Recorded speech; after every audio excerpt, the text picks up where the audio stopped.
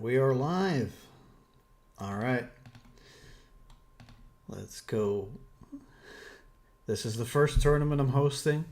Bear with me. It's probably going to be a rough stream because it's also the first stream in a long time that I'm really doing. So let's jump into the matches. I'm gonna spectate a few teammates of mine, Sheldon and Tagalog. They're on their respective decks that I expected pretty much. So Sheldon's on Machina and Tagalog is on the Frog deck. So let's go to the channel, make sure everyone knows that the stream is live so that everyone who wants to watch it can watch it. This is my channel and Frog deck. There we go.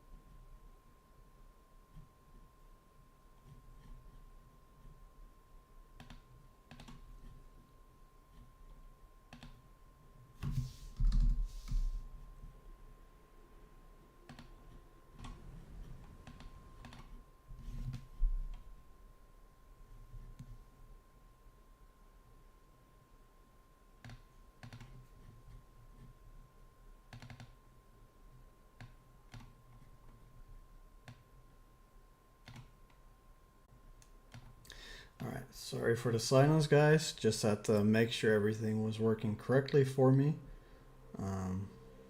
Hope everything's visible for everyone. If there's any issues, just let me know.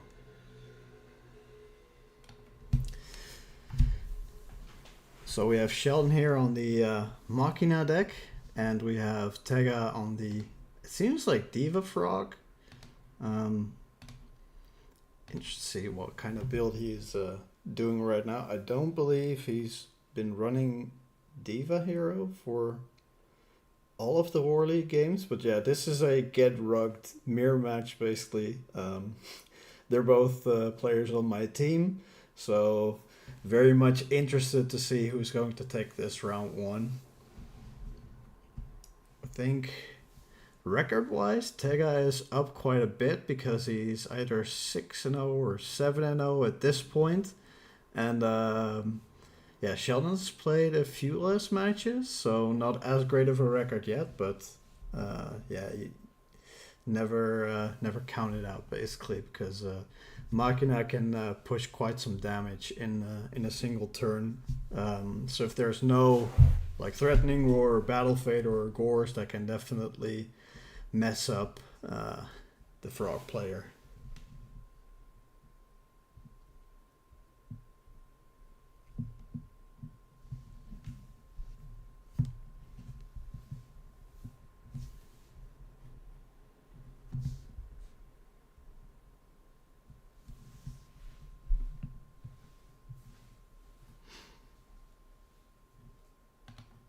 So it seems like there's no Treeborn access yet.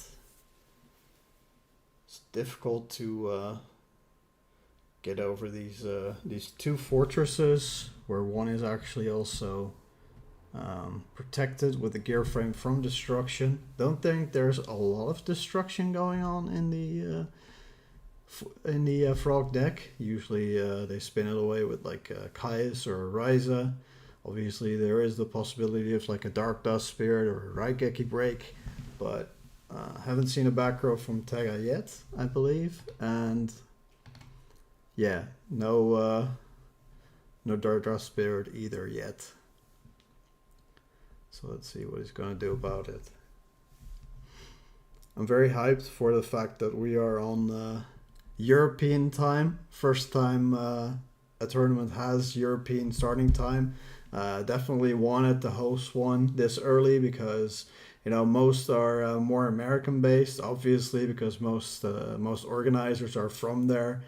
So definitely wanted one that EU players could start a little bit earlier, not play throughout half the night, and just be able to play all the Swiss rounds during the day, some during the evening, and then have the top cut that is actually double elimination. So you can actually lose in the top cut and still make it towards the finals. But yeah, that's going to all commence tomorrow. A little bit later, we'll start 4 hours later than we are today, and we'll definitely have some fun matches up for everyone on that day. So looks like he's synchro summoning out to level 7. So actually Black Rose makes it so that Gearframe does not protect the fortress, so he's going to lose his entire field there. And that definitely relieves a lot of the pressure. Tega also didn't take too much damage from those 2 fortresses. I don't know really what happened there. If Sheldon decided not to attack, afraid of Gores, or if he somehow summoned it later than the battle phase. But yeah, Tega is definitely not down as much as you would think with 2 fortresses and a gear frame on the board last turn. And now that he's cleared it up and has card advantage as well, it's going to be very difficult for Sheldon to pull this one back if he can make an aggressive push, because we all know how Frogs can just run away with the game when they're up on cards, when they get the time to do their plays, to set up their plays, and just answer any board that's going on there. So hopefully for Sheldon, he can manage to pull this game back a little bit and not lose the Frogs game 1 already, because that's going to be difficult going into games 2 and games 3. Only needing to just win 1 for Tega to advance with a 1-0 record to the second round. So it doesn't seem to be anything like a Gores or a Trag in the hand of Tega. Obviously, it's possible that he's keeping a Battle Fader in hand, because that 1700 isn't too much. Machina can definitely push a bunch of damage if he top decks something like a Force or a Pot of Avarice to shuffle these things back and push out another few fortresses.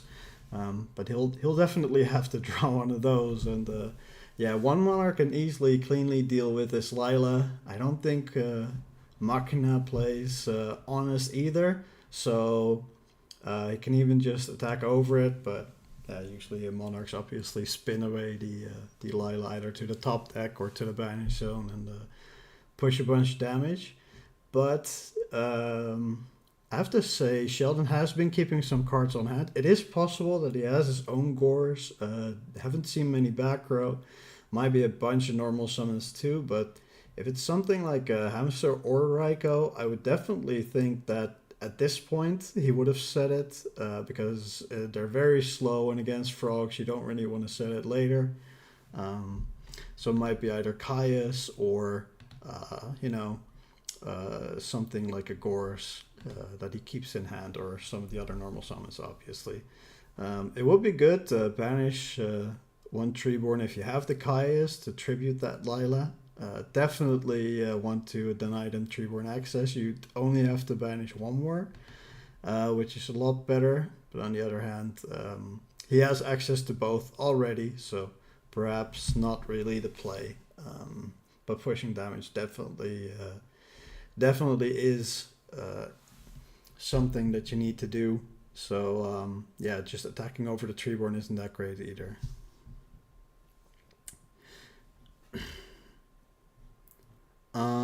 Sure. I'll just check how I can keep track of chat as well. I made the window smaller so that I could read chat, but I'll just open the chat on YouTube, I guess. And then we have the full screen dueling book this way.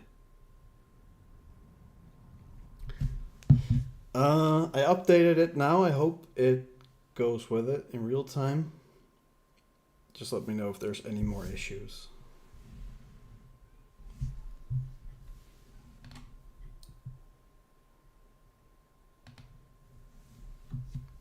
Yeah, should be back up to full screen now.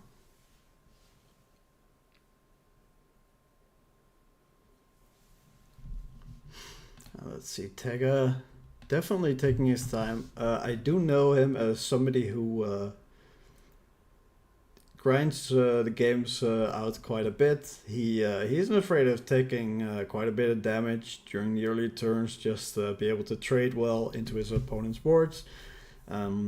Very good for him that Sheldon also doesn't really pressure him in these turns, so he's able to grind it out a lot more in this stage if he wants to do anything. Basically, hasn't done much since the Black Crows play, but Sheldon hasn't been pressuring back either. So, yeah, frogs just love that. They love if you're not pressuring them because they can just set up everything they need and push the damage. Obviously, there's no absolute zero in this deck because I don't think Diva Hero plays frogs and Miracle Fusions, but yeah, still. Blowout plays can be done with stuff like Soul Exchange, Enemy Controller, just trading away that board like super cleanly. And yeah, I think Sheldon's really on the clock to push a lot more damage because if he gives take a few more turns, it's kind of going to be over. Yeah. I'm reading chat on my phone now. Just keeping track of everything on the different screens. It's totally fine, obviously. How's the sound, by the way? Is the mic doing well? Is it do I need to pull it closer? Is it too loud? Just let me know.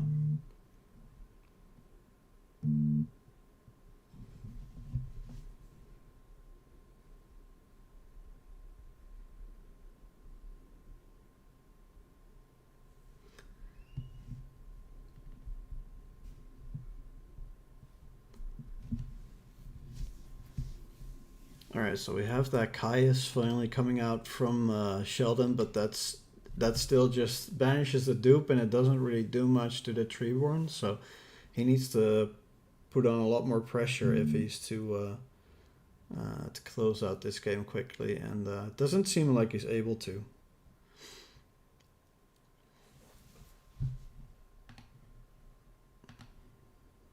So hoping for Tega.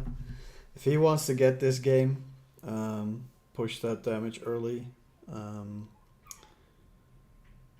Not really been possible, but perhaps he's been topping some stuff like his own Caius to banish that one, do some damage, or just keep grinding the game out with the swap frogs. As long as Sheldon doesn't really put up any more pressure, he doesn't have to do much, I guess. And especially if he has something like a Gorz or a Treg or a Battle Fader, he can definitely just sit on his hand, make Sheldon commit his cards, yeah, deal some damage on the backswing.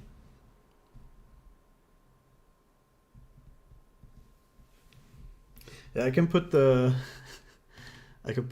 game sound on if you guys want. I'm trying to just fill everything with talking. It would be great if later on we have a co-commentator because it's a little bit easier. I'm just trying to do the play-by-play because I don't really have any other thing to talk about currently. But yeah, I don't have to keep doing that for the entire tournament, obviously. So, well. That sets probably a Raiko or a Hamster, the Machina decks on that.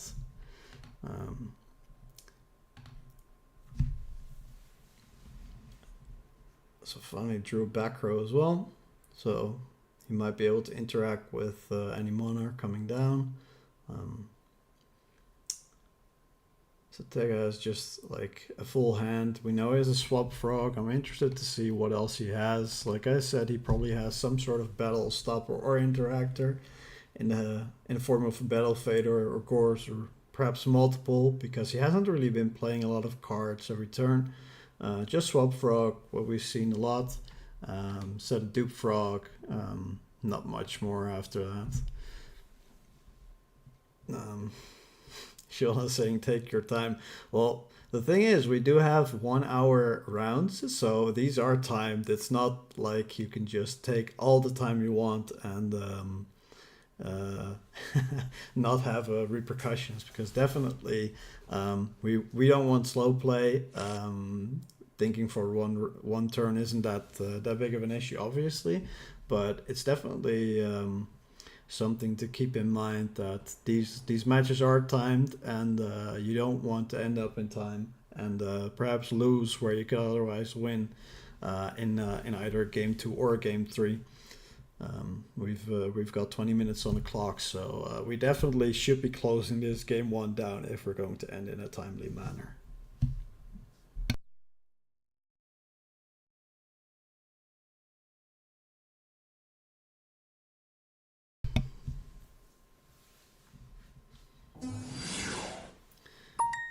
So seeing that Unifrog coming down, trying to get rid of that back row.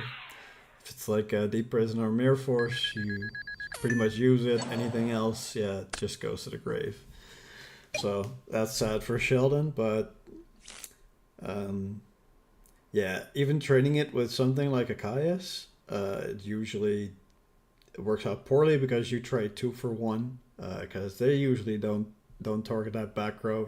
You'd Caius the Caius and then bottomless the Caius, so that minus is pretty much expected, so it isn't too bad. But if it would be something like a Solemn Judgment or something like that, that would be way more detrimental, and you'd really consider if you want to pay 34. No, it was actually 36 at that point, because he was at 72. If you want to pay 36 for a Unifrog, because Frost can definitely push some damage at certain points, especially if he's grabbing back the Diva right now, stuff like that, to be able to just synchro summon in addition to whatever's on the field still, and trade away that board with something like a Monarch the turn after, stuff like that. You don't really want to get low against Frogs and just get blown out, basically.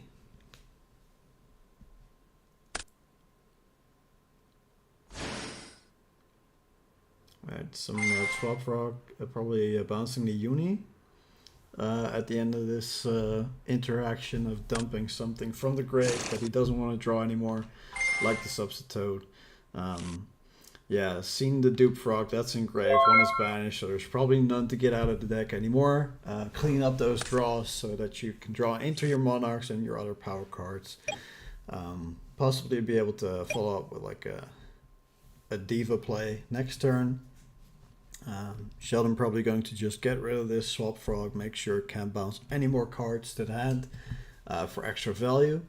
And let's see if he can make any more moves to pressure the damage. But I think at this point he understands that with the full hand that Tega has, there probably is something like a Battle Stopper in there.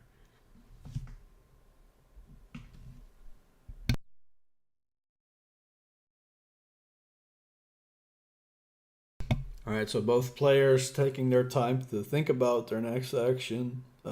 Last turn with Tega, this turn with Sheldon. Definitely thinking through their plays, obviously important when you're on crucial turns like this. Yeah, like I said before, you can't really afford to take a lot of time in multiple turns, especially when you've not been able to close out the first game, because that definitely it crosses over into the later games that need to be done quickly if you can finish the match in time, basically in those 60 minutes, which it's rather long. I think a lot of tournaments are going with 40 to 45 minutes, maybe 50 minutes rounds. So yeah, we definitely took the longer rounds just to make sure we don't have a lot of people going into time. And yeah, it's something when you're doing a long game 1 to consider.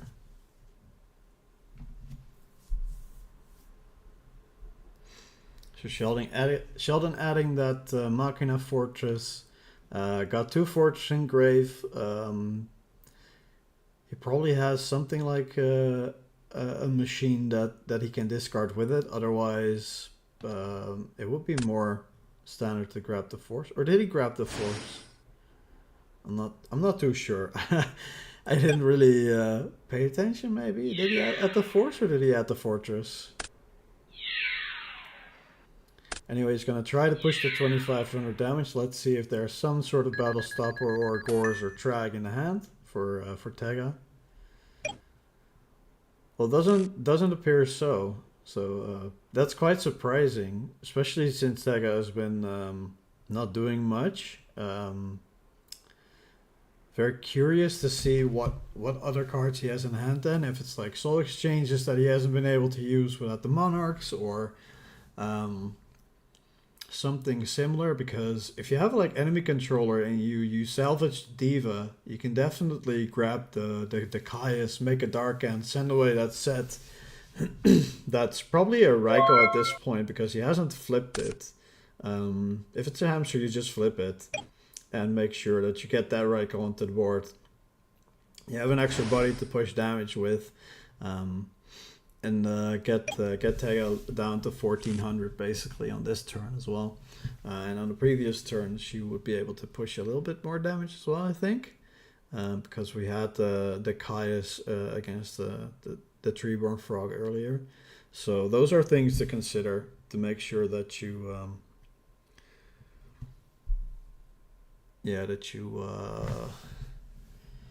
push that damage and make sure you can close out this game without Teo drawing into another battle stoppers. So the soul exchange is there, like I mentioned before. Setting up the Substitute. Is there any more Substitute can bring out? Because 2 Dupe Frogs are used, 2 Treeborns, 3 Swamp Frogs are out of the deck. So is there a 3rd Dupe Frog in the deck, actually? Oh, it's interesting. It's a Flip-Flop Frog. Obviously, that's... kind of forgot that's also a card in this deck.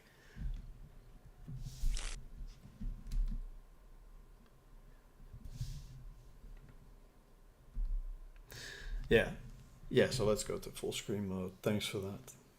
I already hit the hit the browser bar, but we can go back out of full screen mode if we want to check the bracket. That's basically why we have 2 tabs on there, because that might be interesting just to keep track of the bracket after a match has concluded.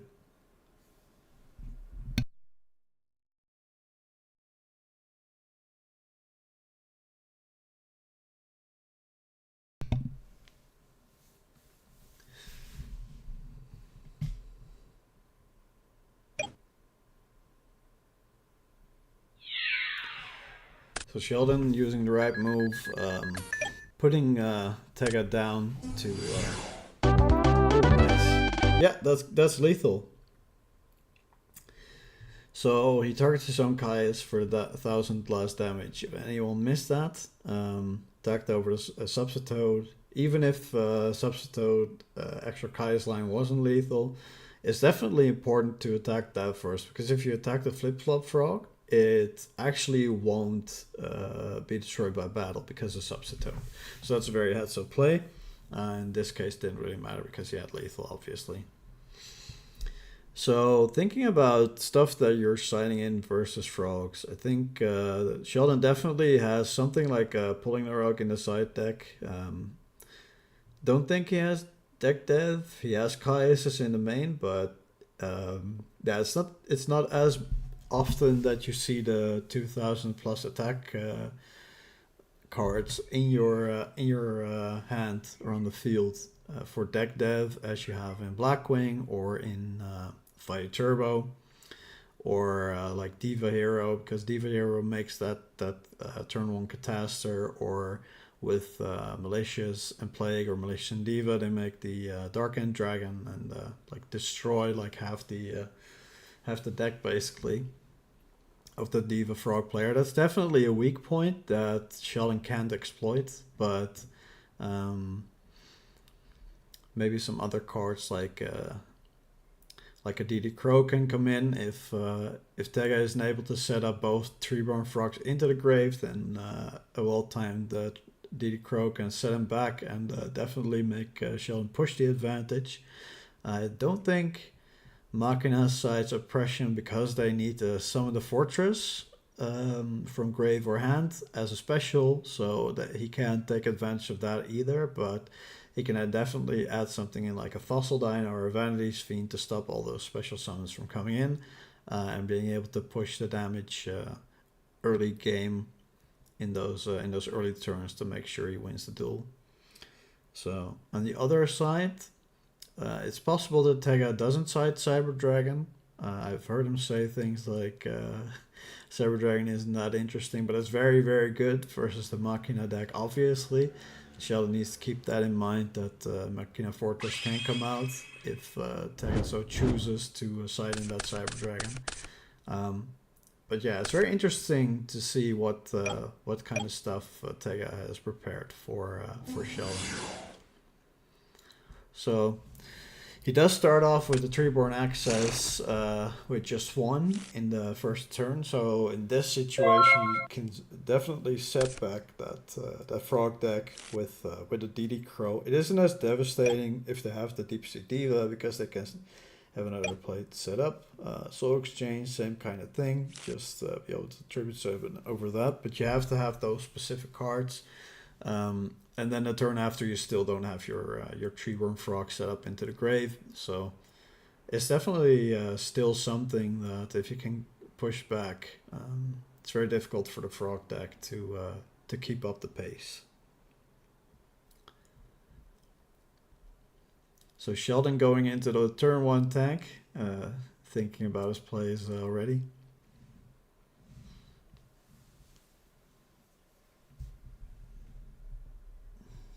Probably has a few options, considering whether you should set some of the back row or maybe set a monster, go on the offensive if he has like a Hamster or Raikou. It is harder to trigger those versus the Monarch decks because they spin those away usually with a Ryza or Caius. But yeah, if he has something like a Pulling the Rug back, he can definitely set those and make sure those spins won't happen, obviously. But he's definitely taking his time here on this first turn.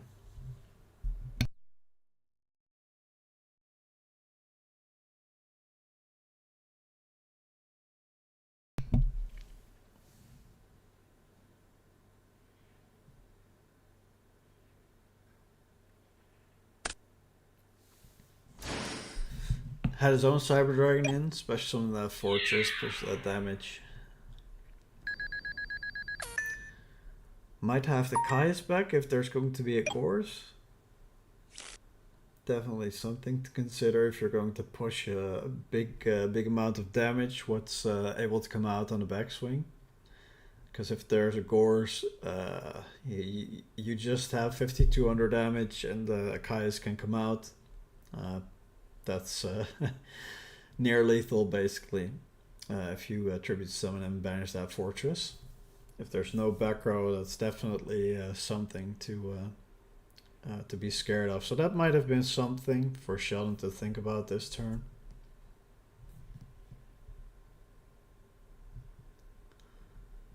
Also considering whether to set back row specifically for a Treeborn into Caius or Ryza to spin away that fortress. Although Ryza on Fortress is not that strong.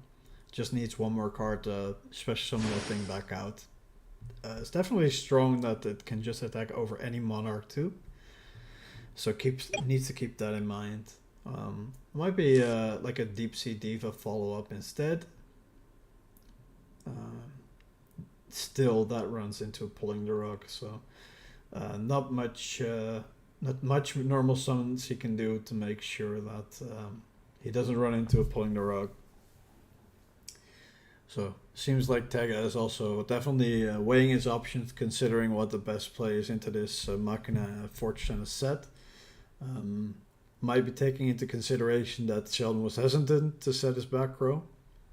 So might not be a Pulling the Rug, because you usually just slam that thing down.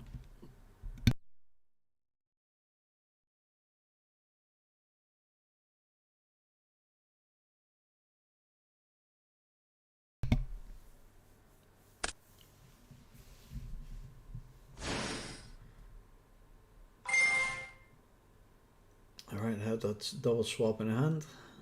Dumping some more stuff from the deck that we don't want to draw. Curious to see if he is on 2 blocks still. I think it's pretty strong versus the Machina deck. Obviously they have Raikos to destroy it, but that's kind of prey for the Diva Frog deck. Tega is definitely someone who could have cited something like a Nobleman of Cross out as well. I think in our testing we definitely had the situations where he had Nobleman on my Raikos, and that was definitely a big hit. So again, Unifrog on the Bombless. They seem to be attracted to one another.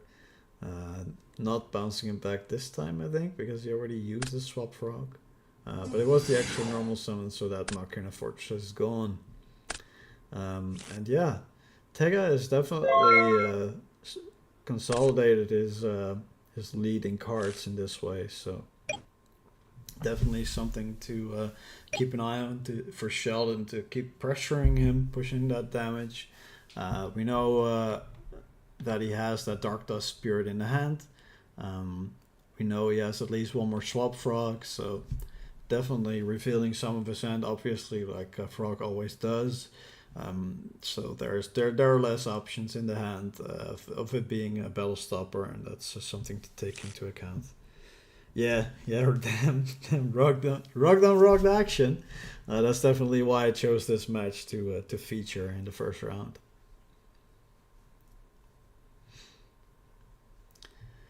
So Sheldon really taking his time in this match.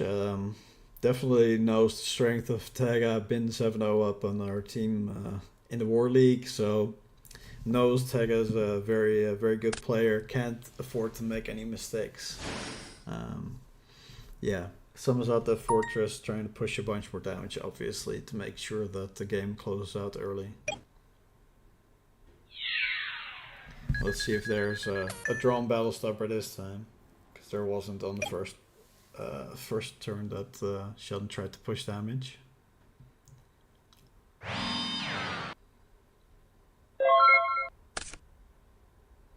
Now we know the Dark Dust Spirit can just come back, but hopefully for Sheldon he has he has more gas to push through.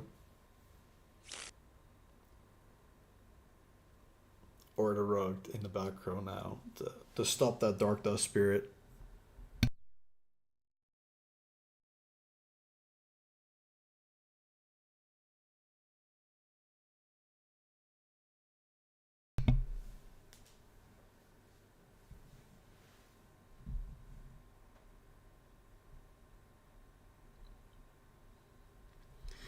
Both players thinking a lot, taking their time, considering all their options. Tega definitely has more than Sheldon at this point, obviously.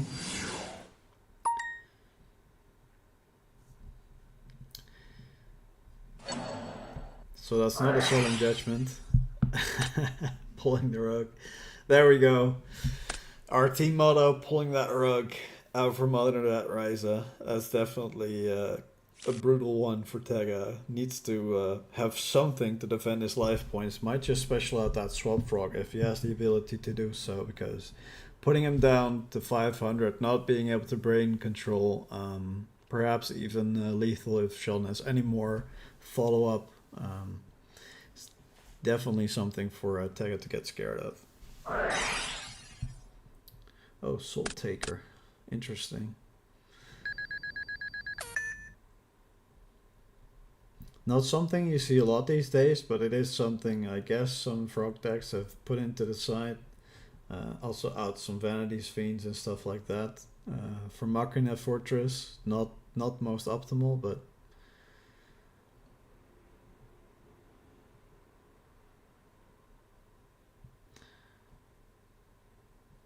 seems to be something Sheldon forgot to do.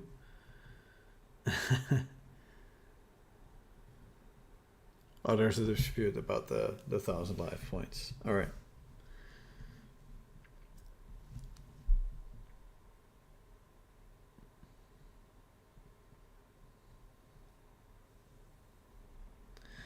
Well, let's see if Tega ends up especially summoning that swap frog out again just to protect his life points. That would telegraph that he doesn't have a battle stopper.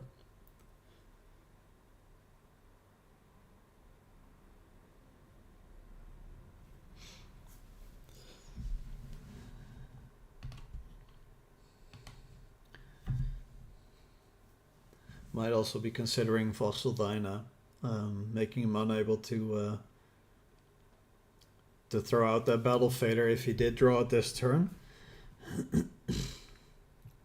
He would be able to stop incoming damage from another Machina Fortress, if because specifically into one summoned Fortress and a Dyna would push lethal through everything, because he just can't stop it with a Battle Fader or a Gorz or a Trag. But he decides against it.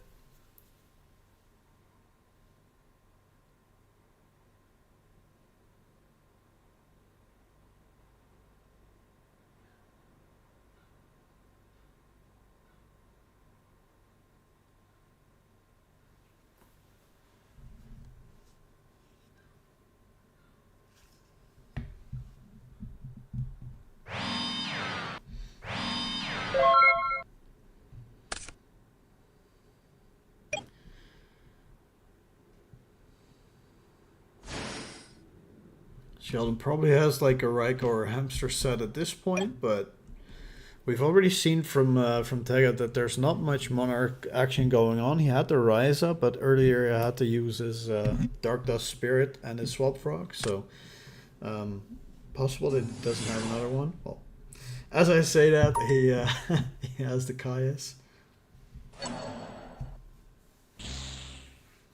Oh,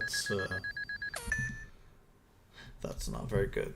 Banishing that Plague Spreader, he definitely wanted to use that later on. Losing that 1,000 that the Soul Taker gained.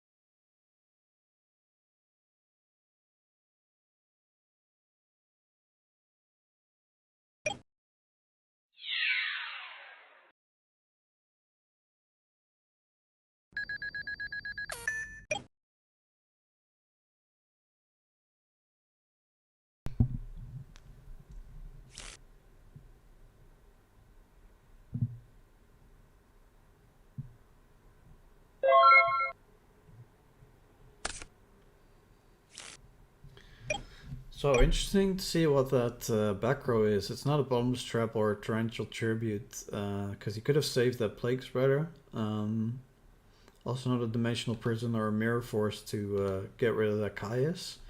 Clearing the board for him to push a lot more damage. So it might be something like a Solemn Judgment. Also not Plunderog, obviously, would have used it on the Caius.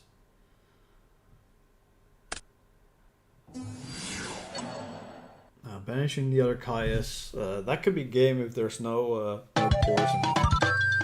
Nice. So Sheldon takes it over Tega. Definitely not expected. I think the the frogs were a little bit favored in at least our opinion. We usually see that Machina loses to it, but yeah, Tega loses this first one.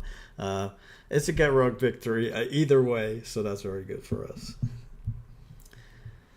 All right. Well, let's go to the bracket. Let's see if there's any more interesting games going on.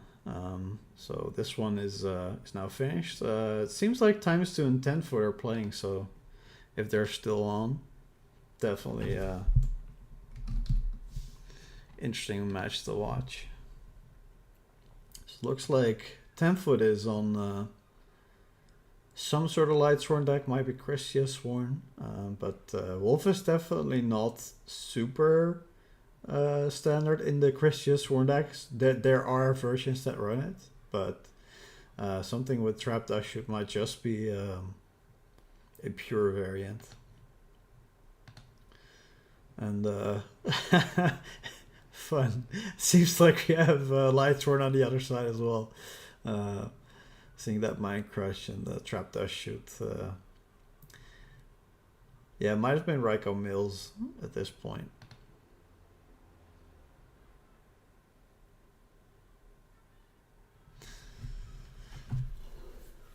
So turn is on ×2. They're 1-1. They both won a game earlier.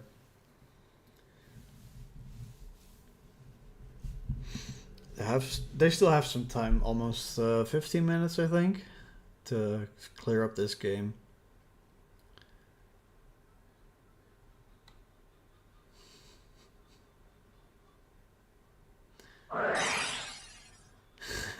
Definitely trying to disrespect the watchers a little bit.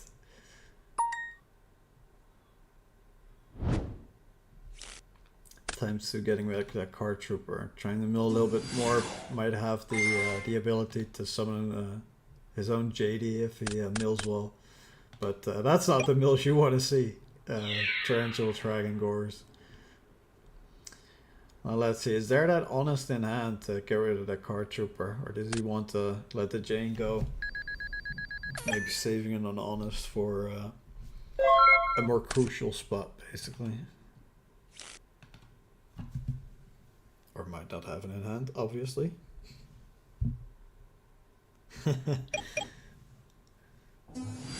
Yeah, we definitely have some team kills in this tournament because we have Get Rugged earlier and now we have the Bucks action. I definitely have to commend Spiral for seeding the bracket this way. I have no clue how it's just all random, but it's funny to, you know, blame it on someone.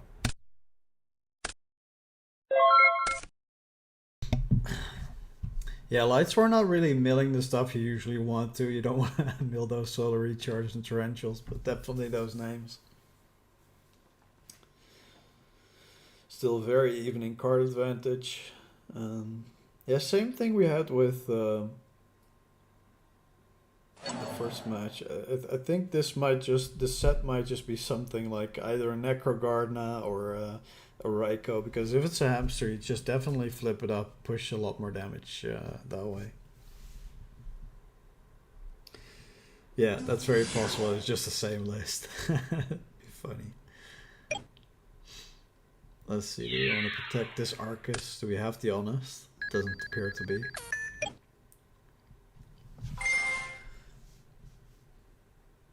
Can ×2 mill better this time? Well, definitely a better mill with that wolf coming out. Probably sided in this Cyber Dragon, which does particularly well versus most of the normal summonable Lightsworn monsters. So.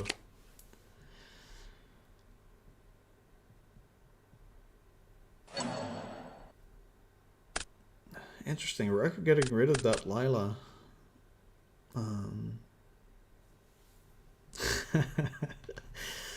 Those mills are not what you want to see, and 10-foot keeps keeps milling terribly. Yeah, that Lila was already in the grave. Might not want to add another name. Interesting if he's got anything to get rid of that wolf in any other way to make sure that there's no extra name. We already have 4. So it didn't really matter what the Ryko popped. So that JD able to push 3000 damage if there's a Gores, which I think he milled both. He milled both Gores on track, so we know it's not coming up. But this JD is very fragile. ×2 can do a lot to it with either a synchro play with the Plague Shredder zombie, or if he has the ability to throw, I think, one more name into the grave. Yeah, he has a Ryko, Lila, and a Wolf. And summoning his own JD. Maybe something else that he can do about it. But yeah, it's a big beat stick, but there's definitely some things that ×2 can do to out it.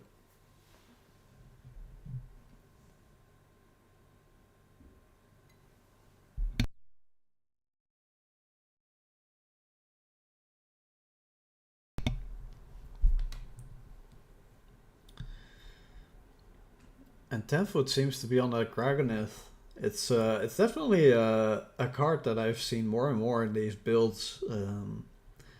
Can really push up to a lot of attack, kind of like Shire in the Christia Sworn deck. Gaining that 300 attack and defense for each Light Sworn name. Solar Recharge. Filling a grave with the 4th name and Glorious Illusion. I've seen this card on the website, and it was definitely something where we had to check the workings of Arcus with this card, if it would destroy Arcus, if this was MST'd preemptively, and very interesting ruling. So if Times 2 has his own JD, the second one in hand, then he can definitely summon it now and push back on 10 foot. There's the possibility. Obviously, he has the other one in hand, but it might just be in the other half of the deck.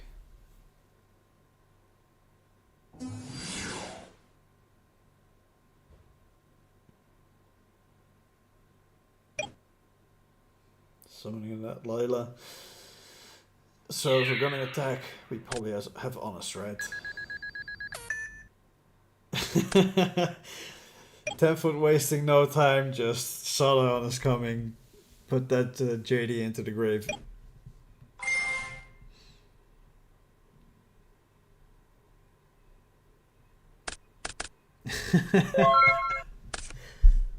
This cracks me up. Didn't specify calc. No, he didn't have the time. That JD went into the grave way too fast.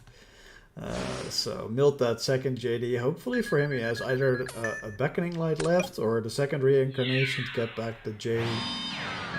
It's definitely something you want to keep because the follow-up JD is pretty strong for 10 foot. Has to keeps forgetting to mill those 4 cards. This Necro Gardener might save him from a pushback of a Judgment Dragon.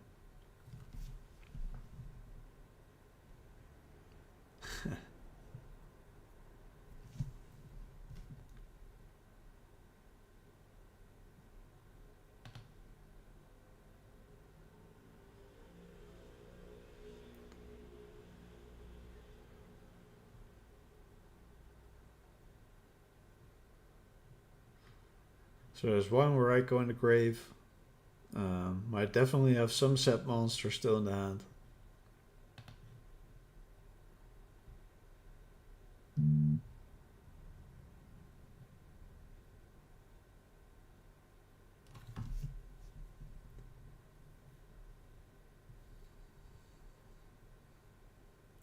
Taking his time trying to find out a way to take back this game, I guess. Can be very difficult if he just doesn't have an answer for that JD. But it is just possible to get a Plague Spreader back, summon that Raikou, make a 7 play and just blow up the field with the Black Rose. It does leave you open to any sort of follow-up, but it is very possible that is just the play you have to make to hope that you're not going to be dead, but you already know what you're going to top deck next, and it doesn't appear to be something that can easily win him the game. So he'll have to wait for the second draw after that to be able to win this game. And it doesn't seem like it's in the cards because I don't think there's a deck in the grave. Yeah, that's the game. There we go. So I think that's all of the matches now. So we have 10 foot versus ×2.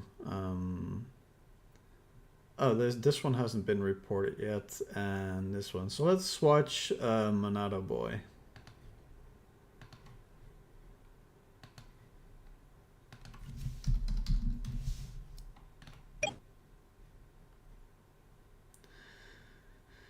So we have Silencio on the Dragon deck.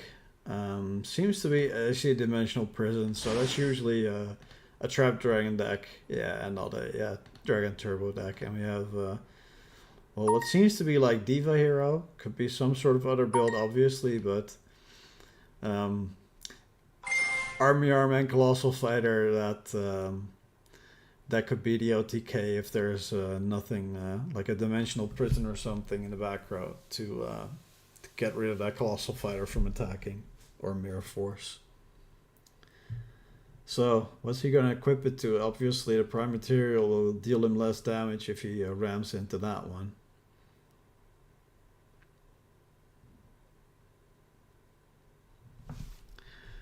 Any warriors in the grave? So that's malicious is one hero. This one is not. This is a fiend. No heroes in the grave here. That deadly warrior lady is banished. So the colossal fighter is at 2900. He can put the prime material to 34, taking 500 every time. But then Silencio would take 2900 every time. So that would mean that if he does it that way, oh, he doesn't. He equips it to the colossal fighter.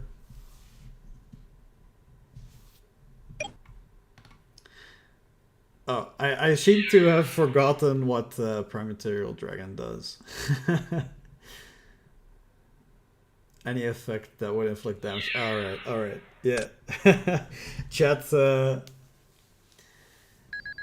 definitely smarter on this one than me. I forgot Prime Material even has this effect. I know of the destruction stuff that he can negate, but I really forgot about this life gain thing.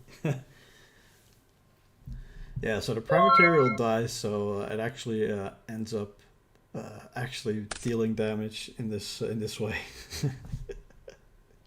Well, if Monado Boy wouldn't have read the card either, like I didn't, then that could have been disastrous.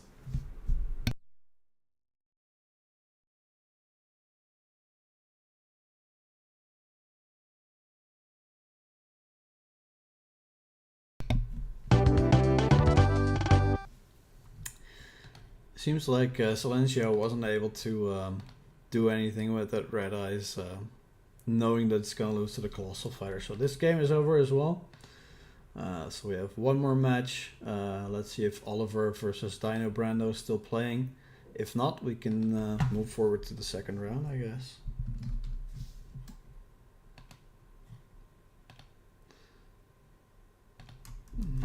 They might have different DB names. Yeah, I don't see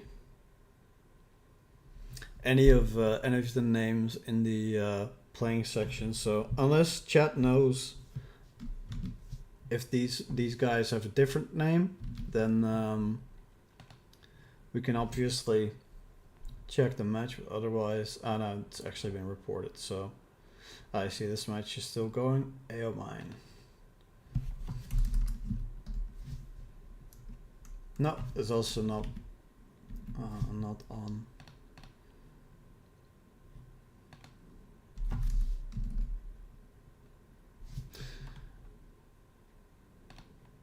It's probably this match. Yeah. So this is start of game 3. Yeah, I think this one's going to go into time.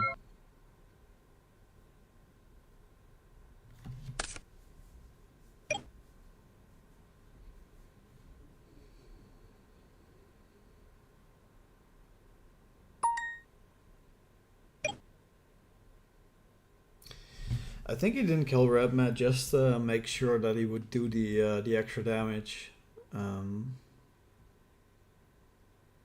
Because there's no real way for the Dragon deck, unless he draws like a very specific out to the Colossal Army Arm, to get rid of that. So that's probably what he was thinking, like just have the out. He doesn't have many cards left. You can just get back the Prime Material Dragon, but that doesn't do much.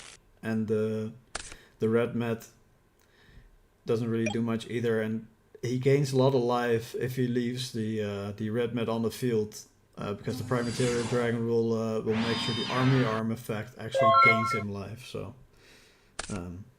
responding to Rock, asking why he didn't kill that Red Met.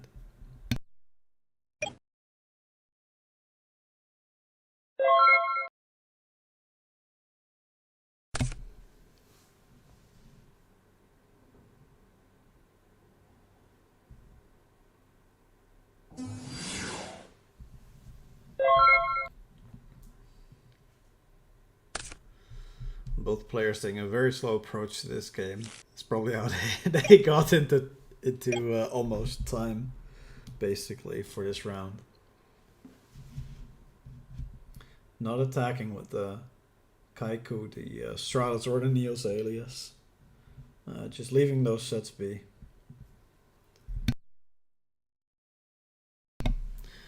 So this pretty much shows that this is a hero beat deck of some sort, either Diva hero beat or just a regular version. Must have some protection here from a heavy storm, because set 5 is a lot. Also keeps you from using your other e-calls, rotas, or anything else after, so it's always a bit risky to just set those 5, especially if you're used to both not making a move very quickly, really taking the time to set up the board before doing anything, trying to get the opponent to make a play first.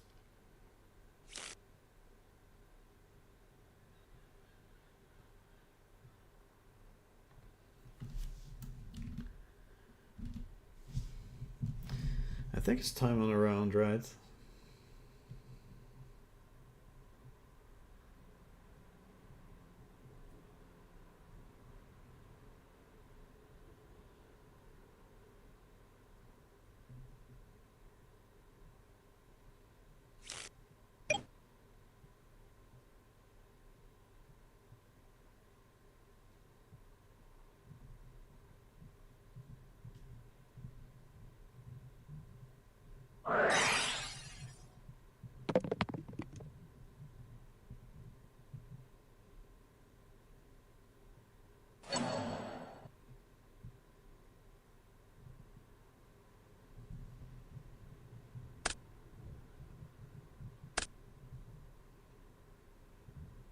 Yeah, so it's time on a round now. They really need to make a push to make sure that they don't end this in a tied up game.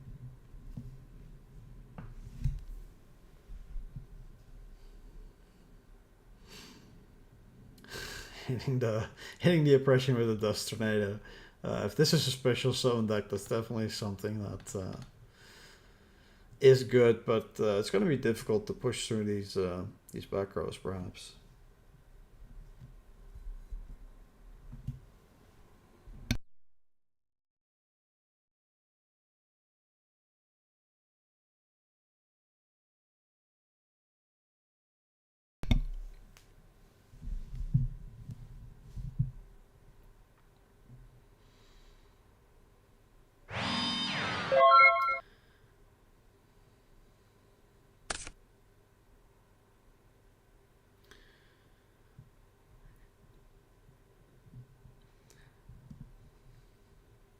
Yeah, so just another set.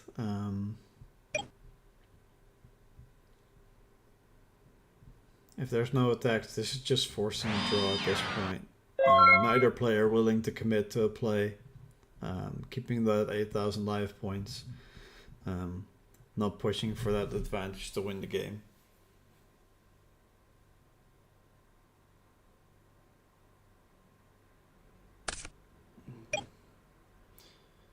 He just said turn 1. I guess you're having turn 2 now, not turn 4.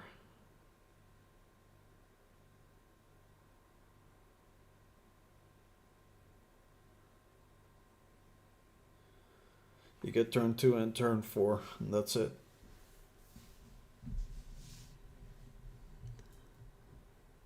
Though he still has turn 3 and turn 5, so 2 more turns to go after.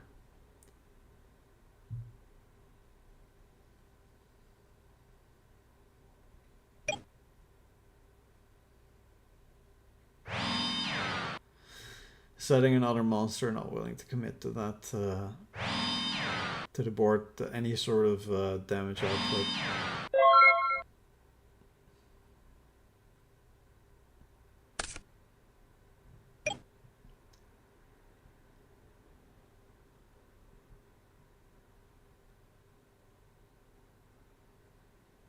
Asking for main 1, but what can you really do? Aside from Mind Crush, like Trap Dash is not live because he only has 3 cards in hand.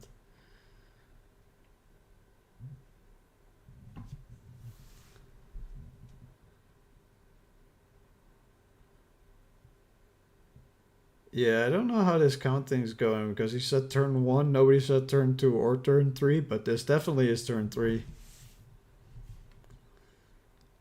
Oh, let me message to.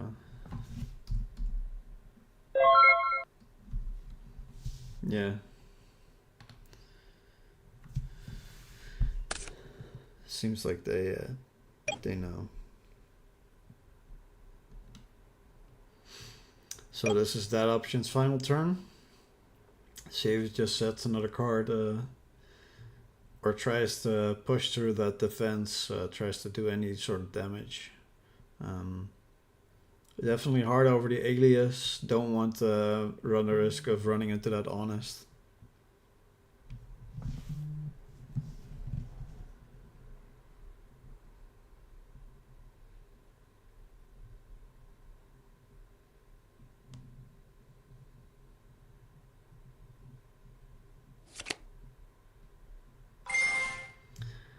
There's Snowman Eater.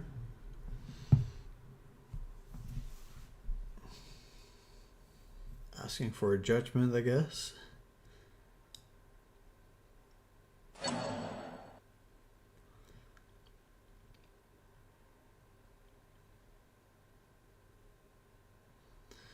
That option does need to realize that though he has another turn, so he can't leave that Snowman Eater in defense.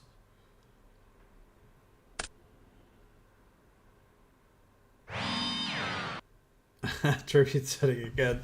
They're really forcing a tie at this point. So this is the final turn for Dowie. So after this, it'll just be decided that either if either is able to push some damage in this turn in any way, that might just be the game. Otherwise, it's just going to be a tie. And from the previous turns that we have seen, it doesn't really appear to be that either player wants to make a push. Moving to that main phase to end phase and just yeah, finishing the match this way. A little anticlimactic.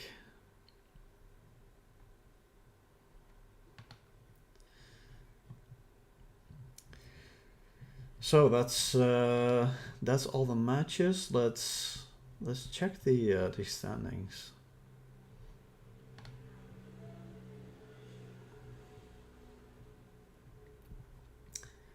Most players will be just tied up for first place because there's no real difference, obviously. But we have some recognizable names here like Beast Mode, Pina, DLW, MB96, Simon Posteno, Sheldon. We saw earlier win this match. Brian Polk, Ludo winning his first match. Monada Boy we saw win his match. Yeah, fun to see everyone doing well. 10 foot, Alex, congrats on your win. Pana 25. Kurz actually not able to win his first match. Sad. Well, hopefully he can do better in the next round. But yeah, we're done with the bracket for the first round. So I think round two pairings should be up shortly. So let's take a short little break, and I'll come back when the second round starts.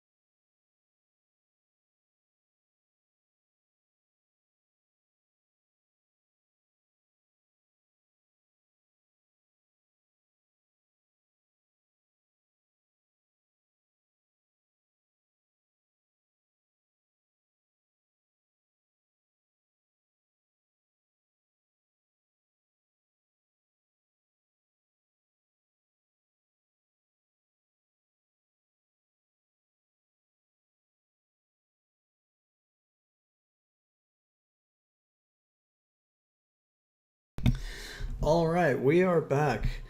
Second round is starting. I did see some of the pairings that were interesting. I think we're going to feature Alex the Man versus Corinna. Let's see if they start. Yeah, it seems like they have. So let's jump into that first game. So Corinna usually on frogs, but Upstart Trap does shoot Blackwing, sure, the Blue Flame. Definitely not a frog deck this time.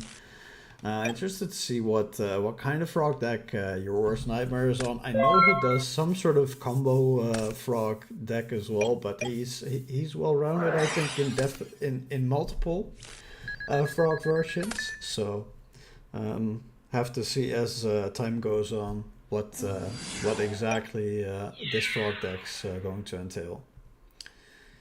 So Corinna definitely pushing that damage on the first few turns with the Shuras, trying to whittle down those life points of the frog player.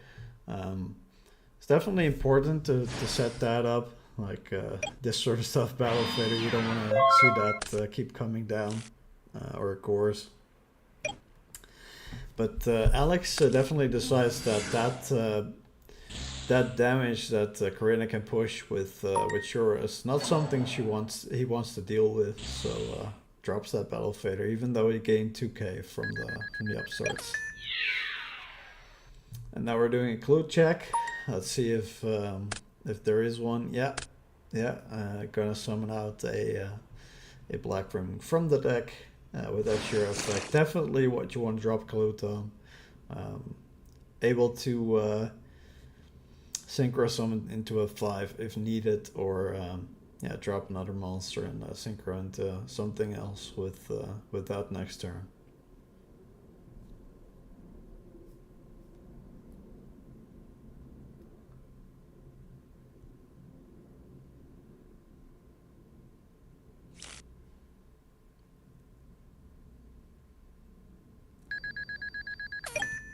Yeah, so Alex having some lag, not able to take that life point damage right away, but it came through.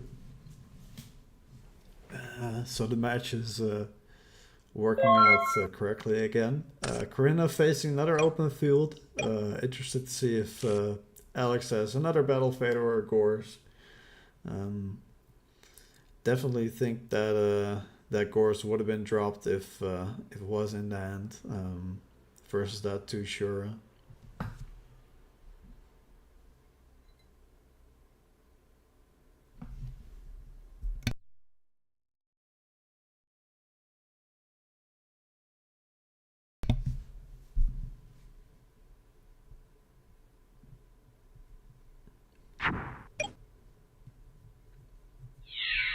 So Corinna not committing anything more, just pushing that 2600 damage.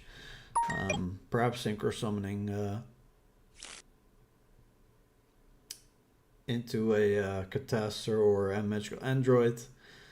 Perhaps trying to preserve that life points, but could just be an Acres attack back, trying to keep that value to interact with whatever Alex is trying to do. Another Kai's coming down. Open up a few Kai's. That's always nice to see if you're the frog player. Banishing another Shura. Not able to take back a 4, I think, if there's a Blizzard on the follow-up. So that's definitely a heads up from Alex to make sure that both Shuras get banished. And Corinna can't go into the Arms Wing, and afterwards with the Vayu go into an Armor Master just to keep that gas going. And obviously attacking over a Vayu does more damage anyway, and has no weakness into a Kalut, so that's something to take into consideration as well.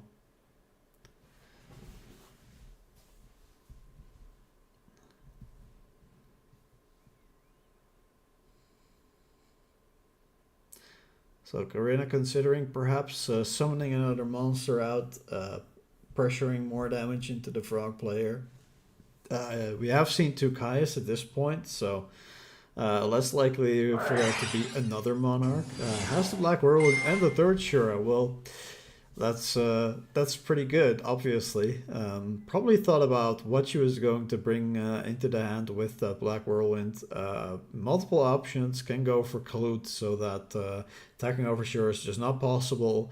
Going for the follow-up in a Blizzard, or going for like something like a Gale to have something like a Gorse if that's coming down on this turn, which probably it's not very probable. Alex would have had to draw it last turn because she definitely pushed some damage at this point, but yeah, it seems like she already had it because she did search for that Kalut. Yeah, and that Armor Master. Very heads-up play that goes into the Silverwind from the graveyard. The Armor Master had its effect, but since the value was negated, it's possible to pump out multiple monsters with this one play. So yeah, this is 5300 plus that Aura. That's just game. No more Battle Stoppers in Alex's hand. We're going to game 2.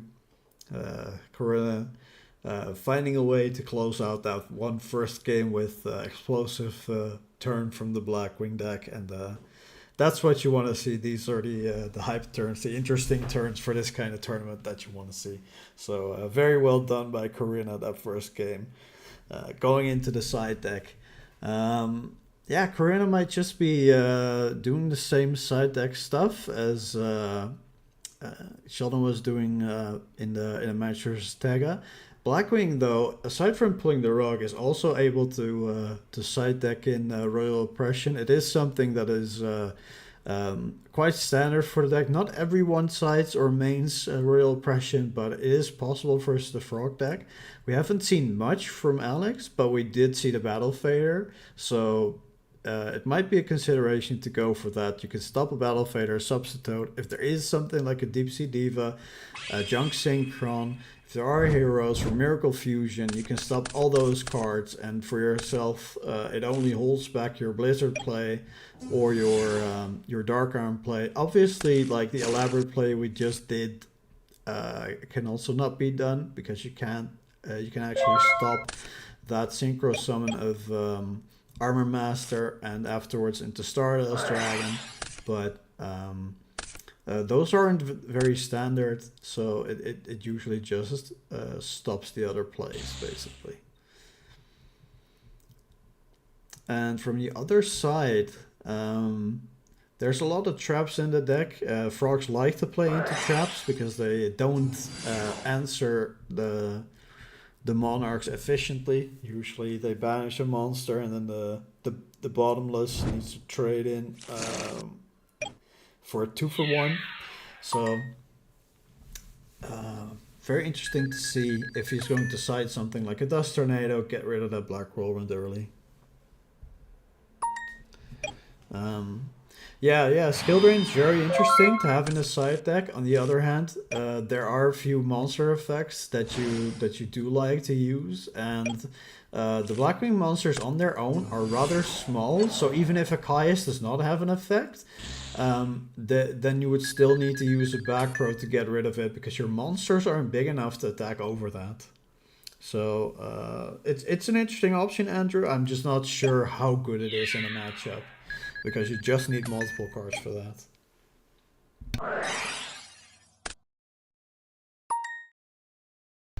Doesn't appear to be a Royal Oppression as the final back row from Corinna. That's unrevealed, because that 1-for-1 is going to summon out that. Oh, that's interesting. How do you summon out a Swap Frog? I don't think you can do that. Can we?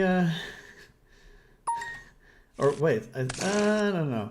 Never mind. We summon out a Substitute first. It's in the grave already. It went a little bit too quick for me. But yeah, that's Swap Frog summoning out the Substitute summoning out Swap Frog, dumping the Treeborn Frog into the graveyard, so there's now 2 in the grave. If Corinna's playing Soul Release, which isn't very common, it is a bit of a slow card. Alex trying to take back a play, not possible at this point anymore, obviously. Oh, you're listening to the stream. All right.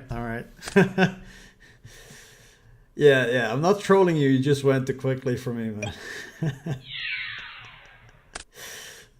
Great. So attacking over that swap frog,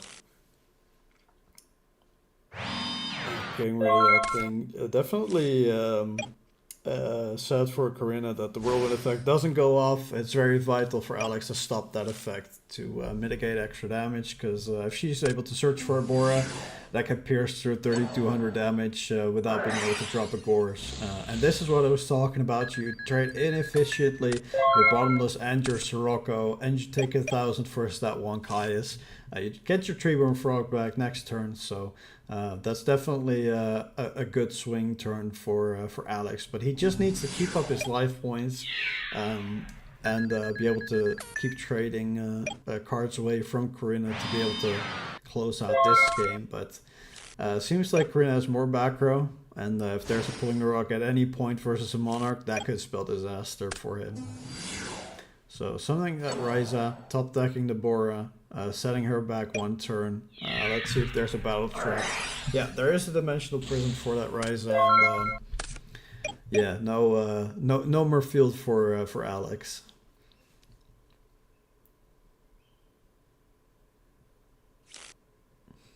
So Karina drew that Bora, resummoning it, trying to push more damage.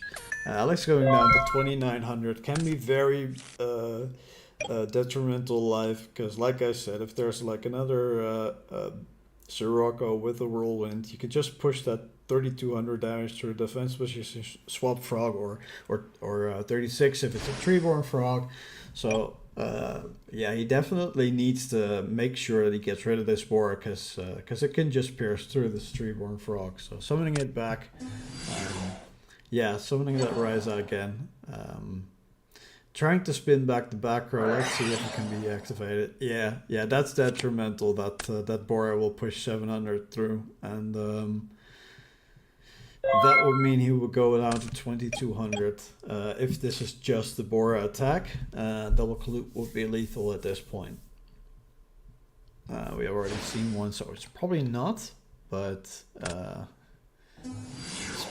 oh yeah. This is not quite lethal, I think. Oh, it is. With the Clute, it is lethal. So, very quick game. Alex loses that game 2-0. Karina definitely had her possibilities to push that damage. And the Book of Moon was read like an Icarus. And yeah, that just lost him the game. Very well trying to play around some back row, but when it's not there, just detrimental for Alex. So very quick game. Let's see if we can watch anything else. I think 10-foot is playing Sheldon, who beat Tega first round, so let's check in with them. Yeah, some people just like to cite it in the soul release. Hitting the treeborn frog and the other frogs can be very good. If there's multiple frogs, but not all of them in the graveyard, banishing them to make sure there's no miracle fusion play. We didn't see any heroes yet, but it's definitely possible. That's also a heads up thing. But soul release isn't seen as that great of a side deck card. Some people just choose to play it though. Yeah, like I said, Alex, it's something that it's possible, but we don't expect it from a lot of players. But there are some that do side deck it.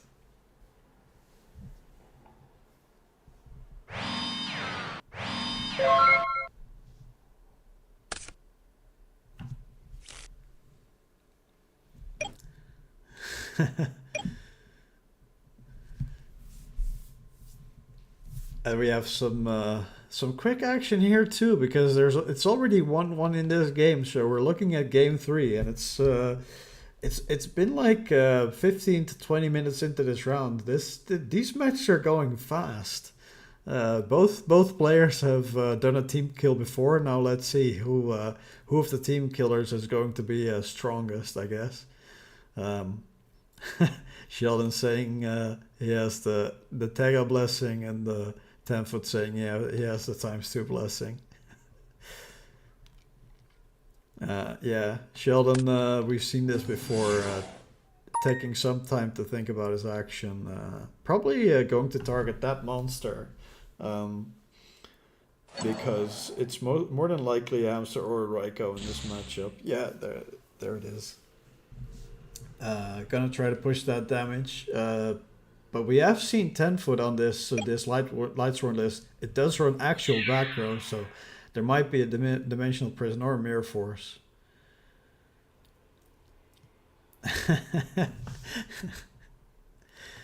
10 foot with his usual talk in the chat.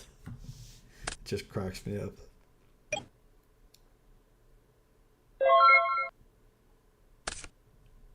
Yeah. I'm not saying that she could have in this way. I don't know her list like you do, Alex. It's just a general thinking. So when you were playing, I didn't know that she might or might not have soul release inside deck.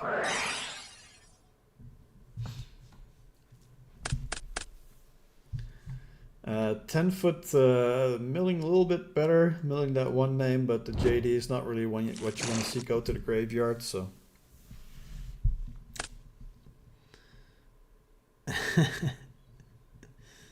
Sheldon very pleased with just being one name and Cyber Dragon and the Judgment Dragon gone. That Cyber Dragon is going to be very detrimental to Sheldon if that comes down onto one of his machines that he runs. Because this deck has Machina, Gearframe, and Fortress, who we've seen in the first round.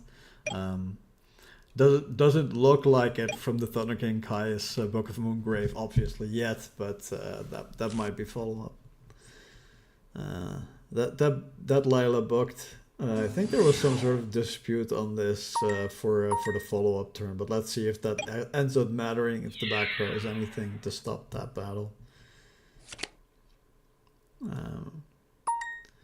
So Sheldon deciding not to banish, he thumbs up the attack over. Decides not to not to have one of the more common names that are played more often be an issue in the deck. And oh, DD Crow over that Lila, still banishing it. Yeah. So that Glorious Illusion turns off Gorse, because that won't go off the field in any situation other than a board wipe, basically, or a targeted destruction. So that could be detrimental.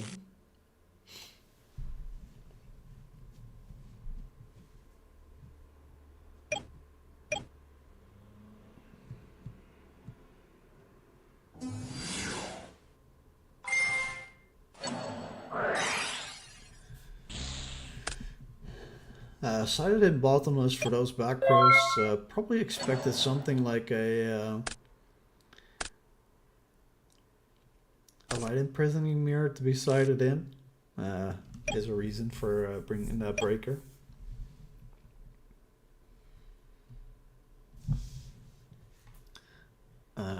Yeah, bad mills again from that trap. Every end phase it mills 2. Spells is not what you want to see milled, so that's good for Sheldon. Sheldon being able to push that damage. Only track can come down, no Gorse. That trap is going to block that from coming down. 10 foot actually telling us there's no Gorse in the hand. Don't know how seriously we should take that, but ecstatic for free mills. Yeah, I don't know how ecstatic you can be for MST and Heavy Storm Mill, but more power to you.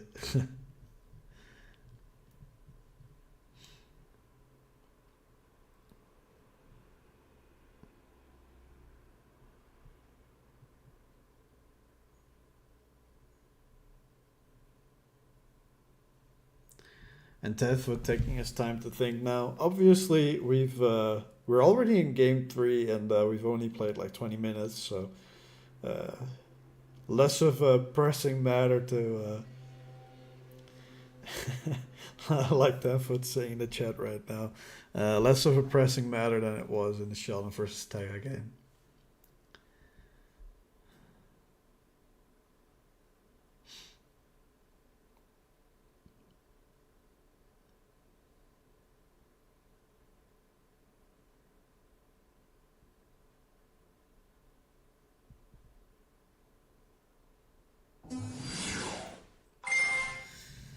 Card Trooper coming down, milling 3 more. Except for Lila, also not mills you want to see. Just 2 names into the graveyard at this point. But I can attack over that DD War Lady or that back row, set monster. Is it going to be? Yes, it's going to be a Raikou. Sheldon trying to decide if he wants to block that Gorse any longer, or does he not want to give free mills with the trap. So still deliberating on the target if he's going to destroy that Card Trooper or that trap.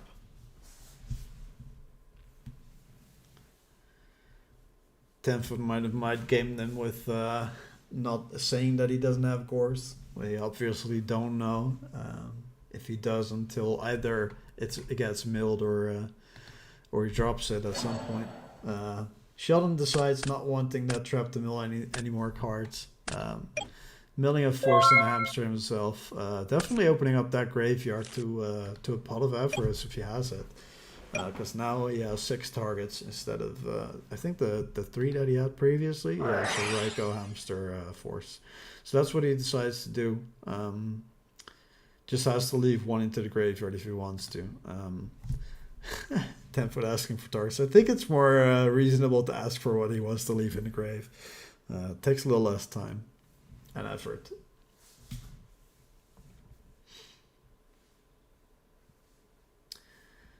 So Forced Caius, Crow, Ryo, Raikou it decides to leave the Hamster in the graveyard at any pace.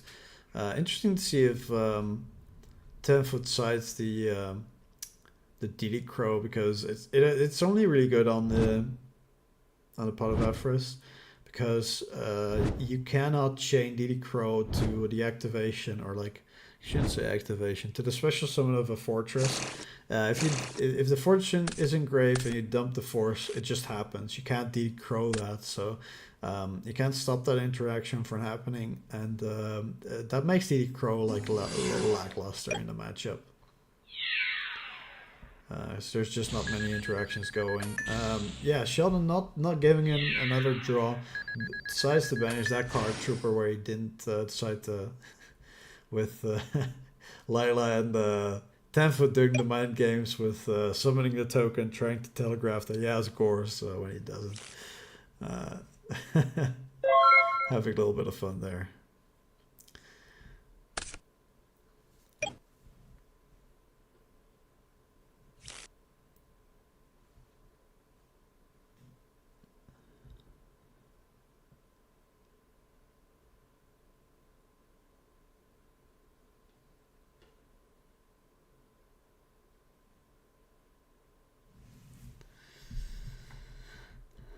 So 10-foot checking his grave, still just 2 Lightsworn names in that graveyard. Needs to mill a bit more if he wants to be able to summon that JD. No board presence, Half-Life, or Sheldon has the same amount of cards, but still full life. It can definitely be swingy if he at some points is able to Judgment Dragon and push something more next to that. But at this point, not really the situation yet. So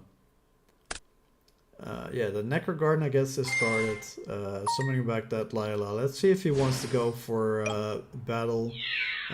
Lila might be banished as well, because you know, that DD Warley gets ran over. So he's deciding that 1200 damage is more important to him than milling 6 instead of 3. So I guess the mills aren't that important, as he said. Oh, interesting. Now he's thinking if there's a Gorse on the backswing for Sheldon. Deciding if he wants to press that 1000 damage or not. If it's just 200 damage, you might have wondered if like keeping the Lumina around was that important. Because a lot of Lightsworn decks only play the 2 Lila, and both of them are banished at this point. Together with a Raikou, so this grave is not filling up all too well. I thought I said it was 2 in the grave, but it's actually just 1. Wolf getting added, but that's got to be specialed, obviously, from the mill. And we have an honest gone and a solar recharge gone. So these mills, aside from Wolf, definitely not what you want to see milled. He's definitely been milling the half of his deck that he doesn't want to see to go to the graveyard aside from that Wolf.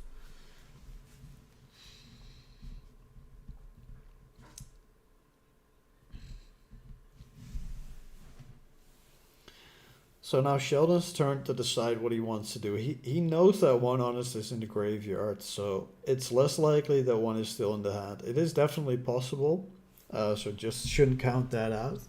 But needs to decide what he's gonna do. If he has like a set monster, or a hamster, or a Raikou, he can just try to play it slow. He still has a lot of damage. There probably isn't a possibility for a Judgment Dragon on the next turn, because even if you tribute both, there's still not enough names in the graveyard. There's already Celestia gone, so that's not really something that's going to be a big issue. Yeah, so Gear Frame adds that fortress, sums it out.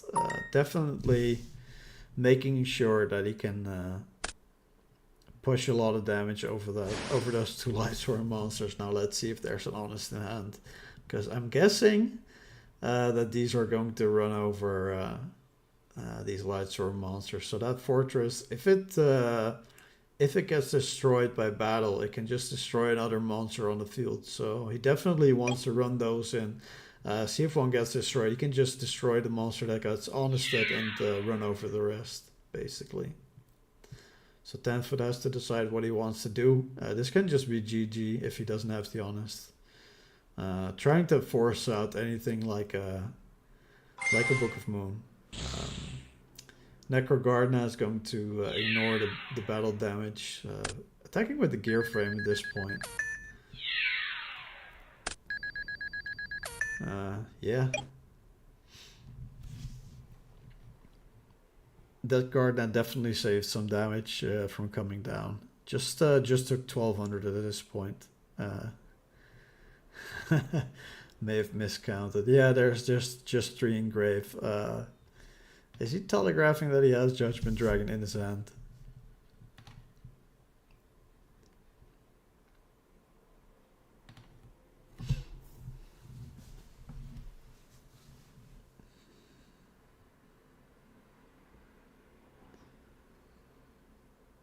No, JD's not live. We have three names.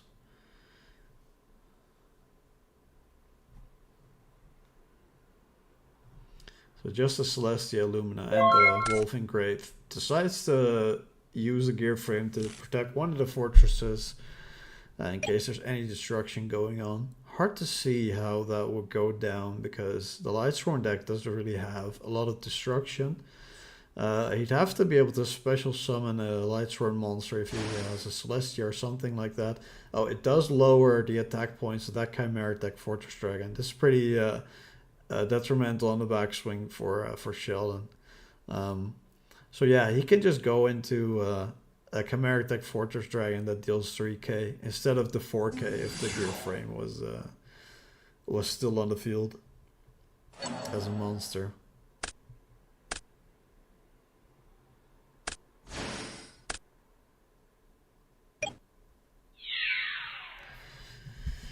Taking 4,800 on the backswing, and Sheldon really needs to find a way to take this game back if he's going to win on the next turn, because this is looking bleak.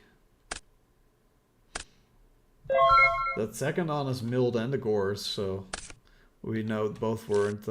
We already knew, but it's pretty sure both weren't in hand.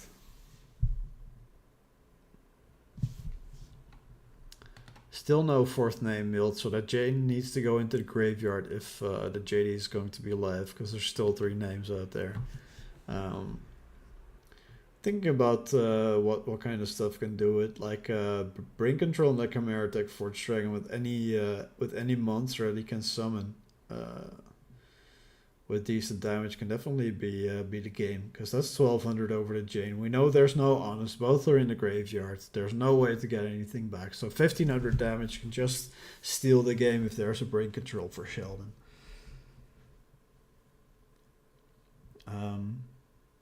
Caius could also be something where he steals the chain, banishes that Chimera Tech Fortress Dragon, and attacks for game in that way.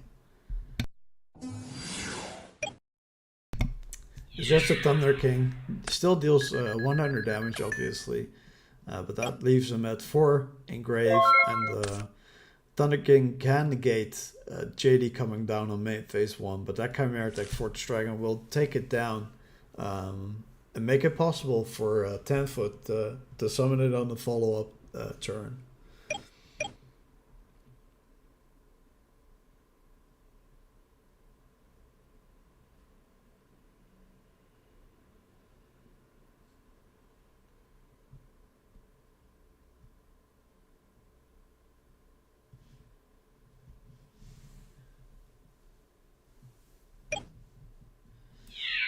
Yeah, 10-foot just deciding not to commit anything else, runs over that Thunder King, 1100 damage, and the clock is ticking for Sheldon. This is going real bad for him real quickly. He decided not to keep anything back from the fortresses, and that could have been very, very important to have another fortress on the turn after the Chimera Tech. I guess it wasn't very likely that the Cyber Dragon will come down because there was already one milled, but yeah, this definitely was one of the few turnbacks for 10-foot in this game.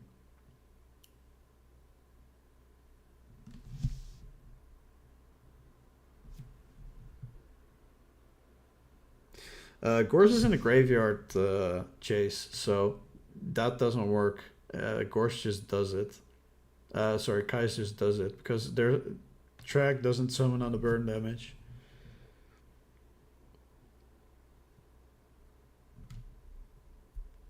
And I don't think there's Battle Faders in Lightsworn. Even though we've seen some cards that are not very standard, that we don't see a lot at least. Because the Glorious Illusion is something that we don't see often.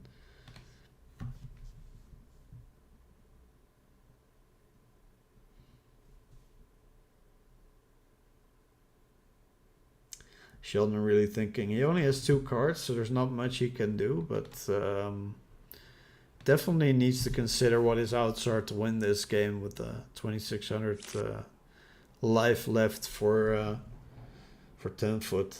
Brain control is really very important for taking this game back, because there's not a lot of options for Machina to deal with anything basically, unless there's a fortress to be able to summon it out, which there's a force and double fortress in the graveyard. I think a gear frame just slams itself. So decides to summon that Plague Spreader zombie.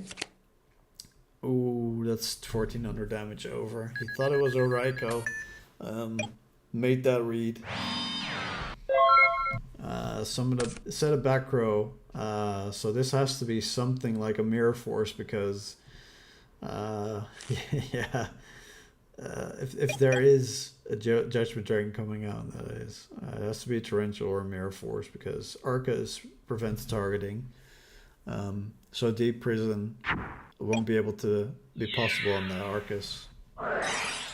So yeah, he banishes that. The Chimera Tech Fortress Dragon does take care of a lot of the damage, but yeah, Arcus can't be targeted.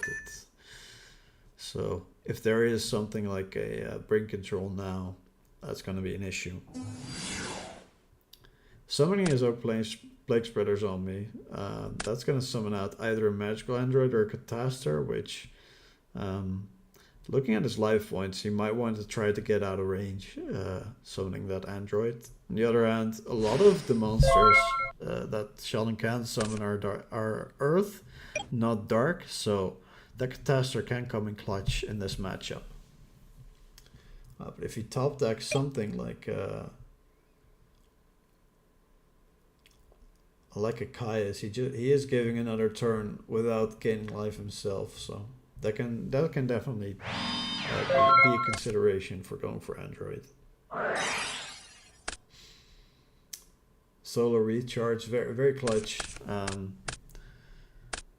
But milling spells and traps again. Uh, it might have been able to grab that JD now, though. And if he's able to summon that, that's just lethal, because I don't think there's a Necrogarda in the grave, and I don't think the deck plays it, so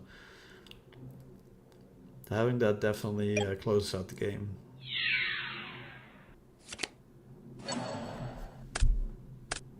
Raikou could destroy Necrotaster. So no Gore's possibilities for Shellnet anymore either. I think he needs a Pot of Avarice to be able to do a 2-card kind of thing at this point. Setting another card. Yeah. It's getting low on cards for 10-foot. He really needs to keep track of that deck of his. Flips that hamster. Still has a Raikou in the deck. One is banished, one is in grave, so it does run 3. Not all lists of pure run 3 Raikou.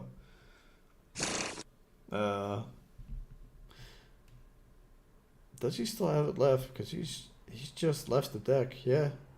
No targets. Yeah. 2 Raikou in the main deck. Yeah. So it's just an 1100 beater at this point. Might be Celestia in the hand, wanting to tribute that to destroy the back row. It's not going to be a possibility. Oh, it's not. Alright.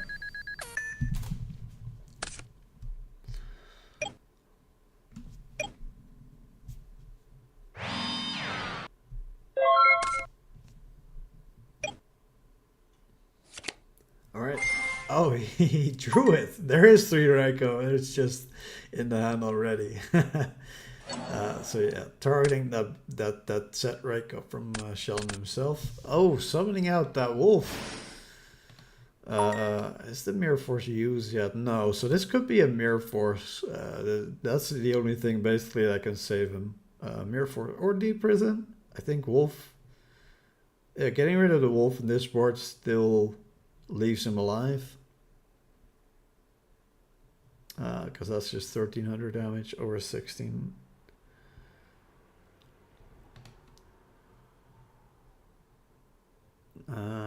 Yeah, really still needs to draw that Avarice. That can really pull him back into the game. But if this game takes a lot longer and he mills the incorrect cards, then that JD could just get milled, and with the beckoning gone, that might be an issue.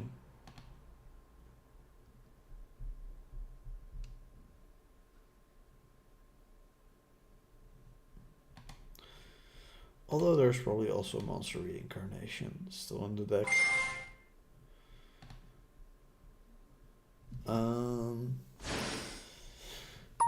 10-foot going with a play to make sure that he still is lethal through Dimensional Prison, I guess. Yeah, going for that Stardust. So Mirror Force is not enough, and it won't work, and Dimensional Prison is not enough. So yeah, there's the GGs. 10-foot clutching that game. That Cyber Dragon really saved him from losing this game. Considering Torrential Tribute might be there.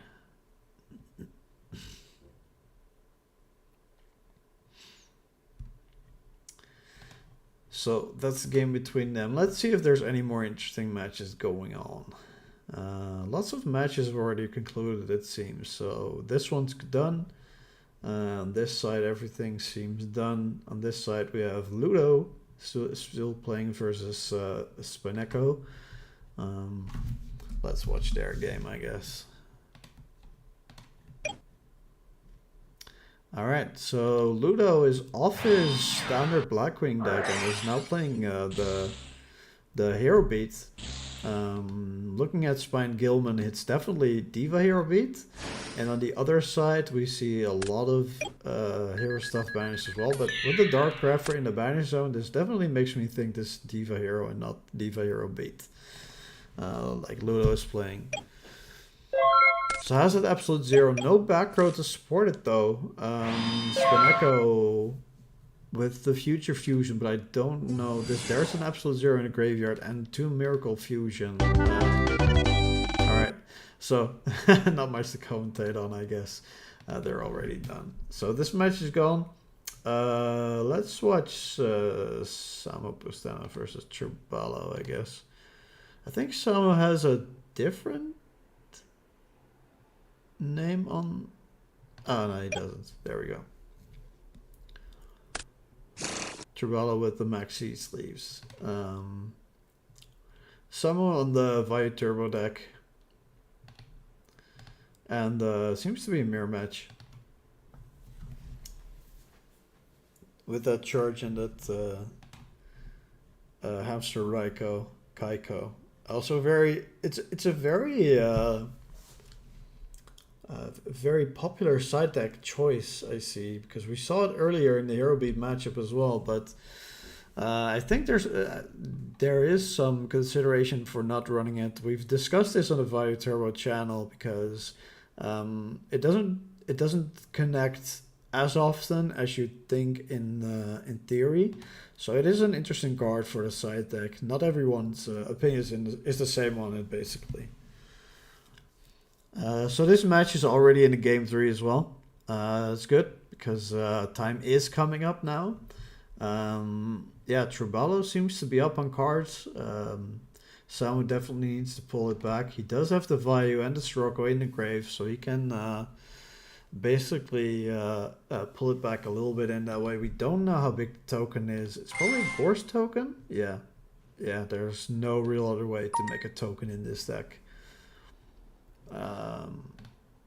Activating the Plague Spreader Zombie, going for a 6-drop perhaps. I think he's good enough to know that he can't take the Armed Wing, he can't take the token with a Goyo, so also can't push anything back into the hand for lethal, but the Armed Wing going into the extra deck can be important, so that there's no Armed Wing on the backswing, but he has to use the Sirocco. So that might be a heads-up play, or you could go for an 8. That's also possible if he's scared of like the set monster. Can go into a Dark End, can go into a Stardust Dragon. Yeah, there's no Plague Spreader in the graveyard for Trubalo. It's not banished yet either, so it can come out. Definitely needs to take that into consideration. So he decides to go for an 8 with that Plague Spreader Zombie. Decides for a Stardust, expecting that set to be a Raiko, I guess. Runs over the Gorse token first. Yeah, it's correct sequencing, obviously. Yeah, the Raiko is probably just gonna mill.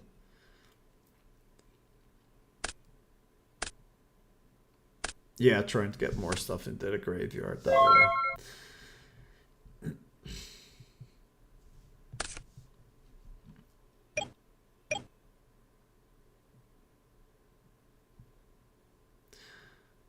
Trubalo is saying calc, so he's calculating if you can kill Samu at this point. Bring out another Armed Wing if there's no value, if there's no DD Crow in the hand for Samu. But I think he should just let it go through regardless. Because unless there's a Plague Spreader Zombie in the hand, then he can't easily run over the Stardust Dragon unless he has, obviously, Caius.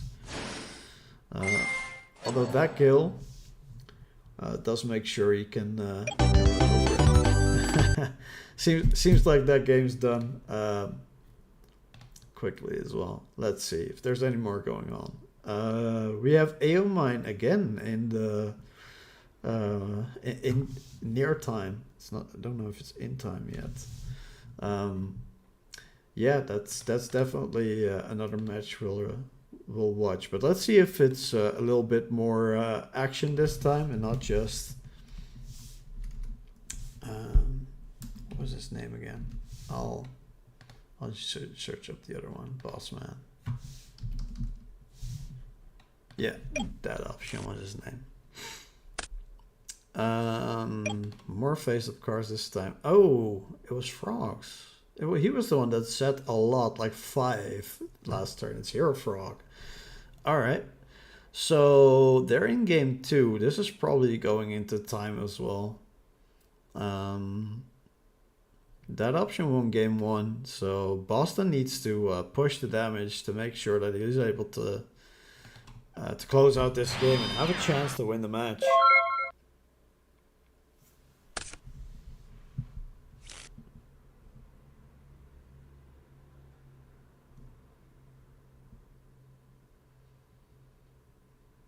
Definitely has the amount of cards in it to make something happen. So we've seen Future Fusion, Miracle, Absolute Zero, Ocean, Gilman. So this is definitely some sort of Diva Hero deck. We just don't know if it's a Diva Hero beat or a regular Diva Hero deck. None of the cards really tell me anything about the possibilities, because it's definitely possible to run an Ocean. It's more common, I think, in a Diva Hero beat, but it's not unlikely that somebody in a regular Diva Hero beat, a Diva Hero deck runs it.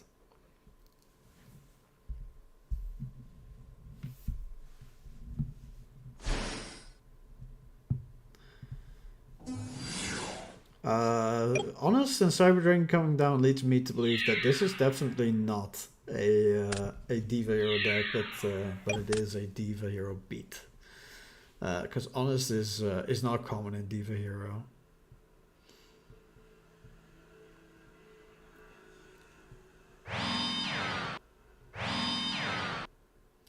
Setting the back row. I was gonna say I wouldn't leave that Honest on field just to get traded away. This is very threatening into the Cyber Dragon. Probably needs to use a Monarch to get rid of that Cyber Dragon to be able to safely attack, but those back rows can definitely do something to make sure that Monarch doesn't spin the Cyber Dragon if it's like a Plunder Rug. Let's see if it's in there. As if the summon's okay, could do something like a Solemn Judgment. Yeah, targets that Cyber Dragon.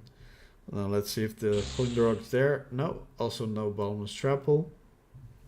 Probably some interaction with Battle then, because there are 3 traps set, and that option heads up play, not attacking into that back row, just taking into consideration that he could just lose his board and he doesn't want to get destroyed on a backswing.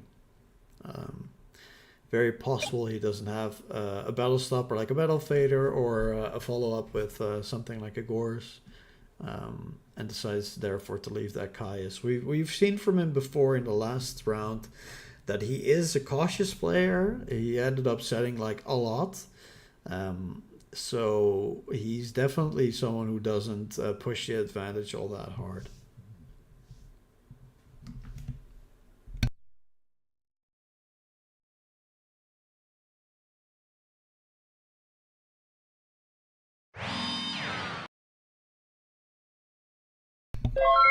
Yeah, Boston's still in the same position. He sets another back row. That just doesn't do much. It doesn't pressure the opponent. And yeah, if he summons a Treeborn Frog, he can just start swinging now, because even if there's some interaction, we know the first 3 are not a Plunder Rug or a Bottomless Trapple.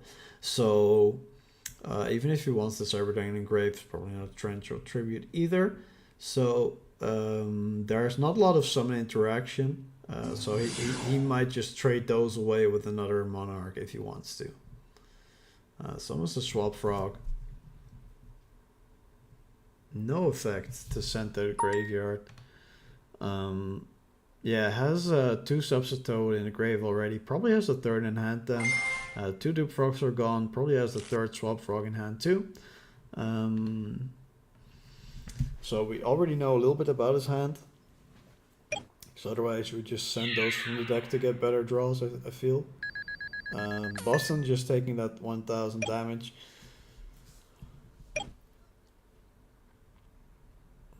Decides to stick in end phase. Get rid of that Substitute.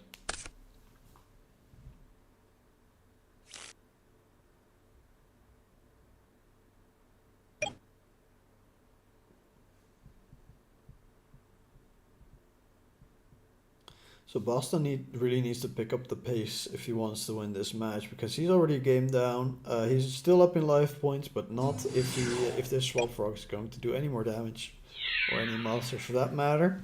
So It's very important for him to be able to push through, but it doesn't appear that he has any monsters he can summon. Sometimes this deck just doesn't draw too well, so it is very important to be able to get rid of that swap frog, because he does not want to take damage and be down when time is called. That option is summoning the card that I think Boston would very much like to see, at Elemental Hero Stratos. See what he gets from the deck. Something like a Prodigy or a Malicious Edge, maybe. Yeah, there's the Prodigy. Not able to special that right now. It goes into attack position if the board is clear, from your side that is. But that's definitely something for a follow-up if there's no Treeburn Frog on the field. Doesn't happen much, but yeah, just another card to get out of the deck. Have better draws as well. Pushing down Boston to lower life. This is yeah, this is going to be a little bit do or die for Boston. He can't keep taking this amount of damage. He has 3 more turns before he's losing, so he definitely needs to summon something. Obviously, you can set the Honest, block the attack of the Stratos, but that does play into a Monarch play, so really needs to consider his options at this point. Hoping for him that he's able to find either an E-Call or Neil's Alias, something to run over this Stratos and make sure he has pressure of his own. If there's something like a Gem Spark back, he can make sure that a Monarch doesn't spin it back or banish it. Relieving some of the pressure on him and putting the pressure back on that option.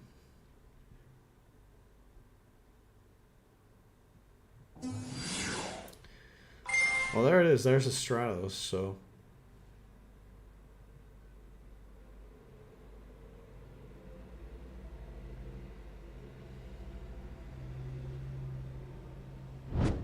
Searching the Neos Alias. I wonder if he's just going to trade away the Stratos so that he can release some pressure off himself. Make sure that that option can trade into it favorably.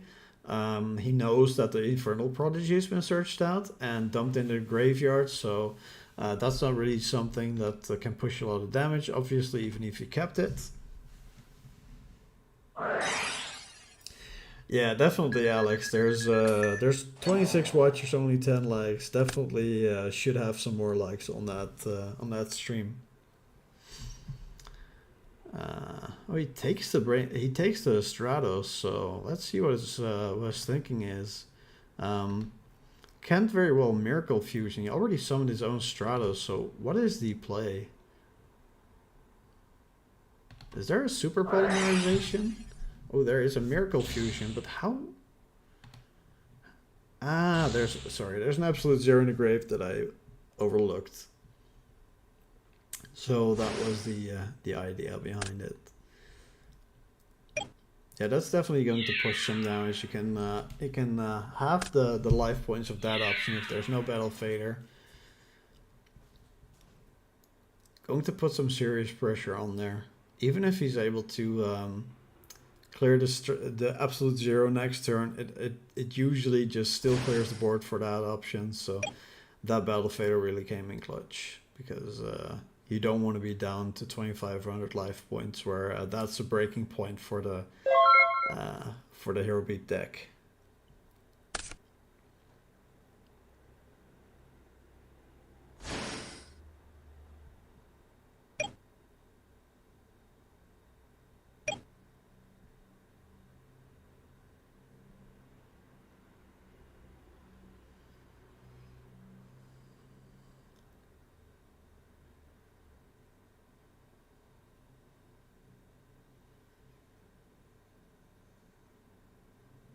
That option, taking his time to consider his next play. Has his 6 cards in hand, has been discarding some stuff, so definitely not able to commit a lot of cards to the field. Not really thinking about something like an Econ or anything like that. They can just set.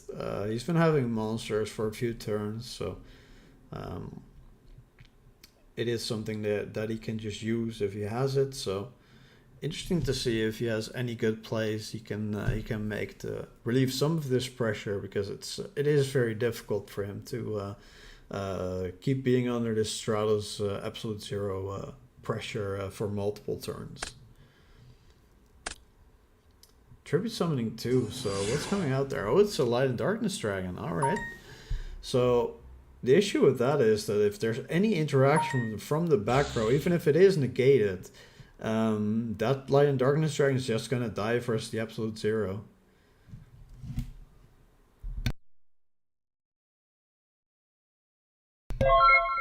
And that option, like usual, just passing the turn, not opting to attack into anything. Scared of that battle interaction, but how do you win the game if you never attack? It's difficult to do that at this point.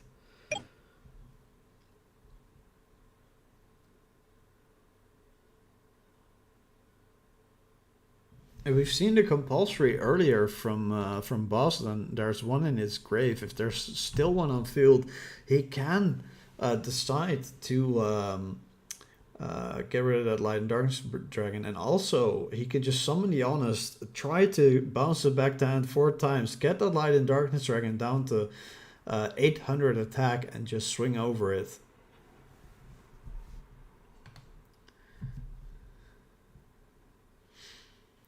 There's not a lot of special summon back. The Dark Dust Spirit can be special, so it would be something like an Ocean or one of the frogs, basically. Or a Substitute, I guess.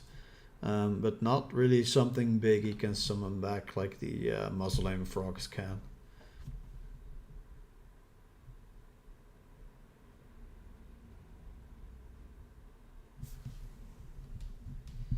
And I think that option needs to realize that when you're the last match, yeah, people are gonna watch. And maybe focus more on the game, because I think time's coming up.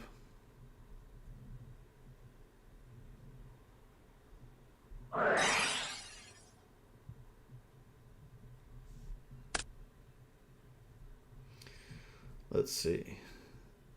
Check the pin messages.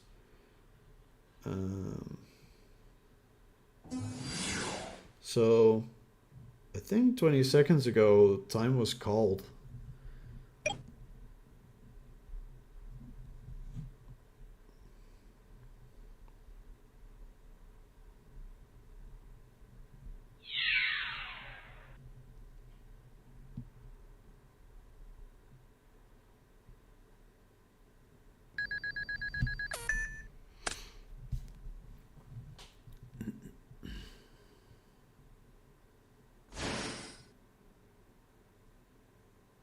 Summoning back that Dupe Frog, trying to make sure that he doesn't take a lot more damage.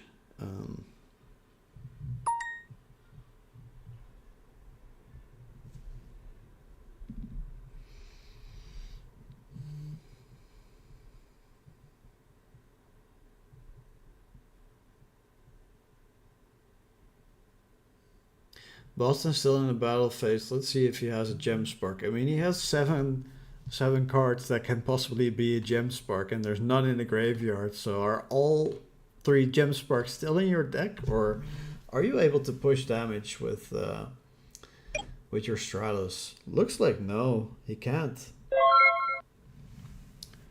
Yeah, leaving Aomine on that 4,800 lives. This is very, very important, because time is being called.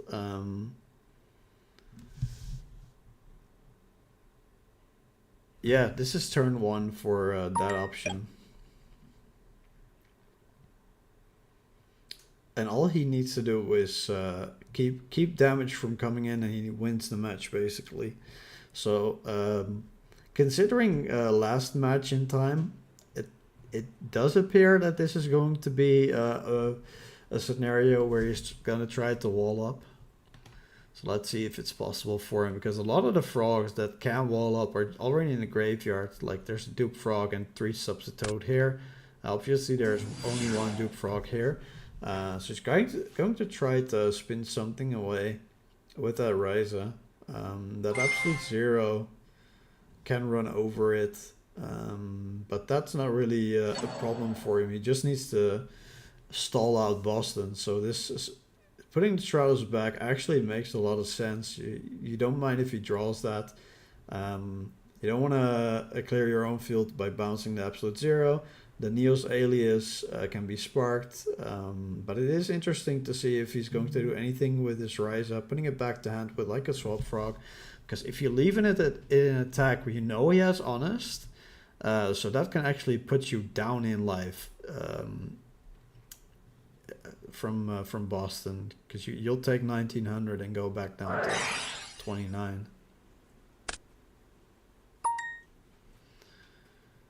Uses 1 for 1. Third swap frog is in the grave, so bouncing that doesn't appear to be possible. What's he summoning out of the deck? Oh, Battle Fader. So he's walling up, but he's not taking into consideration that honest.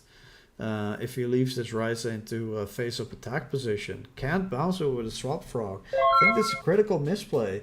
If he had the ability to special that swap frog in any way, he definitely should have. Summoning that Ryza might not have been a good idea. Because it just leaves a possibility now for that Neos alias to deal damage over that is needed. And Boston probably going to need to keep pushing the attack, so some of that Stratos get another hero to hand, so that next turn when he has his last turn, yeah, he did. When he has his last turn, he really needs to push more damage. Let's see if Boston sees the play though.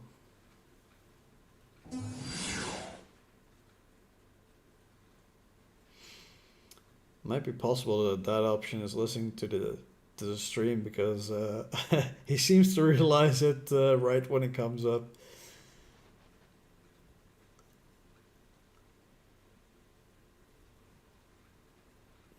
Yeah, Boston is searching his deck for another Neos alias. Yes, thinning that deck, trying to get to those sparks honests that can win him the game. That option low on cards, low on options as well, because summoning out that Battle Fader with the 1 for 1 is really not something you want to do usually. Boston talking some smack. Yeah, that absolute zero over the dupe frog. Getting back a frog though. Yeah, can get rid of the Battle Fader with the Stratos, and I think we'll see the honest coming into play here over the Ryza. Yeah, so that's gonna put him down to 2900, and now he needs to push it back to be to have this not be a draw. And it's possible that Boston can actually clear out this game. So we'd need to look to the judges what actually happens here again, because I know that in current, in this situation, both players get 2 turns, but I don't know how this was judged in 2010. I think they'll just draw.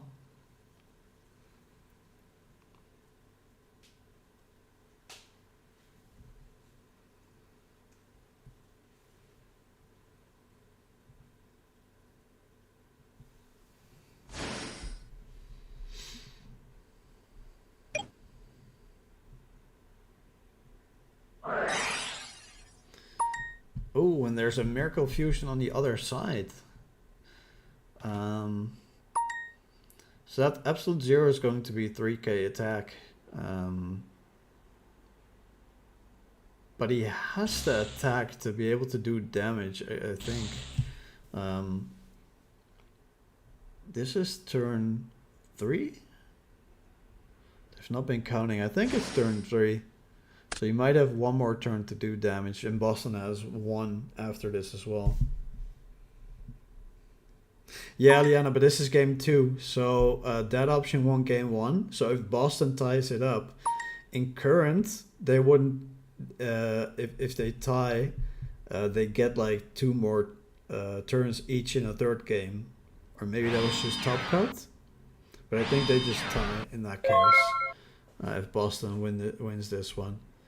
Yeah, that option not pushing. So this is like another scenario where this is coming down to the wire, to the last turn.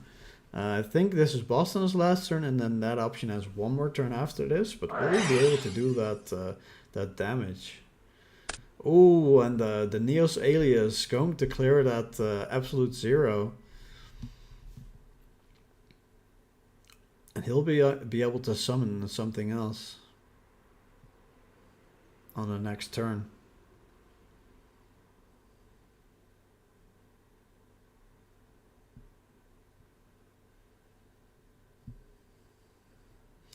Let's see if he knows the correct target.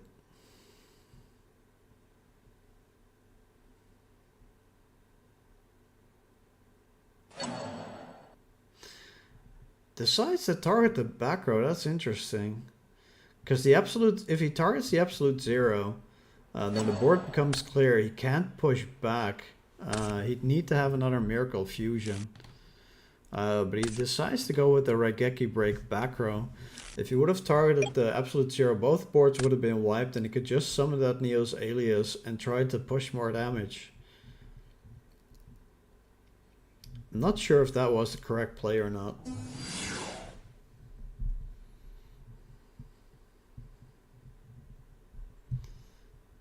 So Boston decides to summon a Deep Sea Diva.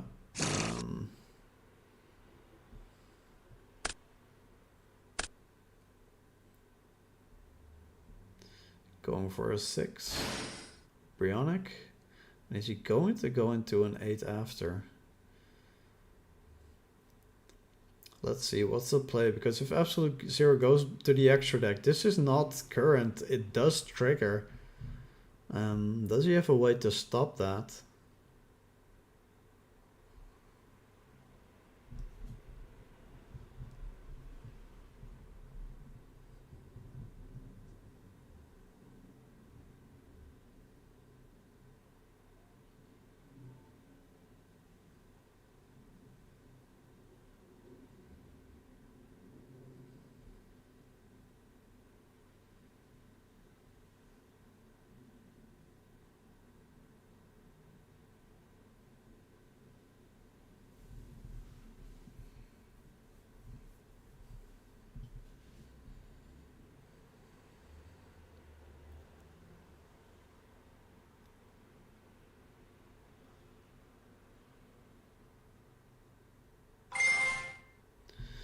Activating Brio's effect. Alright.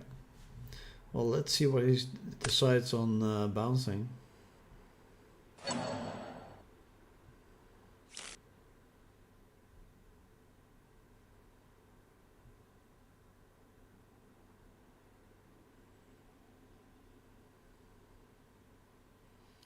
So he bounced the set monster.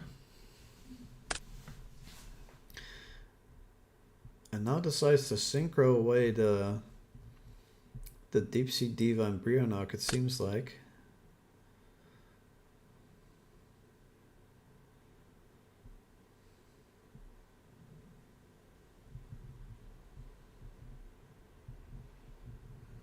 He can do Stardust, but it doesn't deal extra damage, so he'd still be at 500 life points difference. If he has something like a Thought Ruler, you could attack over that. But it's just 100 life points difference. That's not really that great. The Treeborn being on the field is the issue, because if he did bounce the Treeborn, make Thought Ruler, then the Absolute Zero is just on 2500 attack, and he could have gained that amount, solidifying his lead. Obviously, it wipes both boards, but it's very difficult for that option to pull that back. But this way he does have a Stardust, obviously, on the field, so might be a good reason to keep it this way. Let's see if there's a... if he forgets to bring it back or not. He needs to do it in the end phase.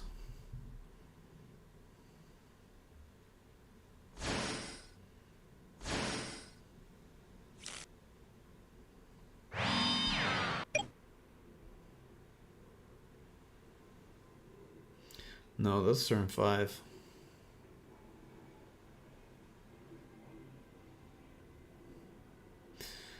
So that option said something. So this is no, you don't win. You're 500 life points down. You don't win. You lose this game. It is 1-1 and you are tied again.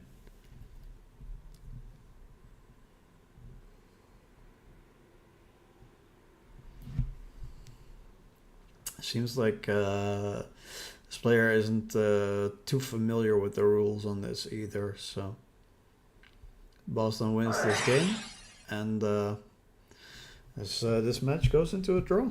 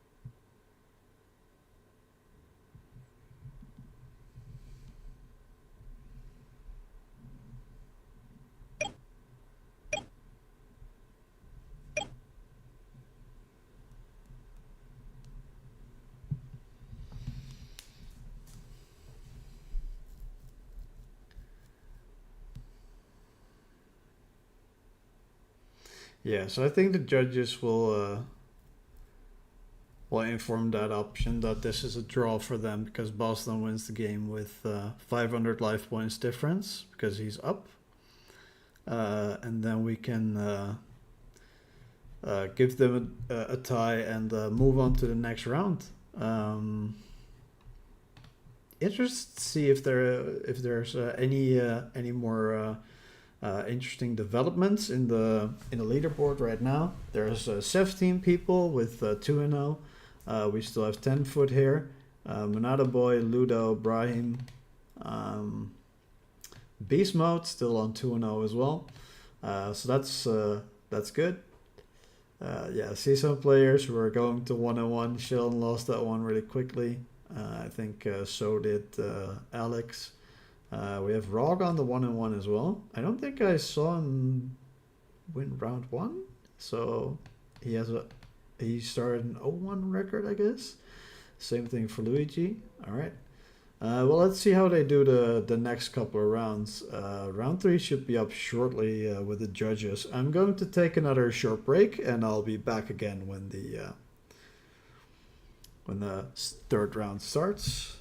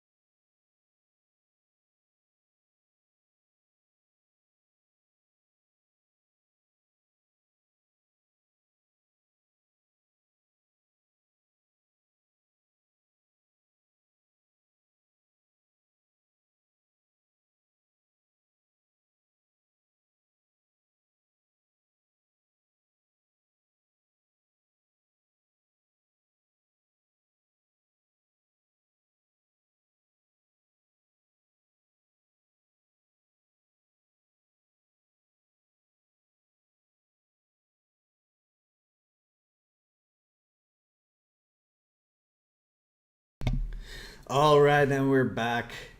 I've seen a few matches in the bracket that are interesting. I've got some sent to me by Liana as well. So we've watched Alex before. We've watched Corinna before. We've watched Monada Boy before. So I think we're going with Kirsch versus Luigi. So let's go with that game first. We can always watch any of the other matches. Oh, that's that constructor. Just kidding. We can always watch one of the other matches later on. But yeah. So let's check out Luigi. I don't see him playing yet. So let's watch. Let's wait for them hosting, I guess. Is Gospel hosting this match? No, it doesn't appear to be. Are they playing with it on their nickname?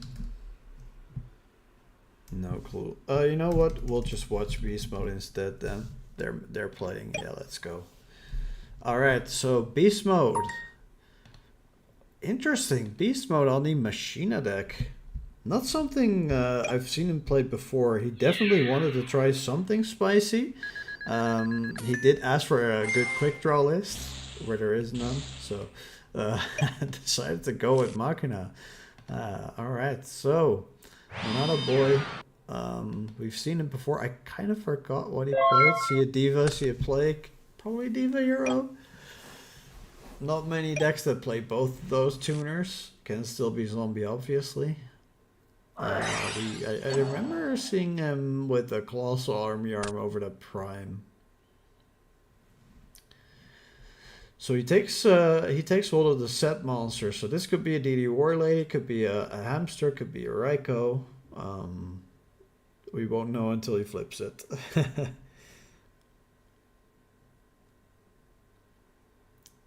He's checking the extra deck, so he has a possibility to do something with it, I guess.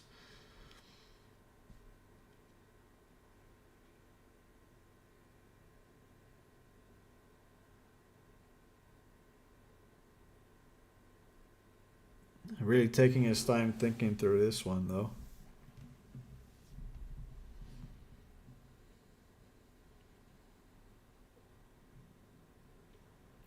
And for everyone watching not tuned in earlier, this is the third round of Swiss. We're gonna be doing 7 rounds, so we're not quite halfway yet. Still have a lot of more fun matches to cover. Some have been super quick. We've seen Corinna quickly too. Oh, Alex. We've seen a very quick match between Sheldon and times 2 as well. Well, yeah, let's see if this one's gonna go quickly as well, because we see Monada Boy down to 3,300, but he has the upper hand now on the field. Takes that Hamster, setting back Beast Mode a turn. Not able to summon that Raikou. Doesn't play it in his deck, obviously, but also prevents Beast Mode from doing that. Yeah, summoning the Goyo Guardian. Gonna try to push a lot of damage. Beast Mode has to decide, does he have something to do with his back row to stop that? Might be thinking just to telegraph that he has a possibility to stop this Goyo Guardian. Well, he might not. Might be a battle stop or something. Monado wants to make sure he can't get rid of that Goyo. Yeah, uses the Mirror Force. Can still normal summon that Armageddon Knight, use the Plague Spreader effect to special summon itself from the graveyard. That's why it's banished. Goes for that Destiny Hero Malicious to the graveyard. We'll be able to summon it out next turn, either for Caius or like a Diva play, or perhaps he has return set to really get that that follow-up play going. Pushes down Beast Mode to 3,700. This might be over in a turn or two. This is a lot of damage fast, so Beast Mode still has a lot of cards, but really needs to push through back row to get rid of these threats. And the Cyber Dragon coming down, main decking it in the Machina deck. Always interesting to see that, especially since it can be a bit awkward having the Cyber Dragon and a Machina card on your own board, having the Chimera tech it off just to make sure that your opponent can't do that. But yeah, it seems like Beast Mode still opted to put it into the main deck. Um, Ooh, and gonna brain control. So he seems aligned for lethal, I guess. Taking that Goyo Guardian. Is there a Book of Moon or something else to stop it? Um, no, there's not. So yeah, he needs to use either a battle stopper uh, to get rid of either of these cards. If it's a Mirror Force, he loses his own Goyo Guardian. But he can't afford to take this damage. Together it's 49 over that 14 is enough to attack for game. So he's going to be able to summon that Armageddon Knight if this connects, and it does. So stealing the monster from his opponent. uh, very stealing type of turn with the Brain Control too. No way to interact with the Cyber Dragon either. So that Brain Control came in clutch for Beast Mode. Like I said, it was gonna be a quick game one. So yeah, Banana Boy might have Cyber Dragons in his in his side deck. That is something that can definitely come in here. Both players don't seem to be the type of decks that can really take advantage of Royal Oppression into the side deck. So then Banana Boy has to decide if he wants to deck something in like a deck depth for those DD War Ladies, Raikos, and Hamsters, just so he can isolate the Machina engine that Beast Mode has. That might be a little bit easier to deal with for the back row. So, but it does take quite an investment, and if he doesn't have any of those cards, then that could set him back in card advantage too. So it's a very risky play to do that into the Machina matchup. Beast Mode very quickly done siding. Might have something in there like pulling the rug. It's very good against this sort of deck because, you know, if it's Diva Hero, both Deep Sea Diva, one of the three Caiuses, or the Stratos can be hit with pulling the rug. So there's a lot of targets for it. Definitely able to interact with those cards. DD Crow not too great. It can interact with Destiny Hero Malicious if there's no priority with sending the card. Best target's probably Plague Spreader Zombie, but it doesn't do much. There's usually enough Waters and Heroes in play for Miracle Fusion, so it's not too great there. So it would be interesting to see what other cards Beast Mode sides in, because he already has those Cyber Dragons in his deck. So does he side something like a Vanity's Fiend or a Fossil Dyna? That could be could be good against this Diva Hero deck. But yeah, Banana Boy definitely taking a little bit longer to decide what he's going to side deck. But we're ready to go into game 2 now. Yeah, so Banana Boy going first, obviously, since he lost the first game. Let's see what he can do here if he opens up that Future Fusion.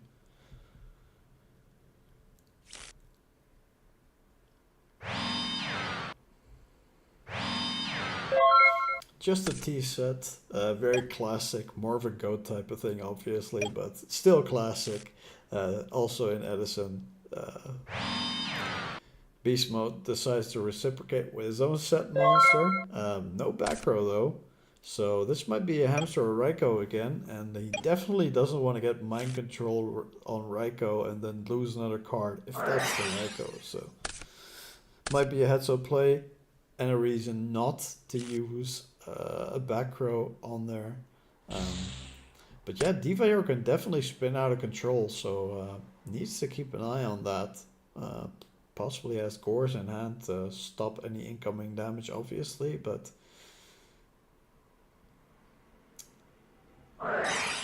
Future Fusion is there. Possible that he had it turn 1, but it could also just be a top deck here. Beast Mode now finding out it is Diva Hero, definitely, yeah.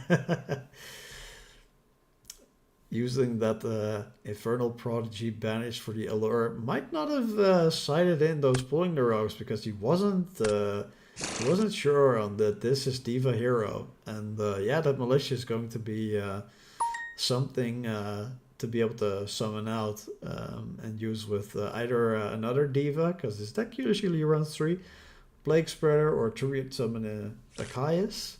So those are all very good options to get rid of that set and make sure that the Raikou doesn't connect. But doesn't happen, just decides to do the Future Fusion and no follow-up plays. And plays back to Beast Mode. Let's see if that's the Raikou that we thought it was. And what he's going to do in this situation.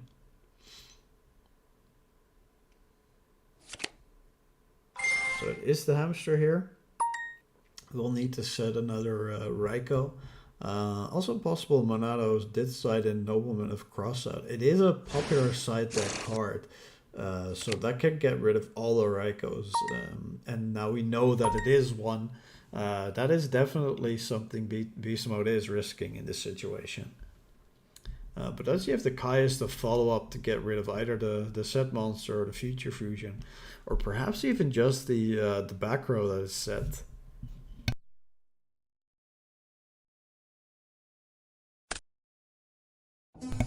Yeah, the Caius does come down. Interesting to see if there's a Pulling the Rug, because Pulling the Rug is quite good against this deck.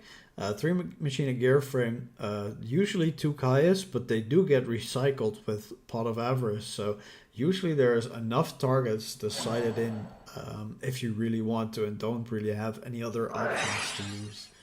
But he's going to use the Bottomless Trapple that is set. Sangan is being banished. That loses him the Search and 1,000 life points, so that's a good turn for Beast Mode. But he does need to make sure that he can out that Future Fusion so that the Absolute Zero doesn't come down to clear his board the turn after this one. And that Raikou can obviously help with that, but let's see if Monado Boy has any way to make sure that Raikou doesn't go off for Beast Mode. Summons the Plague Spreader zombie. Perhaps just relegating the fact that... taking Prior for the Malicious.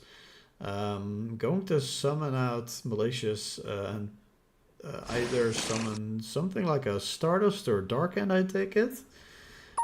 Because he's going to want to get rid of that Raikou. And it's usually Dark End if you fear battle interaction. Because if this is a dimensional prison, this can be really punishing. Oh, actually, not if you don't attack. You can do that as well, obviously. So let's see what Beast Mode's play is here. We know he has the Raikou set, but that Stardust is going to protect all the cards on the board as long as it's face up. So yeah, Beast Mode really needs to do something about that Stardust to be able to get rid of that Future Fusion so the Absolute Zero doesn't come out. DB Warrior Lady. Yeah, does need to have something to get rid of that then. Bottomless gonna fix the problem for Monado Boy, giving him a very good situation where this Absolute Zero is probably just coming out. And Stardust still can negate that Raikou. So if he attacks over it with the Absolute Zero, no way for Beast Mode to make sure that the Absolute Zero doesn't go off. But obviously, he will negate it with the Stardust Dragon. So let's see if there's anything for Beast Mode to stop any incoming attacks with something like a Dimensional Prison. Not much else you can do, since we already stated that Mirror Force or Torrential or something like that just won't work. That Stardust is just going to negate it. The only thing I can think of is that the Raikou can then deal cleanly with the Absolute Zero, so might not want to attack further if there is a Mirror Force.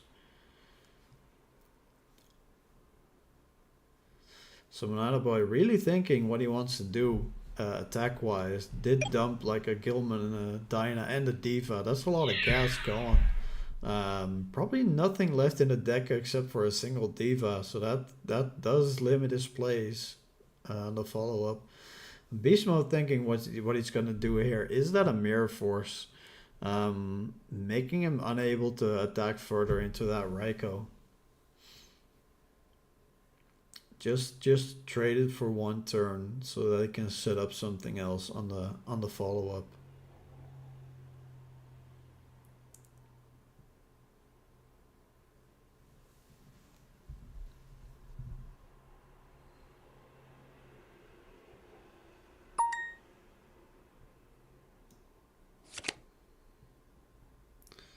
So decides to flip the Raikou. Use its effect to target the back row that's set, not the future fusion. So, is the Stardust going to negate that? Yes, he is.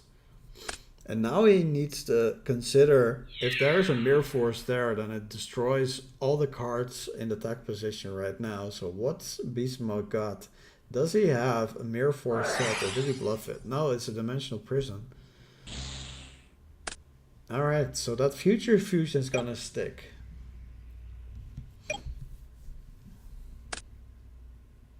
Ooh, and the Stardust Dragon's gone too. That D Crow getting rid of the Stardust Dragon is clutch. Alright, so it's just a card trooper now. Beast Mode's really back in this because there's not a lot of cards left in the hand for Monado Boy, and that mill of the Diva and the Spine Gilman really taking out a lot of the gas that this deck has left. Needs to top deck something like a Miracle Fusion, or if he has it in hand, obviously really good too, but this is a very good position all of a sudden for Beast Mode.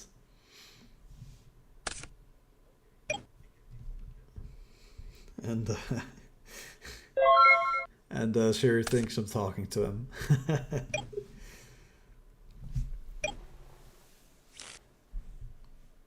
Alright, so Monado Boy, what can he do now? Yeah, really still needs that Miracle Fusion. It is live with one Destiny Hero Malicious in the grave, but if there's another D Crow for interaction, that could turn it off. So he might just refrain from doing that. Just take that 56 life points. Hope the 1800 is the only thing that's gonna stick, and try to top deck something that he can use on the follow up. But yeah, Beast Mode solidifying his position with another set and a back row. Really needs to Monado Boy really needs to grab something quick because it's not looking great for him. That brain control is okay-ish, but he really needs to have something to go with it. Is that the third Diva in his hand? Or, oh, it is a Caius. Trading that board favorably. That is a good comeback for Monado Boy, but he needs to stick this Caius. And it is possible that Beast Mode just drops the Fortress next turn. If he has no interaction with it, that can spell disaster again for Monado Boy, having to find another follow-up play.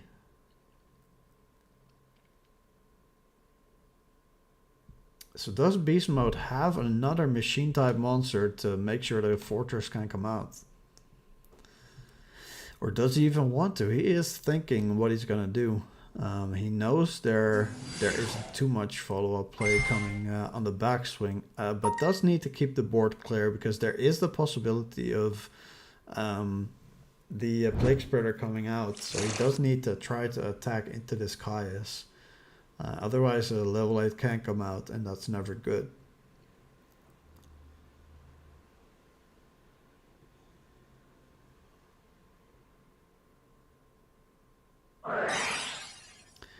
Oh, he has a brain control. If there's no battle stopper, this is just lethal for Beast Mode. And it seems like it is GDI. I think it means GG. God damn it, yeah.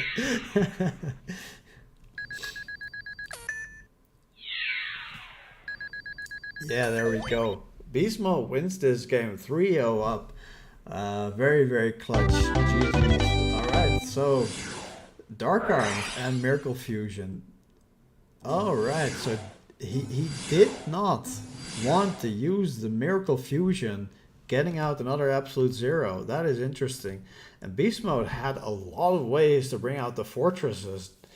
Holy, look at that. He could have brought out 2 more. So this Torrential Tribute could have stopped some of the incoming damage. But yeah, didn't do it on the gear frame there. And that was very heads up play by Beast Mode. Just to push that damage that way.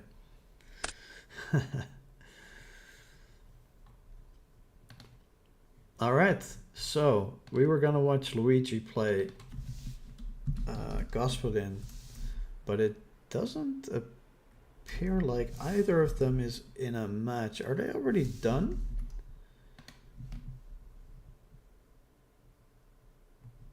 Well, I don't see them playing, so whatever's going on, we're just gonna have to find another match. Let's see if Corinna's still playing.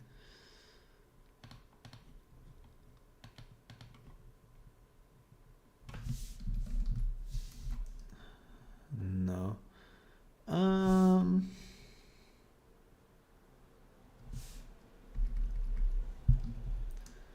Your Worst Nightmare also not playing, so then we have in the top bracket, who do we have left?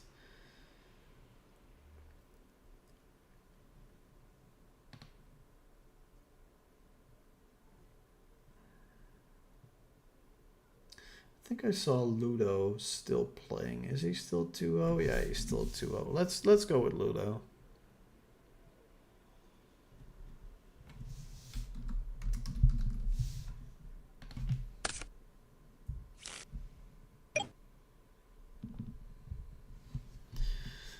Alright, so like we saw, Ludo is on Diva Hero Beat, and he's facing another hero deck. It's also Hero Beat, but it's not clear if this is with Diva, because there's a Snowman Eater. Some Diva Hero Beats also run the Snowman Eater, but yeah, I think this one is gonna be over unless this is a Mirror Force. No, it's not. So we're just gonna have to find another game, I guess. It's already over. We had this last time as well with watching Ludo. That's quite unfortunate. Let's see what other matches are going on. So yeah, Alex DLW is already concluded.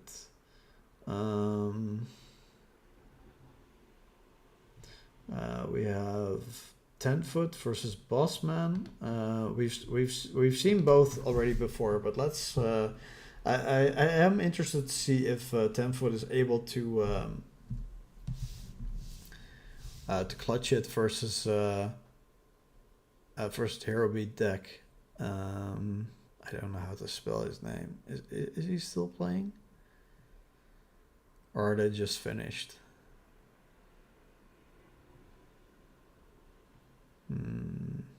No, don't see him. Well, I see my teammate Sheldon here, and he is playing versus Spinecco, who was Ludo's last opponent. So these guys must be 1-1, but it's interesting to watch. So let's see this match. So this Royal Decree in the Diva, I think Diva Hero. It's an interesting deck because Junk Synchron is not as stable in that, I think. Summoning back the Deep Sea Diva can synchro with that, but yeah, his only option to pretty much summon anything because the Malicious is already banished. Yeah, and like we said, Sheldon's on the Machina deck, has Army Arm, Machina Forge 2, Raiko Engrave, not quite enough to be able to Pot of Avarice here. Might be breaking on that, so let's see if he can do anything, because Spinecco is 1-0 up on him and he's down in life points. So set 3 back row, but not much interaction. Needs to make sure that he has some sort of board to be able to fight this one back.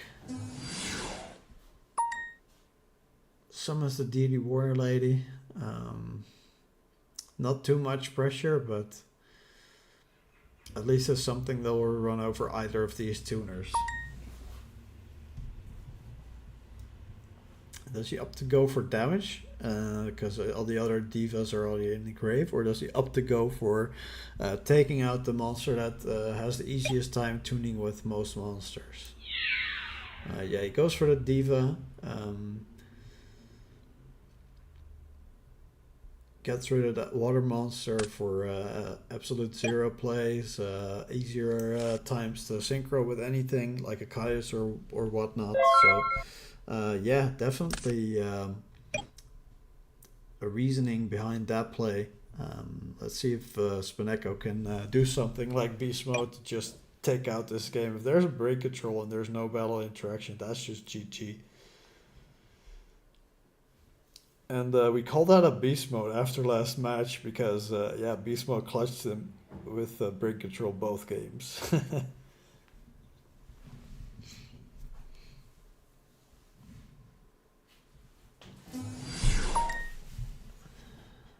Summons out the Stratos. Let's see if there's any interaction for that.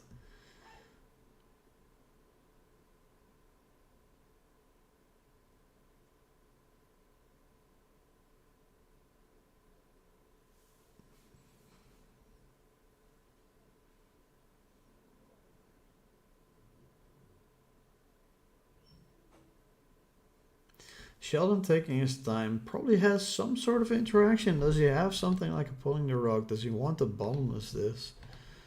Definitely possibilities. He might consider that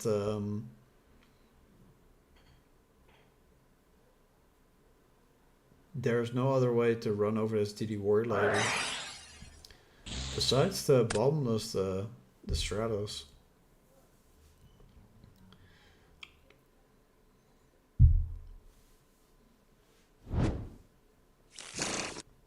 Get that Prodigy to hand. Thin out the deck. Get some more stuff into the hand. Better draws. Always a good thing. Probably doesn't really have any more heroes in the deck anyway, because this deck doesn't really play the Prodigy. Might play Ocean, not very standard. But yeah, when the Stratos and the Malicious are already out,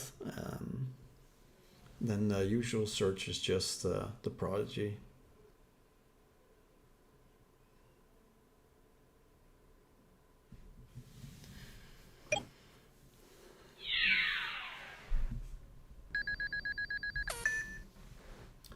Not very eventful turn. Sheldon just decides to not summon anything more, just run over that Tragodia. Does summon over the Junk Synchron, does summon the Tragodia, and his hand is really full, so that thing is a lot of attack. Right now 3000, 3000. The next turn, if he doesn't do anything from his hand, then it's gonna be 36. It's gonna be a ton of damage over that DD Warrior Lady. Sheldon decides to set a third back row. Might have some interaction for that attack, so Spinecco really needs to think if he wants to push for lethal in one turn, or if he just wants to grind the game out a little bit more. Just attack with that one Tragodia, possibly take over the DD Warrior Lady, discarding a level 4 if he has it. It's difficult in the Diva Hero deck, doesn't run a lot of level 4s, I believe, if any. Can decide to use Tragodia's effect to mimic another level in the grave, though, if he wants to do a synchro play at some point. Just moves it to attack. Yeah, Sheldon needs something like a Deep Prison or a Mirror Force desperately to mitigate this damage, because taking 21 is not where he wants to be. Because Caius can just go for lethal over a Dark Monster, or Brain Control is no longer possible. It's really not where you want to be.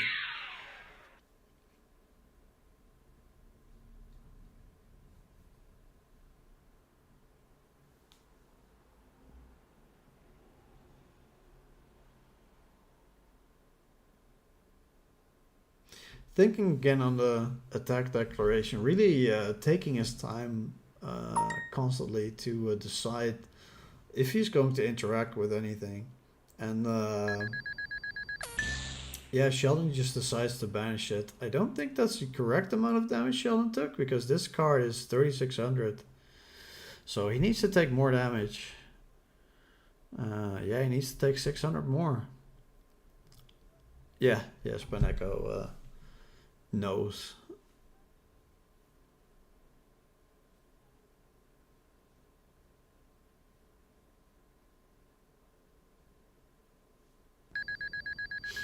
Yeah, so we made sure it's on the correct number now.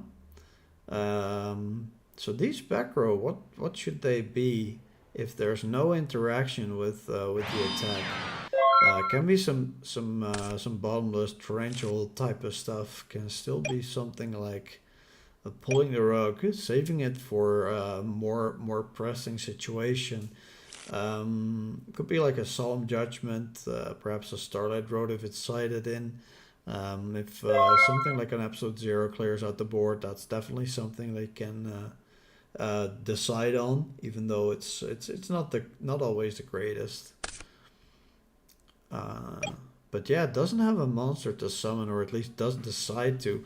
Being on that 700 life points, that's a very dangerous situation.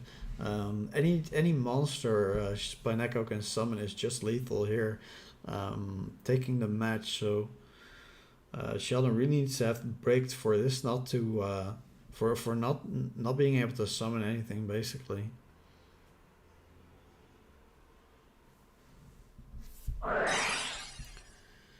Ooh, and that's already gotta hurt, because getting rid of all these monsters also just breaks your pot of efforts even more.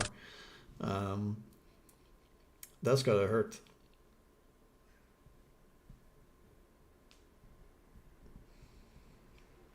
There's probably one or two in the hand, because he hasn't been playing a bunch of the cards from his hand and didn't play a monster now.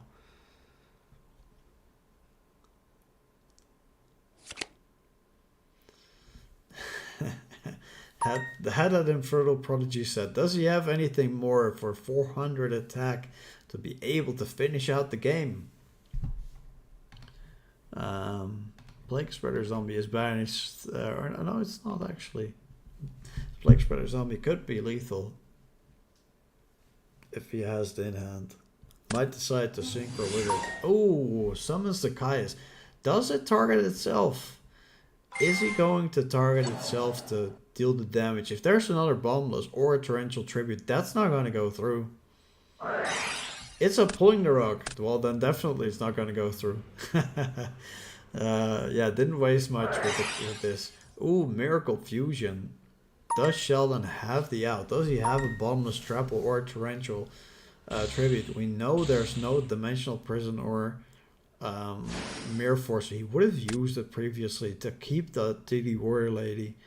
Unless the set nearest to the extra deck was a new set. I'm not entirely sure.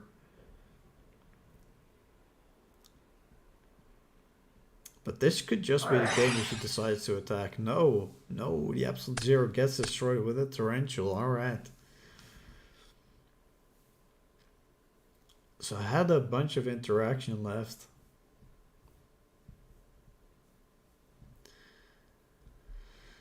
So does Spineko have another follow-up? He does! Dark Armed Dragon! Oh, wow. And it is live. So, will he use Prio? No. Does Sheldon have an interaction to get rid of that Dark Armed? Use the Torrential, use the Pulling the Rug. Is it a Bottomless Trap or not?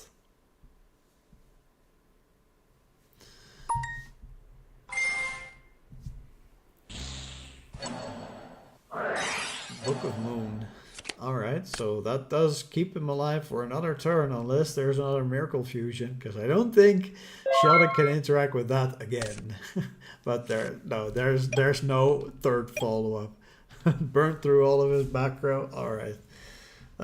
So let's see, what can Sheldon do here?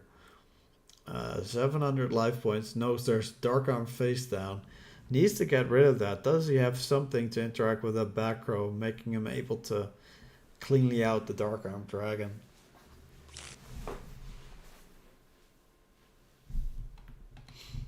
Hasn't used either Mystical Space Typhoon or Heavy Storm yet, so it's very possible that he has one of those to out this.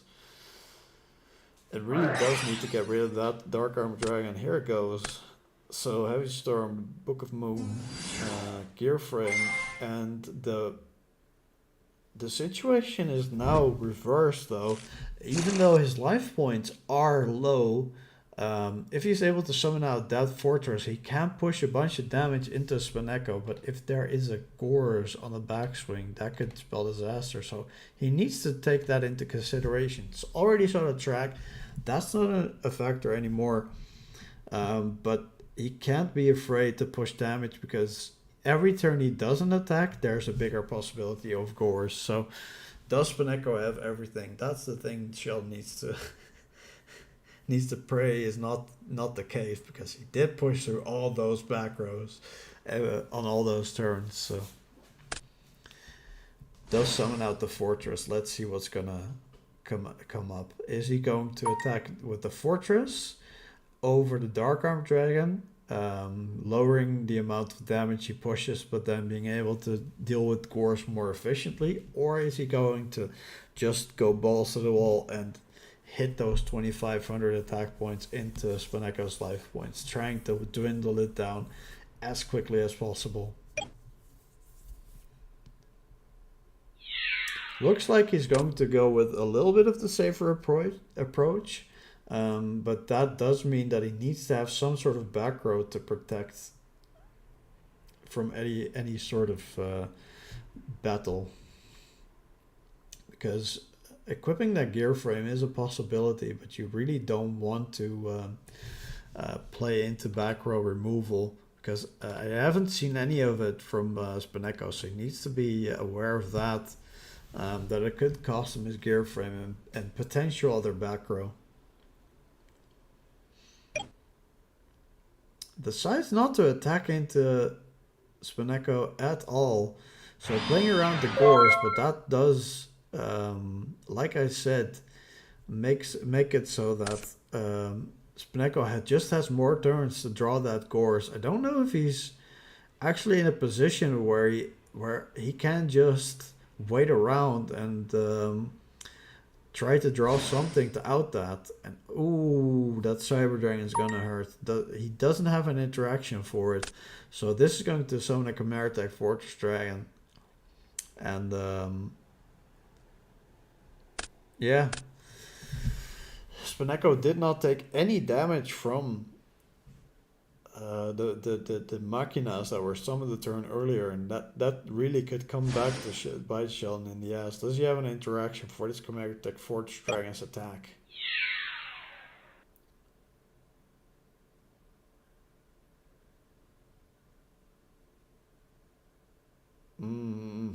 Doesn't appear to be the case. I think this is just game.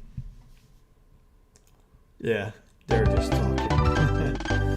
Alright, so that game is over. Let's see if there's any more that we can spectate. Most matches have been reported already. We have Devi versus Escavalier. We have VCAS versus Burndig. Magic versus Digio. We have Jake X versus SD Killa.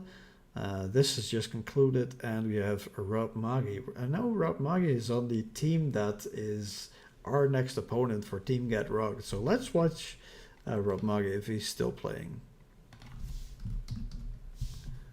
Yeah. So this is game 3. Light Sworn on Rob Magi's side with Pot of Avarice. Not a very standard sort of build, to be honest.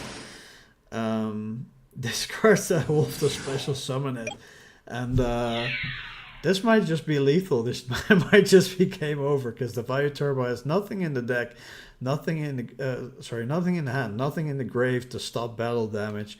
That Royal Decree stops any mirror force. So yeah, that's game. That was a very quick watch. All right, let's see if there's anything more we can spectate. So Um, Escavalier. Let's see if he's... No.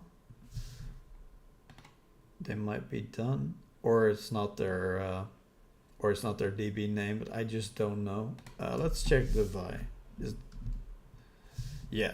So it is... Escavalier is not their DB name then, I guess. So this is... Oh, it is some sort of Gigavice deck. Because we see a Power Tool, Marco the Road Gigaplant, the Twilight's Road Knight. That seems like a Keegan tech, to be honest. And another Machina deck for I don't know how you pronounce this. I'm gonna mess it up. I'm just gonna call him Escavalier because I know how to pronounce that better. But he's on the Machina deck, so there's actually a lot of Machina going on. Interesting.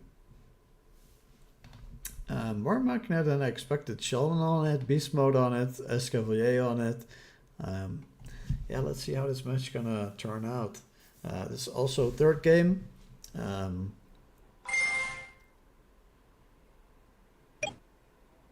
Yeah, Device seems to have taken that Machina Fortress from Escavalier with the Gore's track combo. But that fortress is gonna die, and he can just decide on killing something because it was destroyed by battle and sent to the graveyard, I guess. Or is it only hit from your field? No, just if it's destroyed by battle and sent to the graveyard. So he's just gonna pop the Tragonia. Just gonna make sure that he can't steal it again.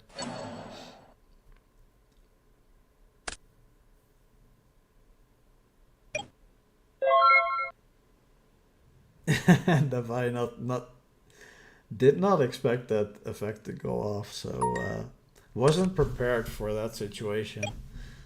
Still the fortress on the board for Escavalier. Might be some sort of newer player, Devi, or just not aware of this ruling. Not too sure. I'm not familiar with this player, so not going to flame them or anything, but. Usually when you don't know a player, they might be rather new.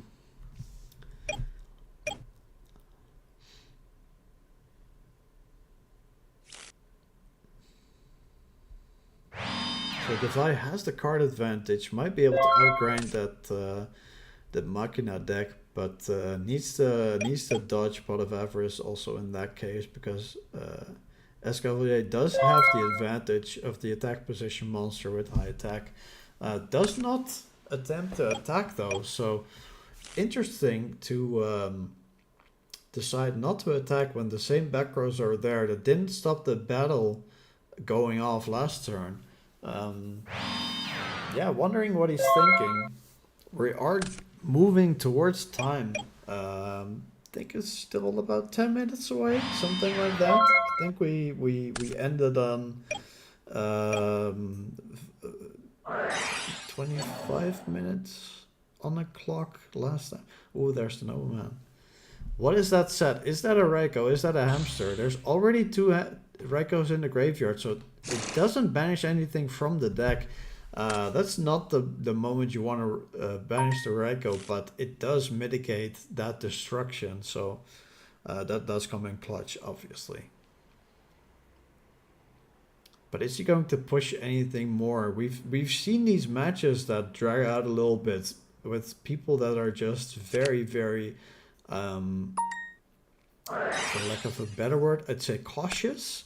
Cautious to do anything, to make sure that they have a follow-up play, not attack too much and not commit too much. Just try to make sure that they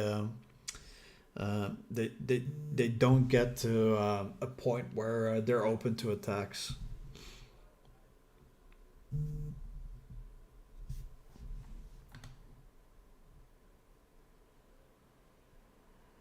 Machina deck's graveyard's quite full. 2 Pot of Avarice already in that graveyard.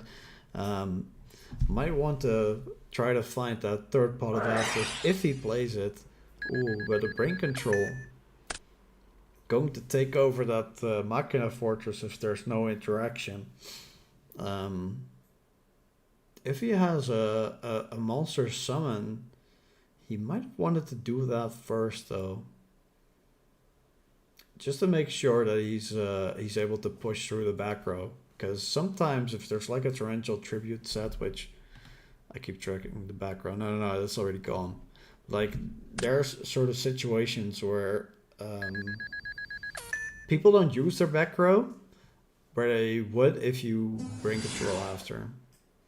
But yeah, this dude word is gonna get rid of that Machina Fortress, take 1000 damage, but yeah, it's gonna get rid of the gas, or it's gonna get taken over. But you won't be able to deal the last 350 damage without... Oh, Call of the Haunted. Alright.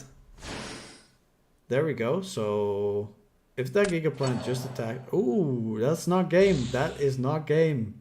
That's 1500 damage. If there's no other call... Well, you can't have another Call of the Haunted. But if there's no other way to bring anything into the board... yeah. It's not the Gemini deck. So there's no reinforced truth here, and there's no battle phase if you even use it. So that can't be summoned out at this point. But that Machina Fortress is still staring down the DD War Lady and needs to be aware of the fact that if he doesn't have anything else to interact with any battle, that any monster that Device summons is just going to be lethal, because there just isn't a lot that doesn't deal more than 300 damage at this point. So very, very precarious situation here. That DD Word just deals with a fortress so cleanly for 1000 health. But that Fossil Dyna, that is pretty clutch.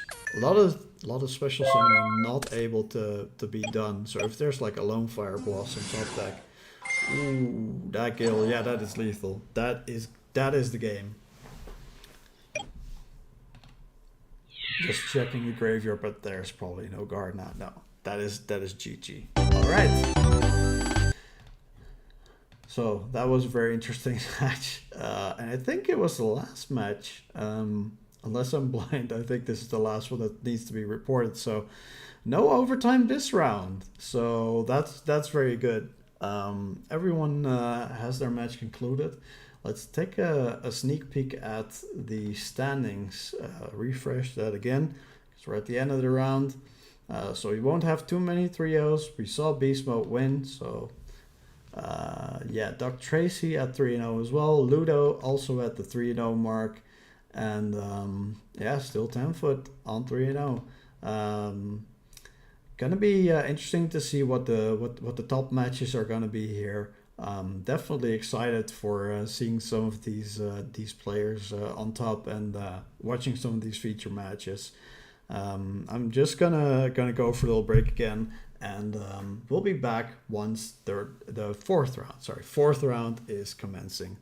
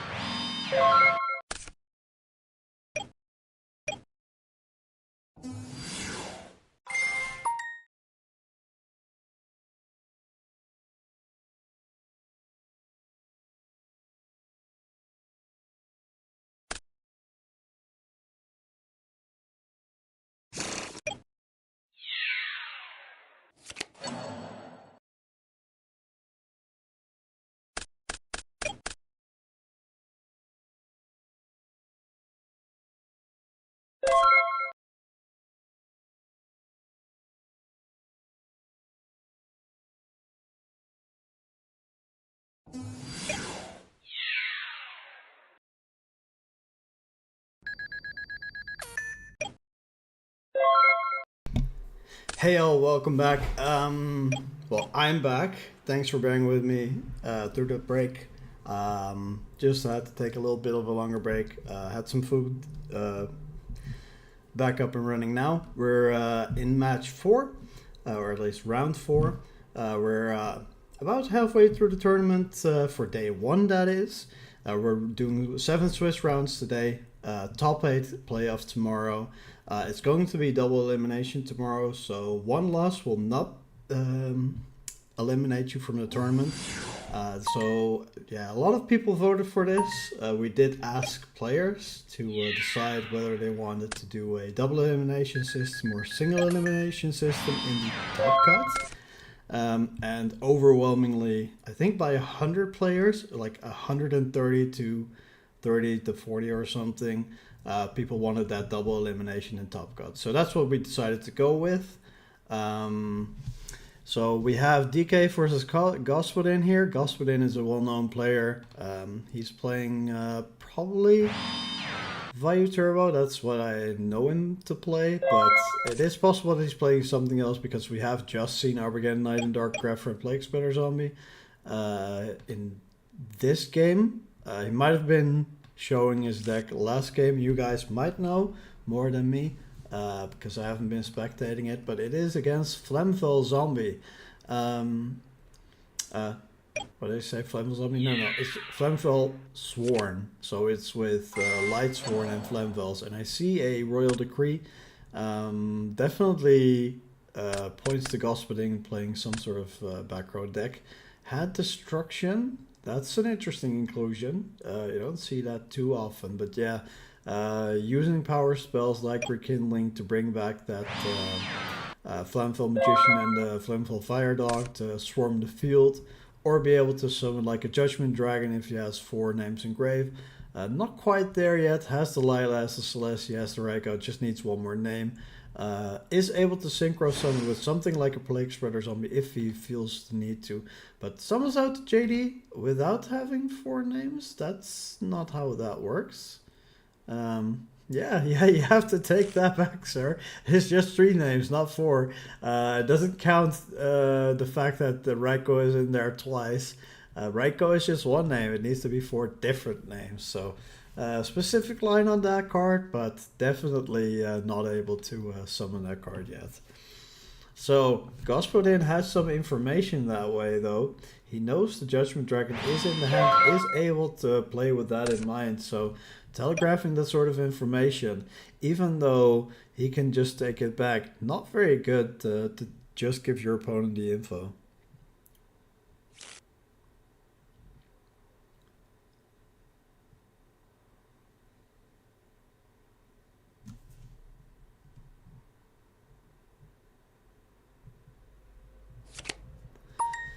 Flips his own Raikou, so both decks on Raikou. Not very probable there's a Nobleman of Crossout in here. Pops the Royal Decree. Alright, so no more Royal Decree for DK this game. yeah, it would have been. That JD would have been clutch.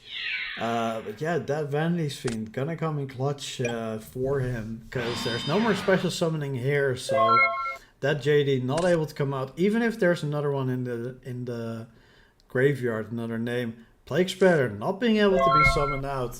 DK just gonna pass over the turn to Gospodin, getting that Vanity's Fiend's damage in. Oh, and there's Spirit Reaper.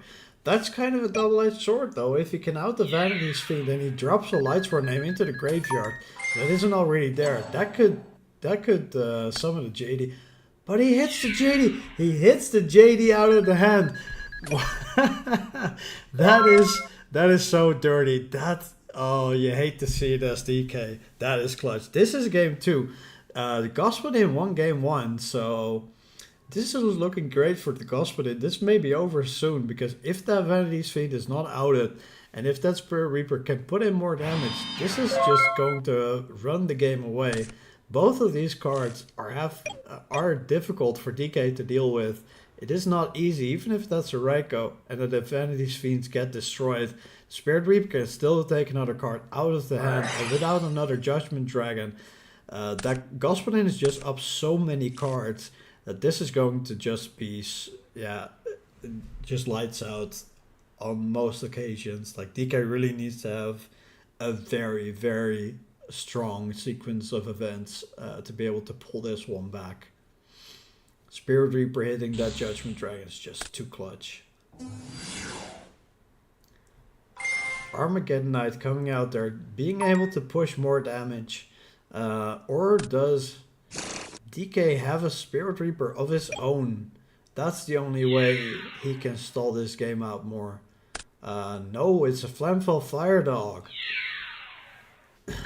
So this Spirit Reaper is going to connect, ripping another card out of that hand. Oh, and he hits the second Judgment Dragon.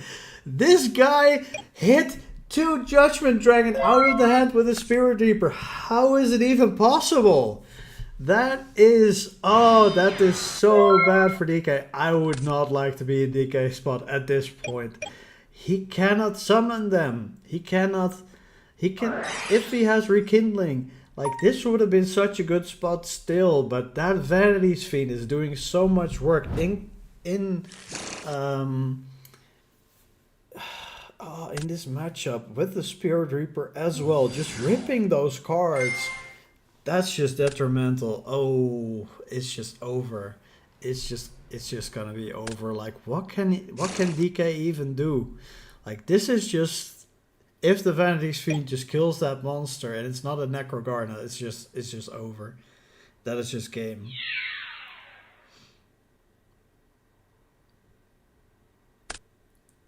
It's a Necrogarna. He'll be able to live for one more turn, but he needs to decide if he wants to live on 200 or 1900. That 1400 is always coming through. Does he stop the Spirit Reaper or the Dark Greffer?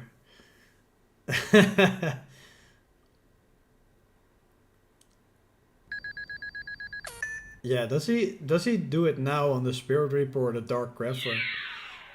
Does he want to stay on... does he want to lose another card but stay on 1600? No, he wants to live on 200. That turns off Brain Control too. How can he even pull this back? He can't. That's the match. Oh, and I'm gonna save this one because this is just... oof.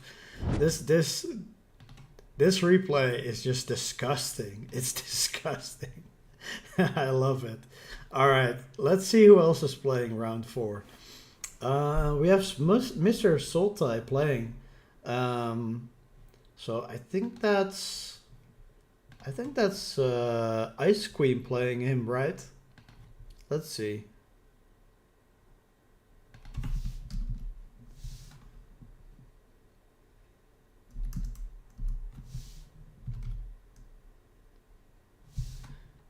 No, it's Princess in Muck. Alright.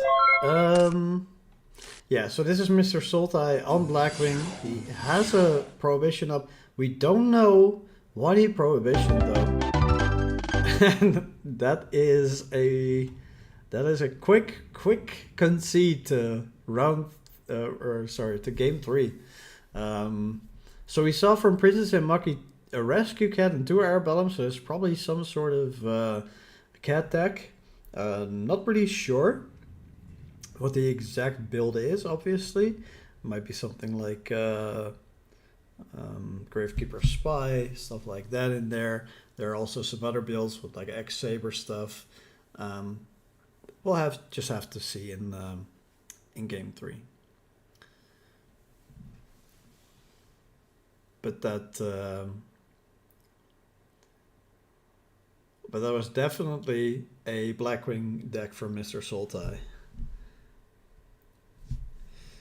Yeah, definitely. If the JD was able to be dropped, that game could have been very, very different. And he had 2 JDs, so perhaps if the JD goes through without being banished by Bottomless or Torrential, it could have just been game at that spot, and it would have been gone to game 3. So that's the thing with the Lightsworn though; they can just mill the incorrect cards and just lose to themselves. That's the Lightsworn curse basically. If everything goes well, you mill great. You have the 4 names engraved. You summon your JDs. Everything's great. It's your tournament. But other days you just nothing goes your way, or like you just mill the wrong stuff of your deck and you just lose. Yeah. So Princess and Monkey starting with a breaker, but it is very risky because if Eric has either a mind or break control, he can just use this breaker's effect to pop the back row that Maki said. That could spell disaster. It is very ballsy to do this play. Could just decide to not bring the breaker out, but if they don't have either mind control or brain control, then it's also something where Eric needs to be mindful of playing anything in his spell trap card zone, because it can just be popped if the breaker sticks. I'm not sure if it influenced the decision to drop the Vanity's Fiend that turn, because the hand was pretty full already for Lightsworn players. So you could think about the fact that they just might have an out. And Maki decides to random dust on the back on the end phase. Knows the breaker will probably be able to pop that Black Whirlwind or the other back row. Decides not to go with the Black Whirlwind. Might have another follow-up for the next summon of a Blackwing monster. Has the X-Saber Airbellum. That is going to rip a card out of the hand. Can make an Arcanite Magician on the follow-up, destroying that Black Whirlwind anyway. And basically put Eric so low on cards that this game is just probably going to be Maki's. Very, very good sequencing this turn. And what is Eric going to do on the backswing? It's 2 cards down, or maybe 2.5, however you want to see it. But like, if Eric's not able to get over this Arcanite, that Arcanite Magician can just pop the set monster and just get more ahead of in cards in this game. So I'm not too sure. Oh, the Rescue Cat bringing out 2 more Airbellums. And that last for Raiko, yeah, and that is just the match. That is quick game. All right, let's see who else is playing. Man, these matches are going faster.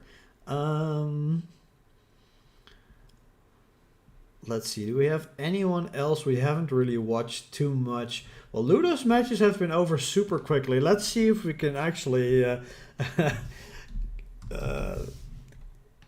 snag one of his matches where it isn't just over. Well, it is already 1-1 in this game. So hopefully we get to see more than one turn play out. Alright, so low on cards, there is a Battle Fader, there's no Treeburn Frog access, there is a Dupe Frog, so it's probably some sort of Monarch deck. Not too sure if Serdorian has a Frog Hero deck, a Diva Hero, or any other build basically. But yeah, sending a back row, not really what you want to do in a Monarch deck. You have the Battle Fader, you'd love to bring out like either a Caius or a Ryza or something that can put pressure on Ludo. Get rid of that magical android. Make sure you can push for some damage, because you're in a precarious situation if you can't deal any damage and can't interact with the battle damage coming through. And that seems to be the case, though. Sir Dorian not really having much options. Might have something they can summon, but not too sure what it might be. If there's like if it is heroes, then Astrados can at least pull out some cards from the deck, but yeah, not much interaction, and Ludo just gonna keep at it, just summon more and more, and this can just be the game if there's no interaction with this Stratos. Ludo deciding to go with the first effect. The first effect is to destroy spells or traps. And Dorian says okay, so no response, decides to destroy the new set. That Twister doesn't do anything. So we already didn't see any response to attacks over the Battle Fader. So this is probably just another quick game where we don't get to see much. Oh, and there's the Battle Fader. At least there's one more turn going on here. Alright. Alright, let's see if Dorian can do anything in their next turn, like a Caius or something like that, to be able to pull back this game, because Ludo's just pushing, and there hasn't been any pushback. So, oh, when the Gemini Spark on the Battle Fader will banish it, and Ludo will be able to draw a new card. Won't be able to tribute summon anything. There's no Tree-Burn Frog in the grave. Trapstone basically wasted. And now a lot of damage is going to come through. So is Ludo able to summon anything else to go for game? 2 Battle Faders already used. Is there another? Is there a Gorse or a Trag to stop any more incoming damage? Or is this it? Reinforcement of the army. Gonna search out a big monster. And that response, yeah, that is just the game. Alright, so another quick Ludo game. We can always seem to trust on the fact that Ludo is going to kill his opponents quickly. Let's see, we have Monado Boy, who we haven't seen too much. We've seen Sheldon a few times, not going to spectate him again right now. Beast Mode, is that Corinna? That might be an interesting match, though.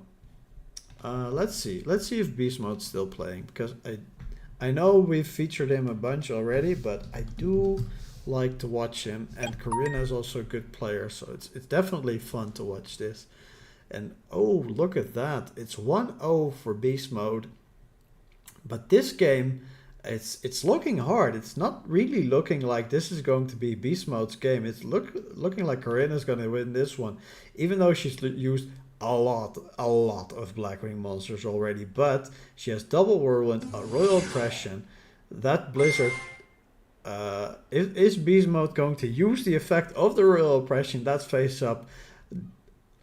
Losing life points down to 150. Blizzard's gone, but that Bora, if that can attack through the set, that could just be game. So Corinna going to try to, yes, attack over that set. Dimensional Prison being used, no Icarus attack in response. Shura going to try to attack over. That Raikou is going to pop the Shura. Is there even anything left in the deck that Corinna can set up, though? There are 3 Blizzards used, 3 Klutes used, 3 Boris used. We see here the Shura, we see here the Vayu. What is banished? 1 Boris. So there's Sirocco left. There is Shura's left. There is the Shura, bottomless on that. No Icarus attack still. And there's the Consecrated Light. It is it will make sure that there's no more Blackwing summons, but to be honest, it doesn't do much in the matchup. Cyber Dragon, he needs to have an interaction with this, otherwise this is just game.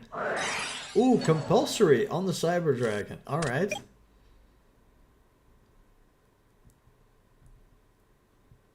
Beast Mode saving his life for 1 more turn. What can he do though? What can he top deck? Sets another back row. Alright, so Cyber Dragon can come back down, try to swing over that Consecrated Light. Yes, it's going to attempt it.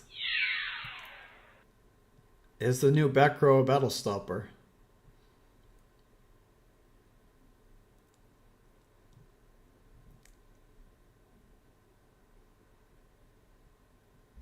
Beast Mode taking his time to respond to this, or is he just going to concede here? Ooh. Oh, there's a little bit of lag on my side apparently. Dimensional Prison, alright, so he sets a new back row, Corinna had set a new monster.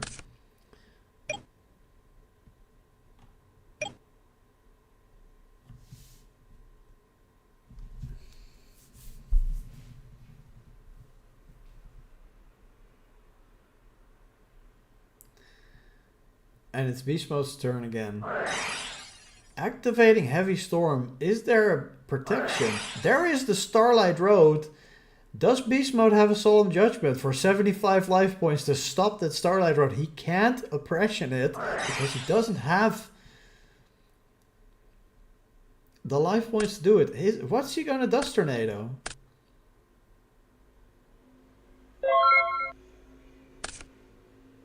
Wait, he Dust... What did he Dust Tornado?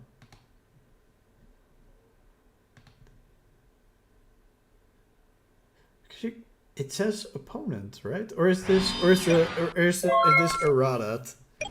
Like, what did he do that the Stardust Dragon did not come out? Or does she already run one and she used it already? I don't understand really what happened here.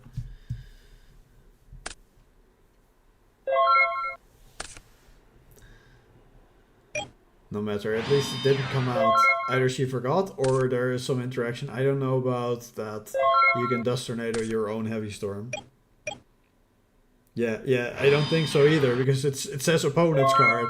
You can MST your own Heavy Storm, making it not come out, but I'll ask Beast Mode about this, because I think this is wrong.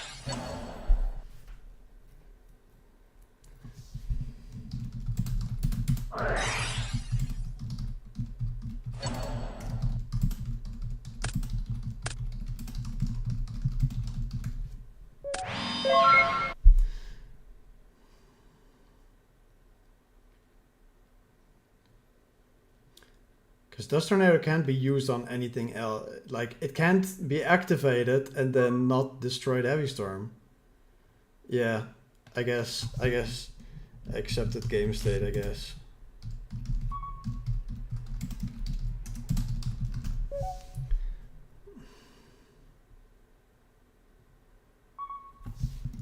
Warning for both.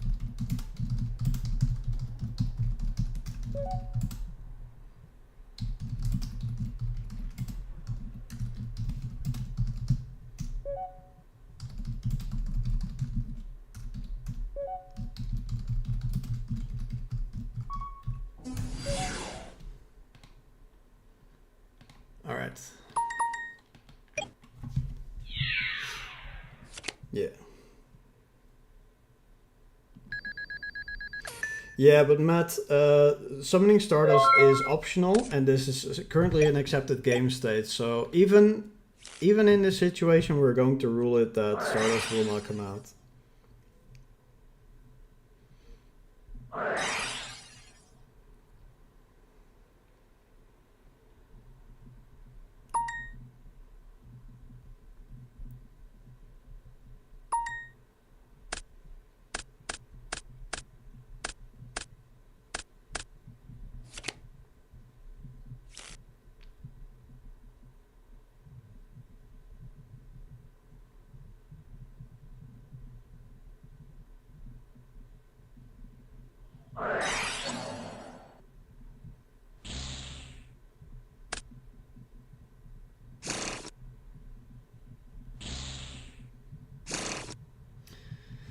All right, sorry for that. Had to update the team to know that these players both have a warning, because that might matter down the line.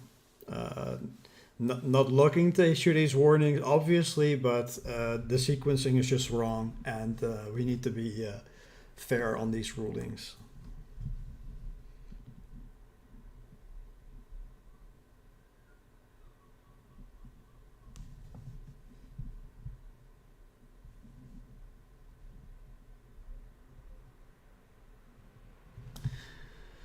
So Beast Mode is on 50 life points at this point, coming down to the wire. So many Blackwing monsters being used, but Corinna does have the Vayu Sirocco in the graveyard in case this Consecrated Light is destroyed, which it is right now. So she could decide to get that Armed Wing out there.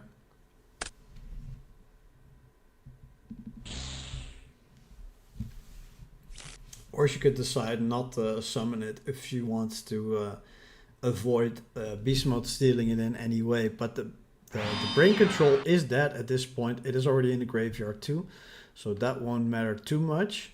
So she just decides to go with it, go with that Armed Wing, put it onto the board, make sure no other Consecrated Light can stop it coming out.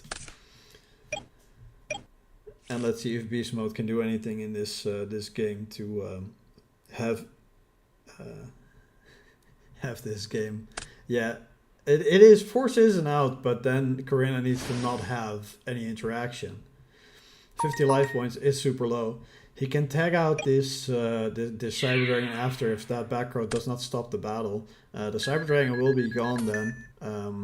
Can't leave this on the board in this manner, obviously, because then Corinna can fusion summon a Chimera attack, and that would be lights out for Beast Mode. But is there another Vi in the graveyard?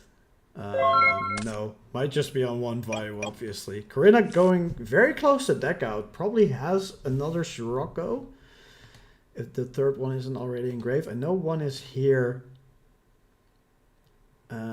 Yeah, might have one or two Sirocco still in hand. Yeah, there is one. It gets bottomless. And yeah, she's running out of steam. This might just be won by 50 life points just because Corinna can do a lot more. But Beast Mode's also on his final cards, draws and needs to decide if it's worth attacking. Let's check the graveyard one more time. 2 Bottomless gone, 1 Mirror Force gone, but no Dimensional Prison gone. Is Dimensional Prison still in the deck? I would think so. I would think there are Dimensional Prisons because that's really good versus Machina Fortress. Do you decide to attack? He does. 1550 life points. Brain Controls could still be live, or is it already? No, it's already in the grave for her as well. Alright, so very, very clutch. He has one. He needs to attack one more turn and it's game. But let's see what Corinna can do. If she top stacks anything that she can interact with, because there's no third Sirocco in the graveyard yet. She could top deck it, but it won't be able to be summoned because of this Consecrated Light. That is clutch. That is clutch. If if he managed to win with the 50 life point, that'd be crazy. What's up, Fraser? Why do you think she's throwing hard? What's she doing wrong in your eyes? That Heavy Storm, but that was I think I missed that. Yeah, I was doing the ruling dispute, I guess. So yeah, the heavy storm. She didn't have much. She didn't have anything to search from the whirlwinds anymore. So I guess that's the reason why.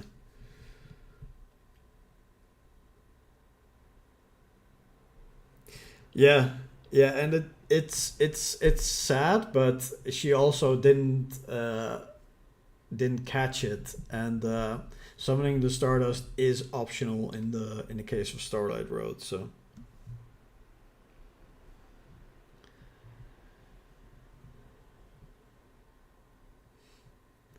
if she passes turn, Beast Mode can just pass it back, and this is GG. Yeah, Corinna saying they play this is the worst play game of my life. We both made misplays. It's definitely something where I mean these players are both American, I think, and they started out really early during the day. We're already in round 4. This sort of thing just happens. Corinna, from what I know, is usually not on Black Wings, but on Frogs. Beast Mode's usually on Zombies, so both are playing decks that they're not most comfortable with. So this sort of thing can just happen. Yeah, I think the Corinna just didn't notice that the dust tornado can be chained on the heavy storm. That's why this went wrong. So, Beast Mode wins this one. He moves on to 4-0. Let's see who else is still playing. If we have any more games to cover. Um, let's see. The Vive versus DLW20. We was them before. Luigi, Alex versus Furman. Might be interesting to go back watching Alex if he's still playing here. Yeah, so, what do we have here? Phantom of Chaos, Dark Horse. This seems a Norler's deck, if any. We see Red Eyes Wyvern, so it's not the build that won the Ultimate Time Wizard tournament in Europe, but it definitely is some sort of Dark Dragon deck, and maybe there's no Norlers in there. Don't see it in the graveyard yet. This is game 3. Yeah, Alex on the play has quite a bit in the graveyard, but no Treeborn Frog, so no Treeborn access at this point. Normal summon that Swap Frog, going to attack over the Phantom of Chaos. But the Dark Horse stays on the field, so I have no clue what this card even does. Let's read it together. After a spell card that was activated during your opponent's main phase, you can target one level 4 Dark Monster. Special summon it. Alright, so it doesn't negate anything, it just special summons extra monsters. And that's great to bring out Phantom of Chaos or Dark Crafter, I guess. But like in defense mode, this doesn't do much. So, but this can push a lot of damage into Alex if he doesn't have something like a Battle Fader, which we've seen before.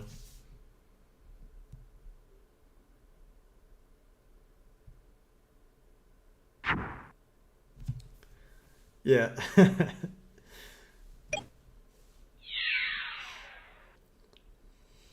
3,000. Yeah, putting the Dark Horse back into defense position yet again with the enemy controller. Now able to summon out the Treeborn Frog and start summoning more monarchs. Even though, you know, Vanity's Fiend, Caius, Rise, and another Vanity's Fiend already been used. No, I tend to agree with Alex here. That's not what it does. After resolving a spell card that was activated during your opponent's main phase, not your own battle phase, you can special summon a level 4 dark monster from your graveyard now.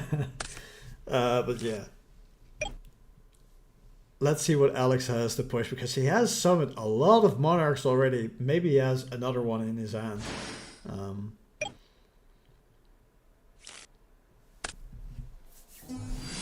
Yeah, has the Rise, top decks the Dark Horse. That won't be able to come out very easily.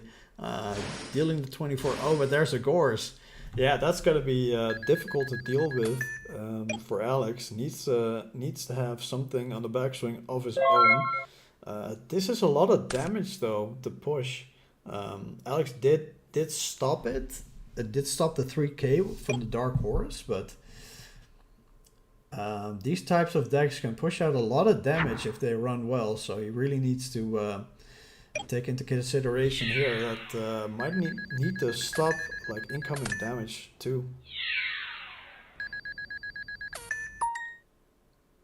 No battle stopper, no course. Would have been great on this though, having his own course, but hopefully for him there's another monarch in the hand that he can use to deal with both of these cards. Summon back to Treeborn.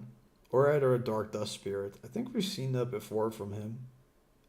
We did see a Dark Dust Spirit today, but I'm not sure who it was from again. It might have been Tega.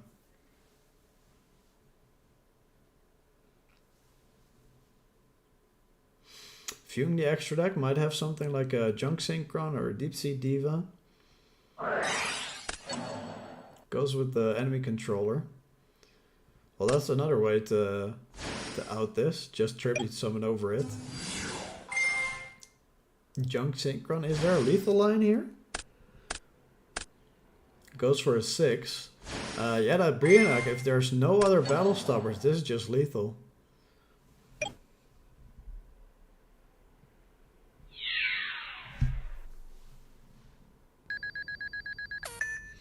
Yeah, true. There we go. That's the game. That's the match. Alex wins over the Hopeless Dragon deck. Alright. So, quick resolutions to all these matches every time. Seems like, okay, this is the match that we watched. So it's Brando and the Master, or Dino Brando and Lampposted. So let's see if one of these games are still being played.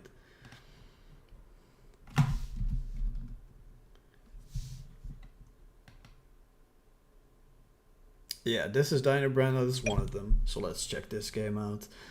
They're in game 3. So let's check this graveyard. Gem Spark, Diva. So that's Hero Beat.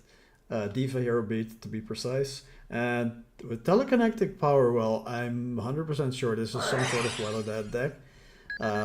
Builds can vary, obviously, but yeah, this is big push. Royal Oppression face up, so but the amount of damage on the backswing if there's no battle stoppers in the back row, yeah, that's going to decide the game very quickly in this manner. So what does he decide to do? Decides to attack with a token. We have no clue how high that is. That's a 1500 token. Can he stop the Stardust Dragon? No, they can't stop the Stardust Dragon. So, alright, this game is finished too. Alright, so which one is left? We have Brando versus the Master still left.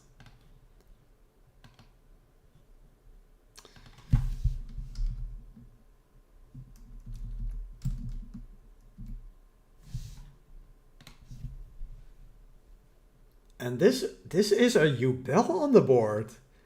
That's crazy. I've never seen a Yubel deck in Edison before. Alright, so Dark Tinker. I don't think I've seen this card before either. I'll just show the game, I guess. Also game 3. We see Dark Armored and a Goyo. Seems like a Vayu Turbo deck. It's a little more usual. Silent Doom, special summoning something from the graveyard. Bottomless on that Doom Shaman. That is a Gemini monster, alright. Doesn't have its effect yet. The Master Judgmenting that, alright. Going down to 1200.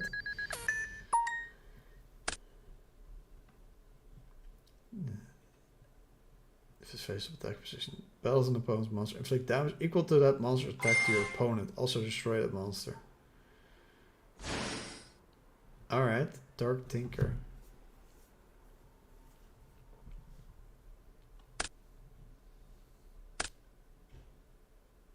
And that is a tuner to synchro summon till level 8. The Blackroot Drago.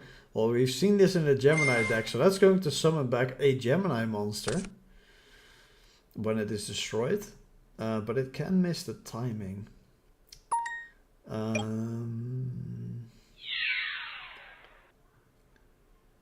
It probably probably doesn't have a Gemini monster in the hand. Otherwise, destroying that back row can be great.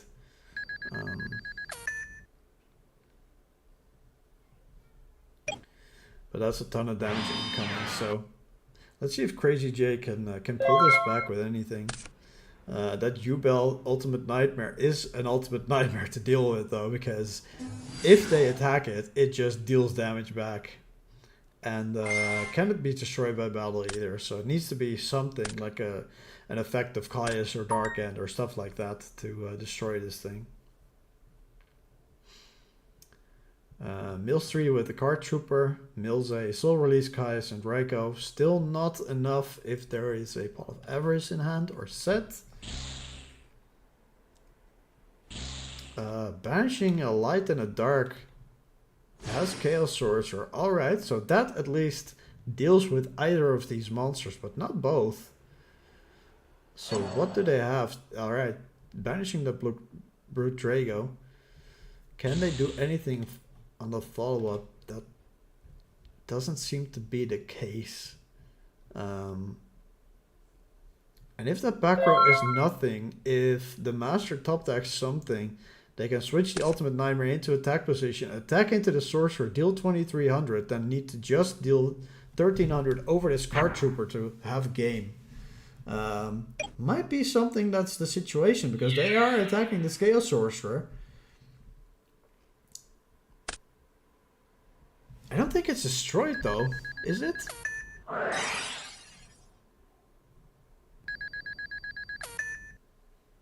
Oh, also destroy that monster. Alright, yes it does. So summoning back Black Brute Drago with that return. Attacking over the Card Trooper. If this is not stopped and it does connect, it's just GG. And I think that's the round. Yeah, that is the round. Alright. GG's. Interesting match, very interesting deck. I'd love to see what this deck is looking like after the tournament is over. But yeah, so we have all the results, it seems. This one is the one that still needs to be recorded, but then we can go on to round 5. And I'll see you guys then. Have a little break at this time.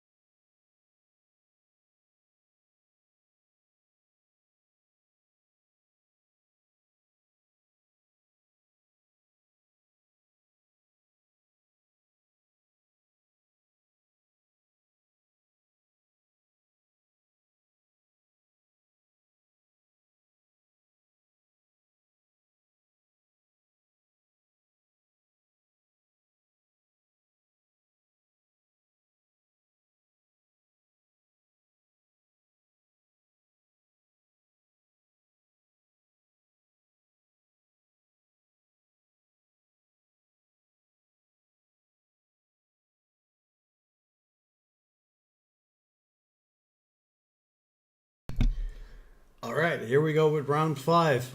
Looks like one is already reported. Maybe somebody dropped. But yeah, I saw a few matches that are interesting, and we haven't watched Doug Tracy or DLW yet. I think that's a pretty interesting match. So let's go ahead and watch them. Because we can watch Beast Mode a little bit later, probably. Quite a bit. So let's do some players that we haven't seen too much yet. They're not hosting yet, or they're not playing yet, I guess. It's a V-Duo, not DLW. Alright. DB name is a little bit different. Let's see. So we see an Icarus attack for Doug Tracy. That is a Blackwing deck, 100%. And what is the other deck? Well, it looks to be Machina, which is a very popular pick among European players, or at least this European tournament, it seems. Because that is, I think, the 4th deck that we have seen among not a lot of players in this tournament. So it is definitely played quite a bit.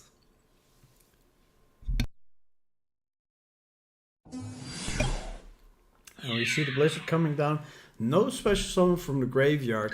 That is another Blizzard in the graveyard, and that's always a feels bad if you have to spend your follow-up to push damage. That's not where you want to be as a Blackwing deck. So yeah, this is interesting to say the least. It's always possible to just be able to push enough damage. If you top deck like the other monsters or like a Black Whirlwind at some point. But 1300? Not really that much pressure. Definitely not into a back row that you're, like a monster set that you're not attacking into.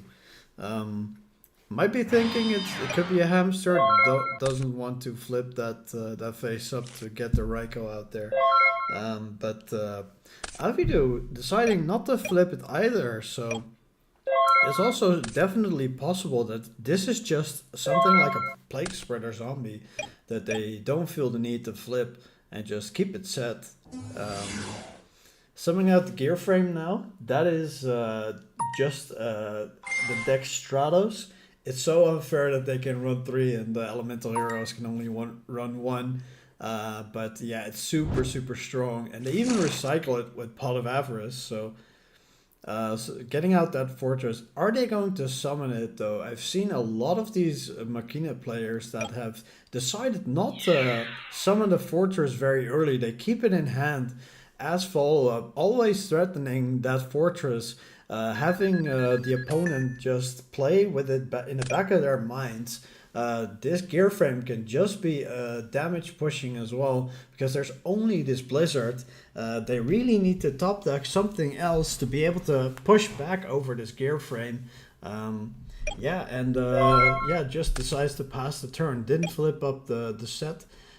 Still might be that Raikou or Hamster, can also be something else, but I think it's a very nice situation if it's a Raikou to flip its face up, because an Icarus can be chained, and if you have a read on one of the cards that could be something that you want to destroy, it's the opportune time to do so.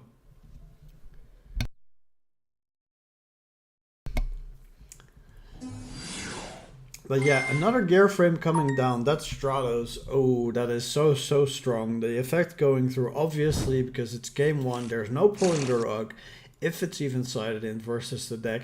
And decides to push the advantage with another fortress. Are they going to try to push for a game? Are they summoning out another fortress here? Or are they just going to go with all this? That might be heavily punished though. There might be something like a Mirror Force that Doug Tracy did not want to activate over the Blizzard. And that could swing the advantage back around if there's something like a Shura follow-up. So what is Avidu thinking? What is he going to do? Decides to just go for it with the gear form. And that Mirror Force, that is there. So did not decide to attach the gear frame to the fortress to stop destruction. All these machines going to be destroyed. all the advantage going to be gone. It's just a leveled up situation now again. Obviously, Avidu has a little bit more cards than Doc Tracy does, but still, that big push was mitigated, and that did not have to be this case. Could have just equipped it to the Machina gear frame to make sure that it sticks. But on the other hand, if they don't have it and they do have a deep prison, then you also lose 2 for 1. So it's a very, very difficult situation. But hey, it's still possible to just not summon that fortress out. So that's something just to keep in mind.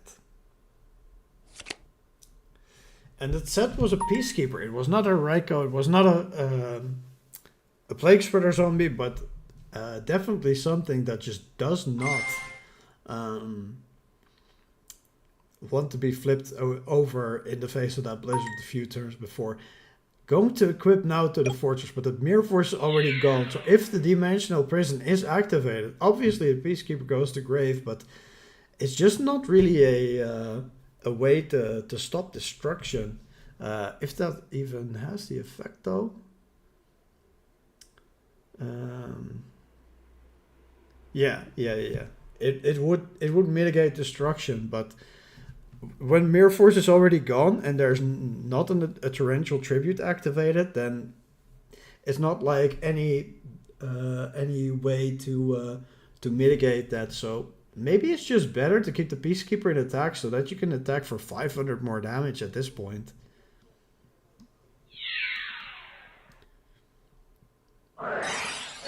Doc Tracy activating the compulsory, a 2 for 1 here.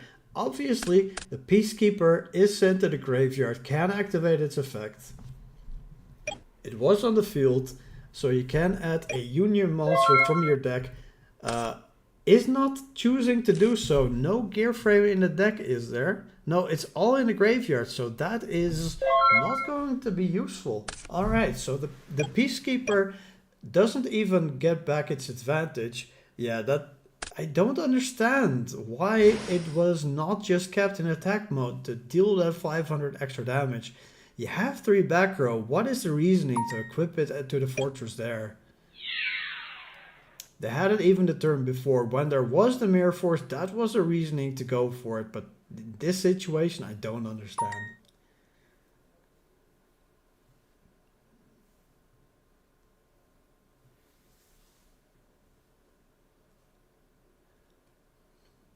So the fortress attacks for 2500 damage. Don't see any damage being dealt yet. See a bunch of thumbs up being dealt around before that though. So is the damage coming through? Is Doc Tracy going to take it? Or are they going to use a trap to mitigate some damage?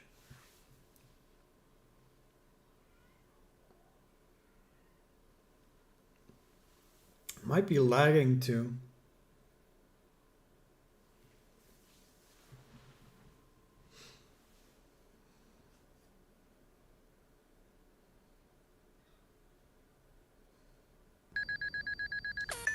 And there we go. Doc Tracy lost at 2500 life points.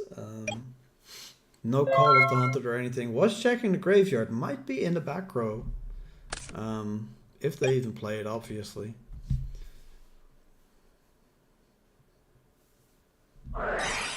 So Doc Tracy using the Heavy Storm. Trading 3 for 3. If this comes through, thumbs it up. Do they want to activate the Starlight Road? Do they have the Starlight Road? No. Just destroying all the back row. Solemn Judgment being sent to the graveyard. Dimensional prison. 3-dimensional prisons being sent to the graveyard from Avidu. Did they need to set all 3? I mean, how much does Blackwing swarm the field? Even if you said 1 or just 2, like, isn't that just enough?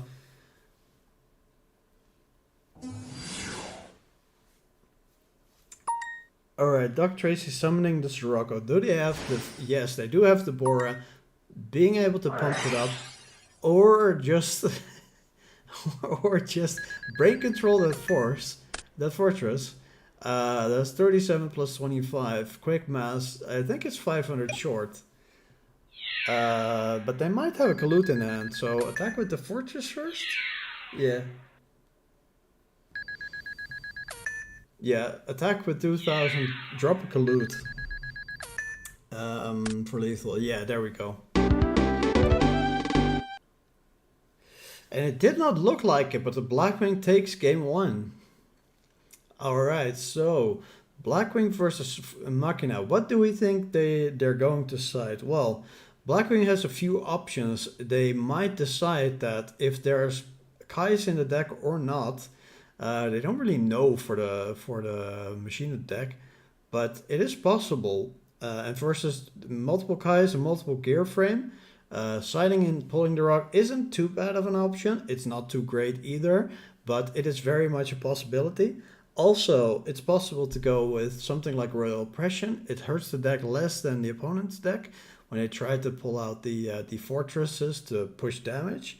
But they also usually use Hamster, Raiko, Caius to mitigate that and just get rid of those back rows. But since we've seen Peacekeepers, I'm not too sure that this deck is based on that though. So the Royal Oppression might be a lot better in this matchup. And obviously Cyber Dragon is great, just to fuse away those Machinas. And even if at some point that Royal Oppression is face up, if you can normal summon the Cyber Dragon, just getting rid of those cards, even if nothing comes out, the Fortress Dragon just goes to the graveyard. That's not really an issue. We see Avidu not playing any card in their first turn, just passing to Doug Tracy, and yeah, they're not reciprocating. They're setting multiple cards. Doesn't seem like they're having a monster to summon though, so not attacking with anything. It's possible that they think Avidu is telegraphing Gores.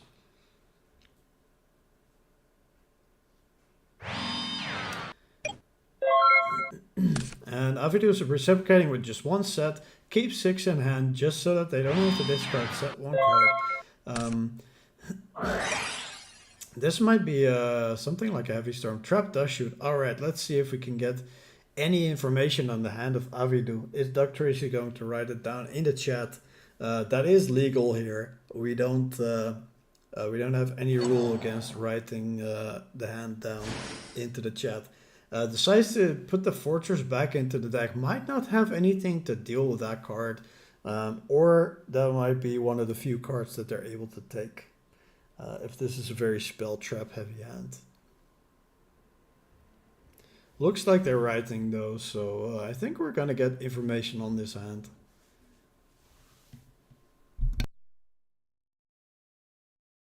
So Heavy Storm, it's a fortress, a compulse, Regeki, and Zombira the Dark. So Zombira makes me think there might be a deck dev. Thanks, Snack. It's interesting though, because it is a 1 versus 3 back row set, and now Doug Tracy needs to be aware of the fact that this Heavy Storm can just blow out the back row. If they don't have any way to stop that, a Starlight Road or a Solemn Judgment. Ooh, there it is. There is the Starlight Road. A Stardust Dragon's gonna come out. Alright. So protecting that back row did not set any back row themselves, or like just one, just to make sure that they can play that Heavy Storm. And now reciprocating with 3 set. Really wanted to get the advantage of Heavy Storm, but didn't end up working out. And now they have to make sure that they don't get gamed again like the last game, because this looks more in Doug Tracy's favor now that the Fortress is shuffled back. There's only one Fortress in the hand and a Force. Let's see, what else do we think they still have in hand? Regeki Break probably set. Compulse probably set, and there's like that's in the graveyard, and there's probably one more that they drew for turn. So we know there's a Zombira, a Fortress, and a Force in the hand. But if that Fortress gets like bottomless or deep prisoned, then this hand is quite dead for Avidu. So they really need to do something with another card and try to avoid any interaction with that Fortress. That's why they're keeping it on hand. Because they think probably that it's too easy to out for this Blackwing deck. And so Doc Tracy decides to banish that Scirocco. Makes sense. Avidu hasn't really been summoning any monsters, and we know what they have. Zumbara can't attack directly, so Doc Tracy can just bide their time, not attack into anything, not summon into anything, and just make sure that they get a good Blackwing hand to push some damage and deal with some of the opponent's threats. DD Warrior Lady, good card, pushes some damage. Not really anything back row used on that. Wants to save it for Fortress maybe. Or just go with Black Whirl and a Blackwing monster. Try to get over it that way. And perhaps an Icarus attack if there's one set in the back row. It's very likely, to just trade favorably. And let's see if there's a Starlight Road on the backswing here.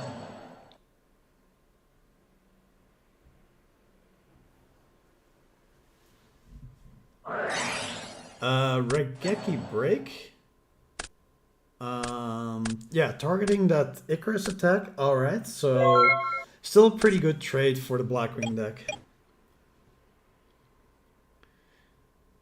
So let's see. A Force coming to the graveyard. Gonna summon that Fortress. Bottomless Trap being chained, so that is what I already said was likely to happen. Because they had so many back row that they protected earlier. And now we just know that Avidu has a Zumbara the Dark in the hand. One more card in the hand, but that Zumbara can't attack directly. And if Doc Tracy can do anything with this hand and top decks a monster, they can really pressure Avidu, and they really need a back row to interact with that to be able to stay in this game. It's so difficult against Blackwing when they do have something like an Icarus attack that they can use to deal with multiple back row. Not going to happen here though. Sure is going to go to the graveyard. That's all fine. No Zumbara coming out. So let's see if Doc Tracy has any more pressure going. And there is a Gale. This might actually be good for Avidu because they can try to attack over this Gale with the Zumbara. Probably a sort of Blackwing tech just to be able to attack over stuff. And yeah, just targeting the back row. The Zumbara can't attack directly anyway. And this card, if it battles, it loses 200 attack, but it didn't. So it stays 2100, but it doesn't really matter. As long as we're not attacking ourselves. With this Scirocco, and the Dark Arm Dragon, that is quite clutch. So if this back row can't interact with the Dark Arm Dragon, this is going to be a ton of damage. Destroy that Zumbara. No response. Going to destroy the back row. Gonna try to attack for at least 4800. Yeah, that trap does shoot as dead as can be. Not enough cards in the hand. And one more turn for Avidu to take it back, and it does not happen. So Doc Tracy wins the match. Alright, so let's see. Can we spectate any other matches? Is there any other interesting matches going on? Maybe chat sees one of the matches they would like to spectate. I've been choosing quite a lot myself. We have something like 10-foot versus Corinna. We have Beast Mode versus Tedmund. We have Gospodin versus Dino Brando. Let's see, who else do we have? Any more interesting matches? Well, we did see the Master with an interesting Ubel deck, and they're playing Joy Boy. So those are two interesting people to watch, perhaps. Luigi versus Borna. I don't know Borna. We have Ludo versus Burndig. Interesting match. Sama Pustano versus Monada Boy. Whoever calls out first, I'm gonna open up. All right. So Liana says Corinna versus 10-foot. We're gonna go watch Corinna versus 10-foot. So let's see how she's gonna do with the Blackwing deck this time. She is up a game. Well, Mayberry also picked 10-foot, so let's go with that. Alright, so 10-foot is on the Lightsworn deck. We've seen them previously. Karina's on the Blackwing deck with that Royal Oppression face up. So what did they stop? I don't see any special summon interactions in this graveyard aside from the Glorious Illusion. So that's probably what they stopped. And yeah, this Lightsworn deck, like you see with the Mirror Force, they do have actual back row. So even if Karina has some sort of Blackwing monster to summon, it is very possible that they're not connecting. And Jane needs to mill. It does mill Necrogardna and a Royal Decree. There might not be as much traps that are actually real when you do sign in Royal Decree, because usually you do side out the actual traps and keep in like the Mirror Force, the Torrential, like the real blowout trap, right? Maybe a Solemn Judgment, Trap Dust Shoot, stuff like that. The sort of Lightsworn Call of Dawn stayed in, I guess. But there might have been more traps that just needed to come out. You can only sub into Royal Decree because it's semi-limited, obviously. But yeah, that Kalut connecting over the Raikou does lower the amount of Lightsworn monsters on the field, but also increases the amount of Lightsworn monsters in the graveyard with different names. If the Jing goes to the graveyard, they do have the ability to summon out a Judgment Dragon if they have it in the hand. So that is something to keep an eye on for Karina. If there's a Royal Decree set, obviously, because that Royal Oppression otherwise will stick it to the Judgment Dragon.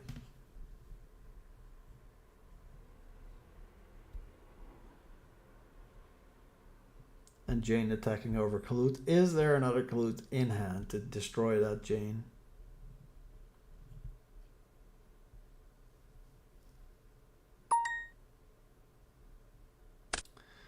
Is there an Honest in hand for 10-foot? No, there is not. Or there is, and they just decide not to. Just summon out a Judgment Dragon. Blow up the field with a Decree to negate the oppression, but that's not the case either.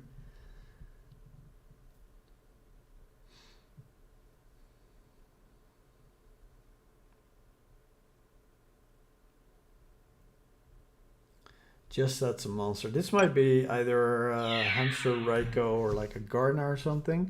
Kalut attacks over. Nothing on declare attack. Asked about damage that I don't think that anyone will use a Kalut from the hand for this situation. 10-foot definitely trolling here. Hey Zeo Clash, what's up?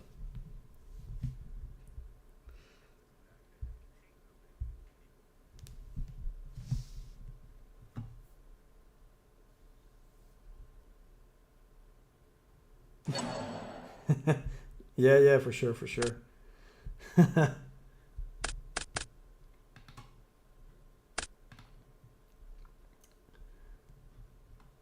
Raikou destroyed the Bottomless, I guess. Zeo Clash, what's your first name? I think I know who you are, but I'm not 100% sure.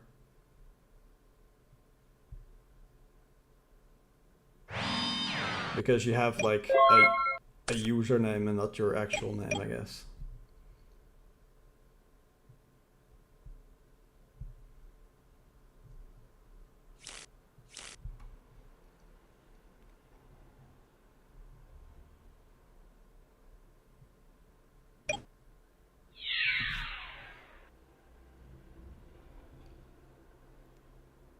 Ah, Rick. Hey, how you doing, man? Nice to see you. And Necrogardna not wanting to have the attack over this set. So is it a Lightsword monster? Do they have like a Celestia to destroy this Royal Oppression, being able to follow up with a Judgment Dragon? Is that the move? You have a boat, huh? Actually, you're writing I have and boat, Rock. Mill the Judgment Dragon, the Raikou, and the MSD. So all three Raikous are in the graveyard now. If that is a hamster, then the resequencing might have been a little unfortunate if they wanted to summon it and do something to that oppression. But without an MSD in hand, I guess not. I guess not, because it's in the graveyard. Yeah. Yeah, your boat's probably fabulous, Rog.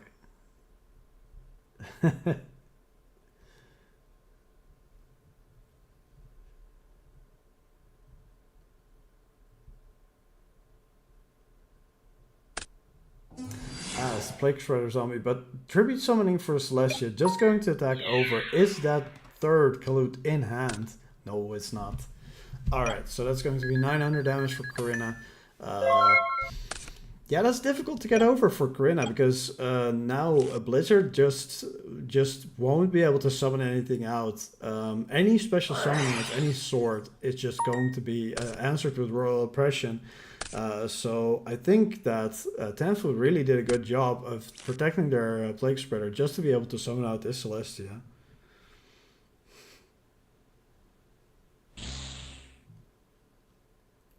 And banishing that Blizzard, knowing that they just can't summon back anything from the graveyard.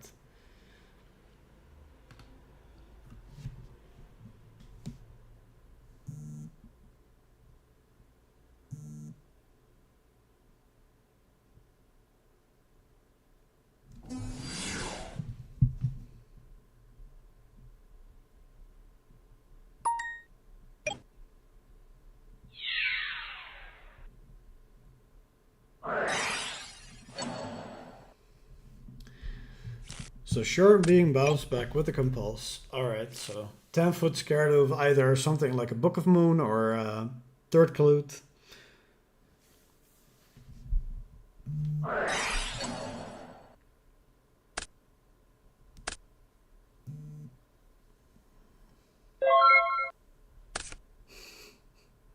Yeah, yeah. There's some Dutch in here. I'm speaking to like 28 people though, so I'm not gonna talk Dutch here right now. Uh, yeah, Tenfoot has that heavy storm, has a Starlight Road, but can just pay 800 life points just to negate it. Knows Karina knows, and yeah, no starters coming out. That oppression gonna be destroyed, and now. Uh, We can summon back the Plague Spreader Zombie. There is a hamster. Go for the level 8 Goya Guardian. This can be lethal. Yeah, it is. And we're going to game 3.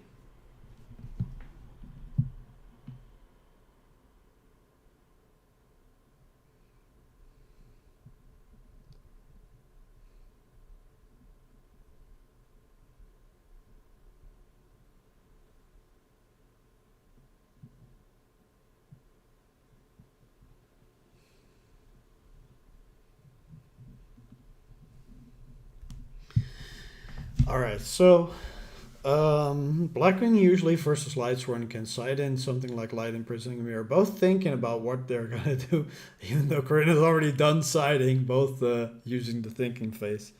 Um, so So what are they deciding on doing? I know Lightsworn has a more difficult time choosing anything else when going second. Obviously, Royal Decree isn't as great.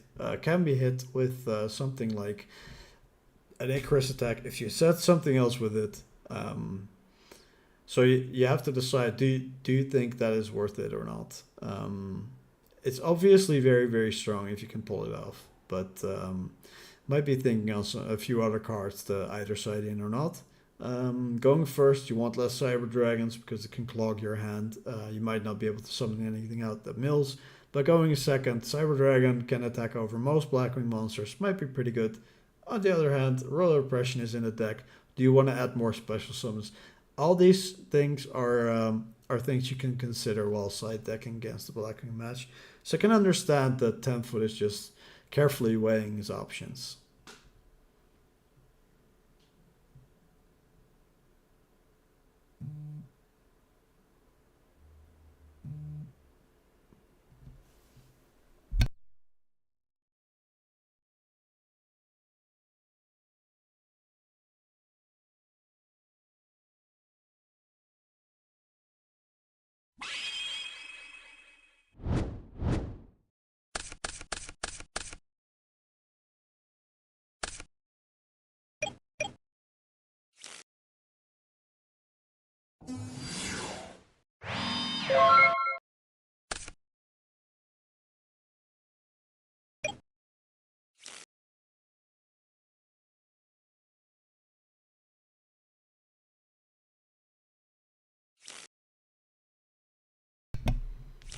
Yeah, Royal Decree is good for Icarus attack, but if the Blackwing deck goes first, has Icarus attack set, and destroys it in the end phase, then it doesn't really do much, you know? That Icarus attack is destroyed though with the Lila, so that's a good way to get rid of that and set your Royal Decree. If the Shura is able to connect next turn though, then they will be able to summon a Blackwing monster with 1500 or less attack from the deck, pushing even more damage. So this Lila is in a precarious situation, in the defense position, can't be honested, so needs to have something in the back row to deal with that. And let's see if Corinne has anything to deal with his back row first.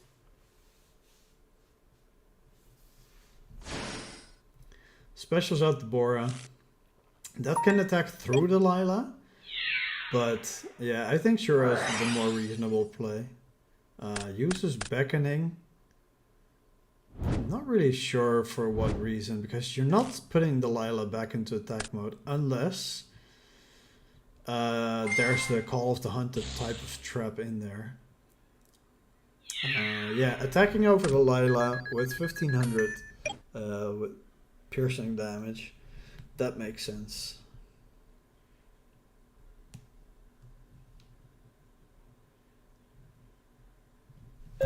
Corinna knows the entire hand of 10 foot now. Knows there's an Honest, there's a JD. We have 2 Lights for names into the graveyard. So definitely 10 foot needs to do something to mill a little bit more to get rid of this board and be able to push a ton of damage with that Judgment Dragon. Takes a large think, not really a lot of cards they can do interaction with, because Honest isn't really something that has a lot of merit. You can set it here and pray there's no Kalut to attack over it with the Shura. But that's about it, and this might be the situation that we're in right now.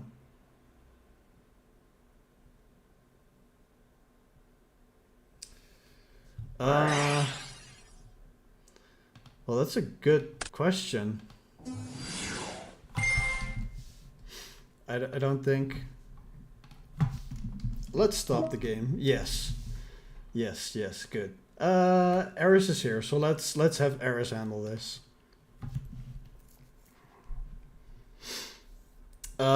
This might be an issue for Corinna, by the way. Yeah, Fitz, sorry about that. We should have called that.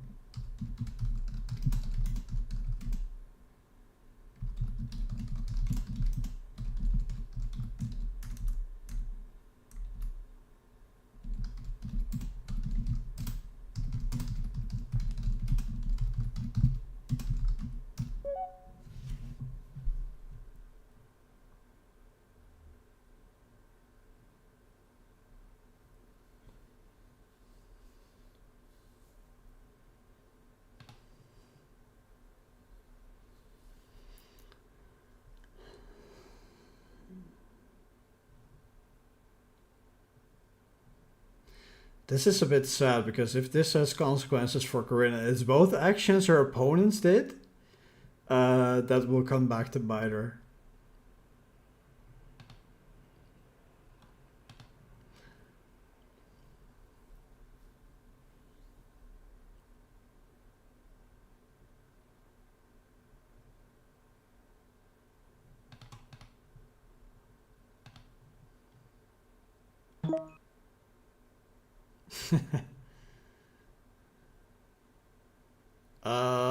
Were there... No, wait.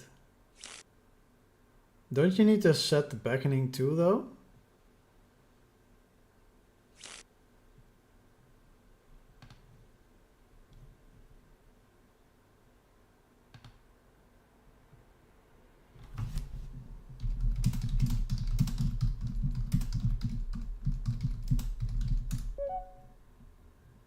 Yeah.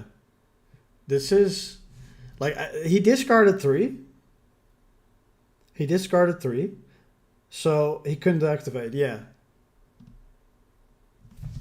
So I'm telling Ares, don't worry.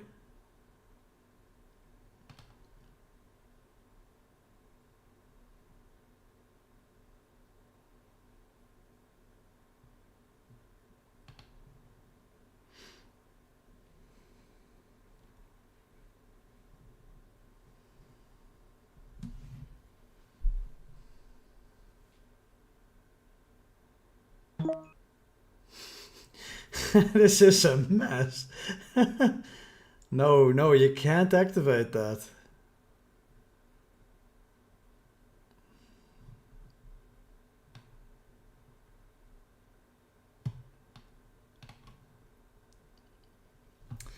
Alright, game pause. We can have some extra time for these players if needed. I'm sure Ares has everything under control.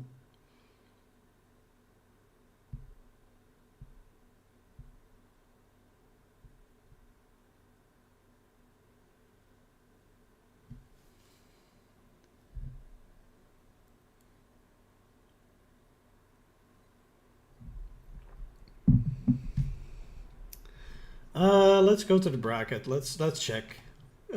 Since this is being resolved anyway. So we have Burning still 4-0. They're still finishing their match. Ludo still 4-0. Tedmund. Beast Mode still 4-0. And 10-foot still 4-0. But that could change. I think I hear that they're going back to playing. Alright. If you don't have as much light modes, you cannot activate. One light, one card in hand, with 3 cards in hand. Yeah, yeah. Reverting back to the game state. Can't Necrogard now there then.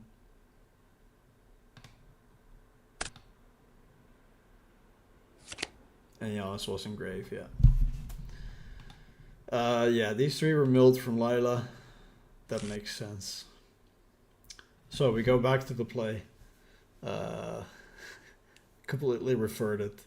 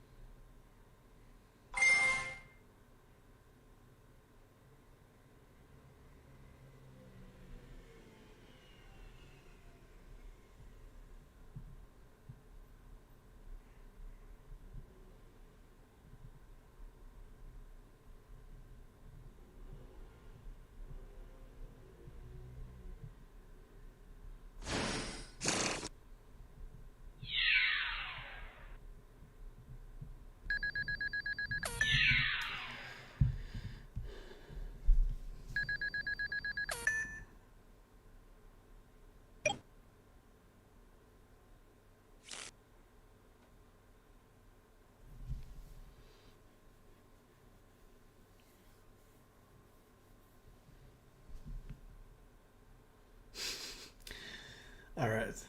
They're, I guess, figuring out everything that's supposed to happen.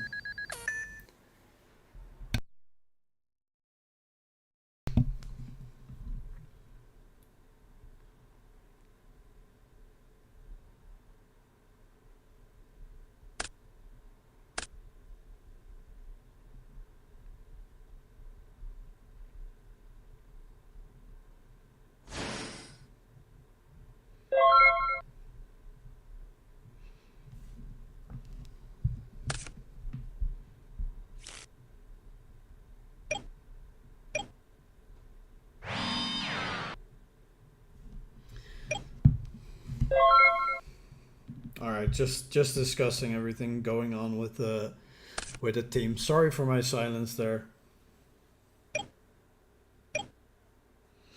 Yeah, it is unfortunate, Snack. I understand, but we have to still uphold the rules, even if it's not our fault.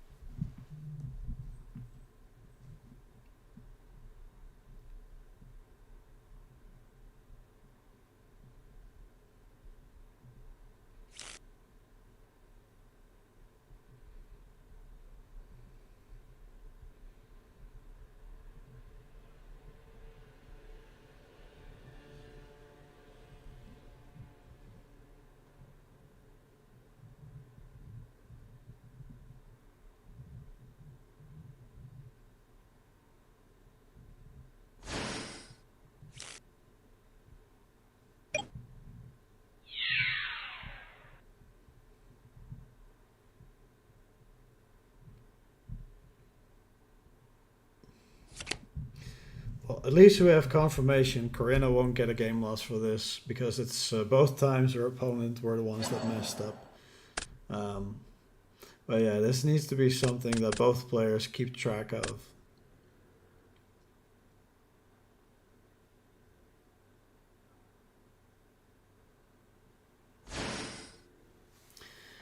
Wolf being summoned out. Alright.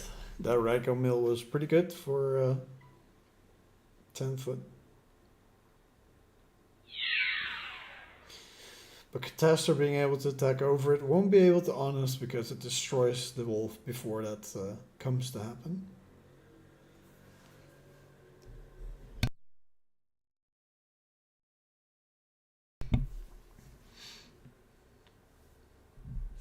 And 10 foot thinking what they want to do with the attack over the wolf.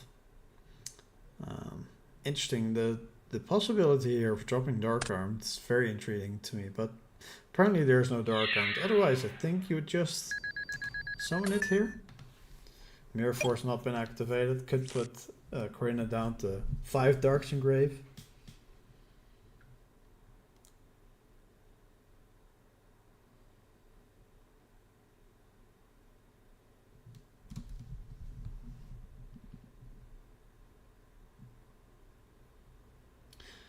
Corinna deciding probably if she's feeling like synchro summoning into a level 8 with this Catastor and the Gale combination. Needs to consider in that case if the best play is to go with something like a Colossal Fighter in case there's an Honest, or if there's stuff targeting with spells and traps to go with Thought Ruler, or if destructions were likely, so going with Stardust. So there's definitely a few options here. Decides against synchroing at any point, but passing without a back row though. So this is a very, very fragile board, because if 10 foot has anything, then can get rid of either one of these by grabbing the other. The amount of names engraved is exactly 4, so Judgment Dragon is actually an option. Has to blow up their own back row though, in case they want to blow up this board. Can't really get rid of Catastor by attacking over it. So going with the Beckoning Light this time, verifying that there are actually 4 valid targets. Four valid targets from the hand in the grave. So this is not an illegal activation. Discarding Wolf, Judgment Dragon, Necroguard, and Mystical Space Typhoon needs to try to add back enough cards, but also keep enough in grave. It's going to be difficult, I think, because you add 4 back, you can grab the Wolf, but then you need to grab one of the 4 names that make you able to special summon this JD out. So that is not great. That is not great.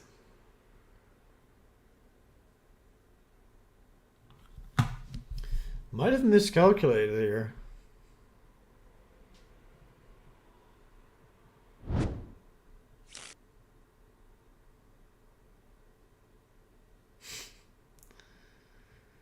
Yeah, so basically discarded MST Necroguard to add back enough names to the hand, but still no ability to out this Catastor.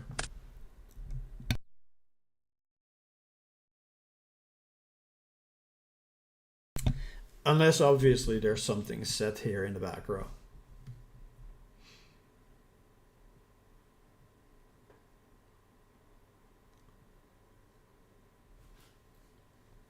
Can obviously deal with this Gale with summoning a Lila. Might be able to mill some more, but in that case the follow-up of the JD is only next turn and not this turn.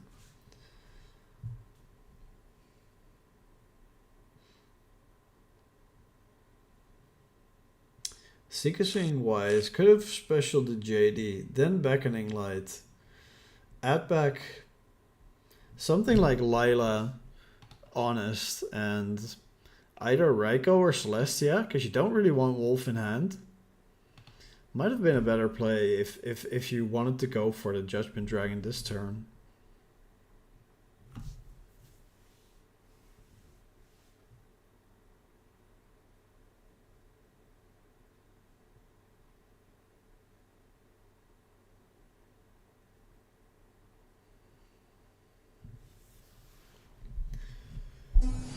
Instead, just taking a really long think here, summoning Delilah.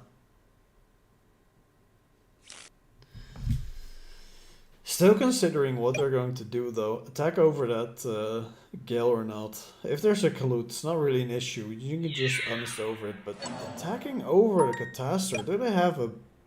What? So... Okay, so sacrificing the Lila and doing the play anyway.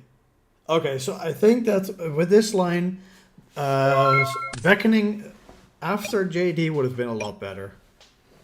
This does not seem correct to me. Milling, double recharge, call, and decree is pretty bad from though. This sequencing is interesting to me anyway. But let's see what Karina can do on the backswing. So there's 5 dark monsters in the graveyard. Can't special summon out Dark Armed even if she drew it. Has to be something where honest won't be an issue. Can't really attack over. So needs to find another way. So something like a Blizzard can put back the Judgment Dragon into the hand if she can mount up enough damage to attack through the Necrogarda in the graveyard. It's gonna be difficult though. But Goya Guardian doesn't really do it. So just decides to set something. But that can just be gotten rid of by 10-foot paying 1,000 life points just to blow up the board. But really thinking about it, what does Karina set here that would be an issue for this Judgment Dragon? Could definitely be something like a Vayu. 10-foot might decide against destroying this by paying 1,000 life points. That 1,000 life points pretty dear to him, obviously. Even with Necrogarda in the graveyard, he's very low, and 2,200 is definitely a dangerous breaking point. Blackwing can definitely sound out something like an Armed Wing or an Armor Master with either one of those monsters, Blizzard or a level 4 and a Gale. Well, decides to do it anyway, pushes the damage, 3k to the face for Karina, but has to consider all the options of damage on the backswing though. So if Karina has something like a Brain Control, this definitely is just lethal through the Necroguard now, because just banish that Vayu and the Sirocco. Mind Control. Can't attack with it though. Yeah, has to mill with Judgment Dragon. Mills spell been milling a lot of spells and traps from when I've been watching. Maybe stream is not the best luck, but these mills are not it. Yeah, Karina pays 1,000, destroys the set monster, but has to realize that if she does not summon another monster that does 2,200 damage or more from the hand, like with like something like a Blizzard, then this can just pass back over to Rog. Why am I saying Rog? Pass back over to 10-foot. And this is not enough. If there's not another Kalut in the hand, this is not enough. Nah, the mill 4 is not going to be a rewind. I mean, this can just be done. But yeah, that is lethal. That is lethal. All right, and Karina wins the match. All right. Well, that was definitely an interesting match. It was a little bit sad to have seen the situation where we had to revert the game. Luckily, it's all been figured out and been done correctly. We can go check Beast Mode. He's the last one to play. We're probably going to see him quite a bit. He's been doing pretty well. Probably going to see him a bit more in the matches top 8 as well. But yeah, they're in game 3. Tedmund actually playing the deck that the Beast Mode usually plays, so that's quite funny. At least it is a version of it. It looks more like a Silchus build because it has heroes in it with the Future Fusion and the zombies and the Diva. So it's not a Diva hero per se, but it looks like Diva hero zombie type of thing. But this is interesting because Beast Mode is the 4 in deck versus 15 in deck, so Beast Mode definitely has to push that damage. 3 Raikos in the graveyard, setting a monster. I don't see a Plague Spreader zombie in a graveyard, nor banished. That's probably like a Plague Spreader zombie, if not anything else.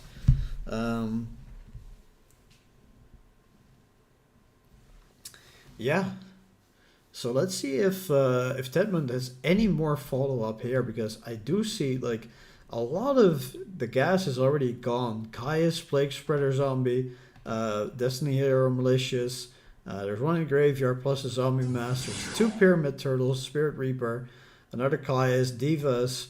Like what else do you have left? Like this Goblin Zombie, sure, but Dark Arm doesn't seem to be live. Or able to play. Cyber Dragon was set, alright. Didn't he just set that? Did you tribute set? Oh, it's probably brain controlled. Yeah, it's probably brain controlled. Tribute set. But yeah, not much action going on, not much gas for either player left, so definitely curious to see if Beast Mode has anything left. If he can do something with like a Pot of Avarice, there is 1 in the graveyard, might be able to pull in 2 in the graveyard, might be able to pull the 3rd at some point, but can't activate it anymore because there's only 1 left in deck, so you can't activate the Avarice. So you're gonna deck out here, and that might be Beast Mode losing the game, because you can't activate Avarice here. Yeah, that is it. And that is the conclusion of round 5. So we're gonna go to round 6 with Tedmund winning that game. Beast Mode falling to a 4-1 record. Alright. Well, I'm going to go take a break again until the next round starts. I'll be back soon.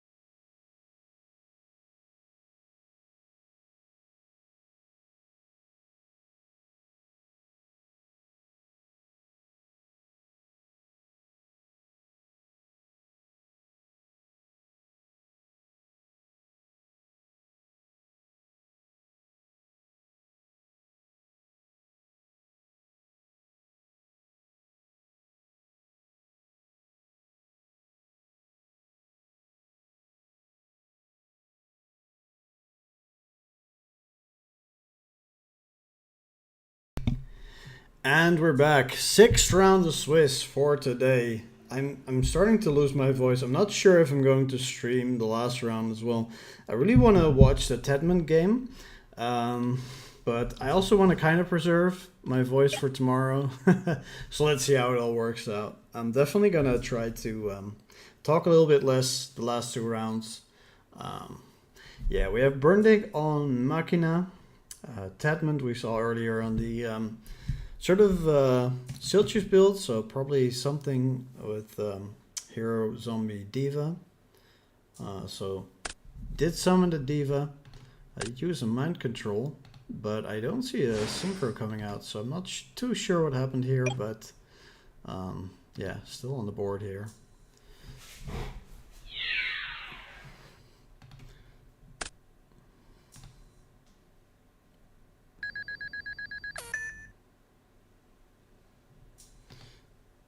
Probably use a Solemn Judgment on that mind control. Yeah, so the Diva just stuck. Yeah, definitely, Monado. It's been crazy with all these deck outs.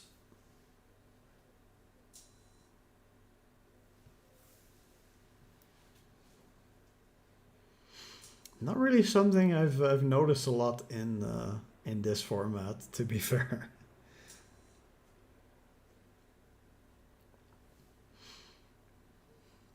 So both these players are 5-0. They're very likely to get into top 8. Not guaranteed, because if they lose twice, it is possible that they're not in. But if there's any X2s going in, then they are very likely to be those.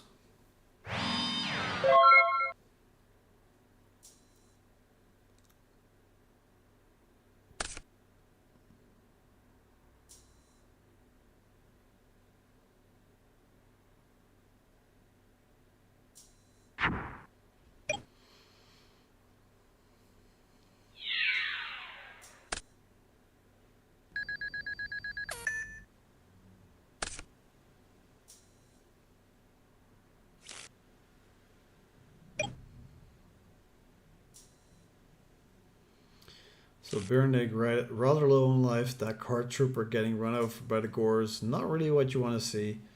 1700 isn't that much. This type of deck can really pump out a lot of damage, but has to get through these Machina Fortresses first, obviously.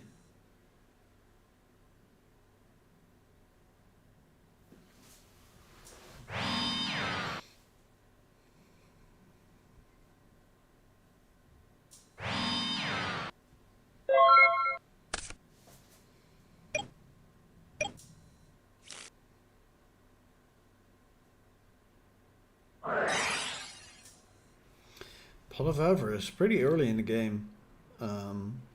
Yeah, that's just started everything. Does Tedman main a DD Crow? That's the question. You probably want to use it here if you do.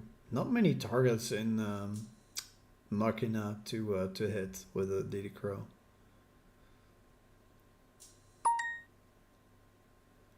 Burnick checking with Tedman if it's okay. Tedman's thinking. Actually resolving Solemn Judgment. Both going super low in low amount of turns.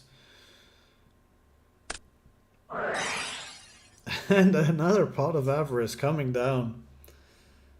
Yeah, if you're Burndig, you love to see that Solemn Judgment on the first one.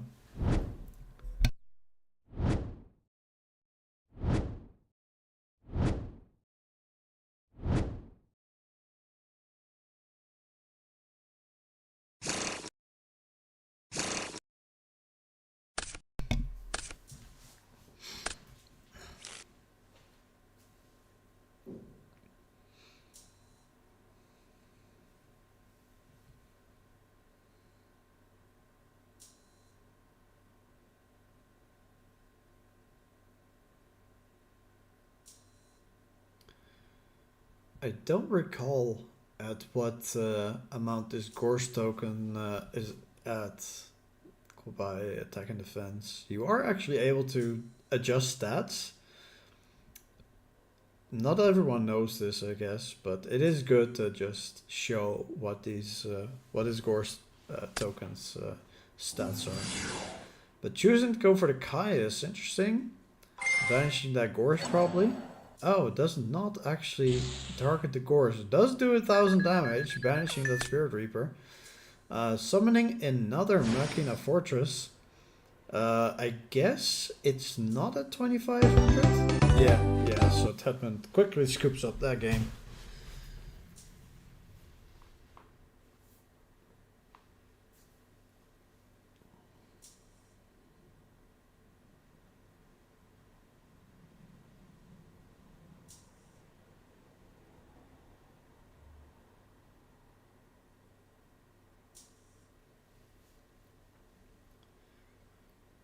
So we talked before about side-hanging options versus Machina. Since a lot of players are running it today, it's definitely been one of the picks for this tournament, and it's resurfaced from being not played a lot in the past few months. But people really like to side in something like a Cyber Dragon, something like Tedman's deck can't really put in a Royal Oppression.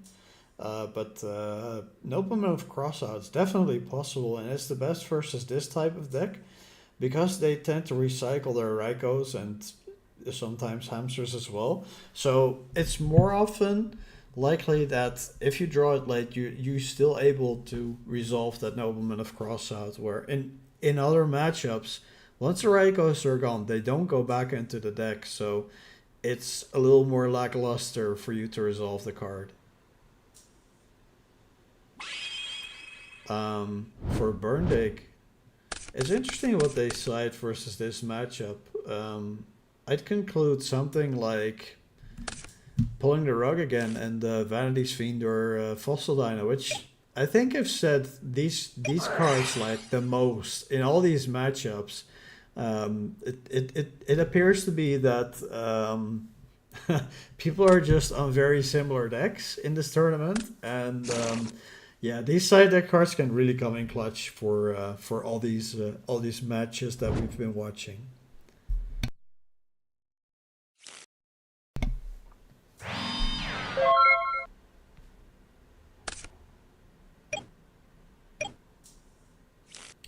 So Future Fusion being used, very good. If they top deck a Miracle Fusion, definitely possible to use that. The Malicious in the graveyard can be used with something like a Diva or a Plague Spreader Zombie, outing something on the board. Always great to have. Tedman might even side in that deck Devastation Virus to destroy like the smaller creatures that Burn Deck has in his deck, just isolating those machinas in the deck. But you never know. You never know if that's the correct play, because they do run those bigger cards, so might not be the best play, but it is something some people do. And that cannot be special in defense mode, so I'll let Tedman know that in the future don't special it in defense.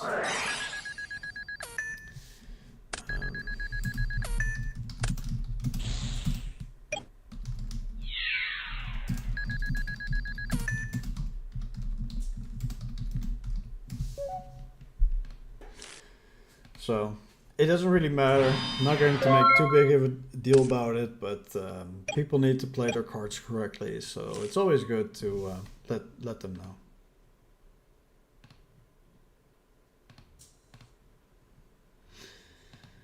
And now there's two heroes and a water monster in the graveyard. If there's one more, also DD Crow won't really work against a Miracle Fusion, so that's why it's also very difficult to decide if you're going to bring in those DD Crows, because it's just not that relevant in the matchup in most cases.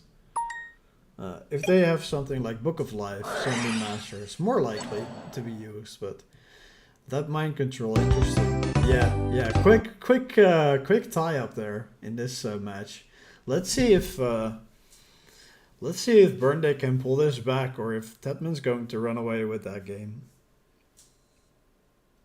These games tend to go fast. We've not been playing this round for too long yet, but yeah, the winner of this match solidifying their spot in top 8, definitely going to top. So yeah, let's see who makes sure that they're going to be in that top cut for tomorrow.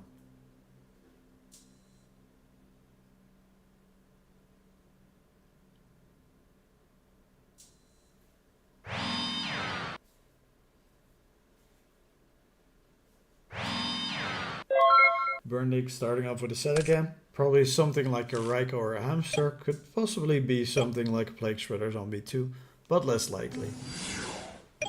Goblin Zombie. This is why you want to have something like a Dimensional Prison set versus this style of deck, because that's what they usually do. They don't lose anything by it. They just search another card, and they're just up a card versus you. So very heads up. I've seen people play versus zombies, not set the Bottomless Trapple, but set the Dimensional Prison behind the Raiko. That's definitely the move.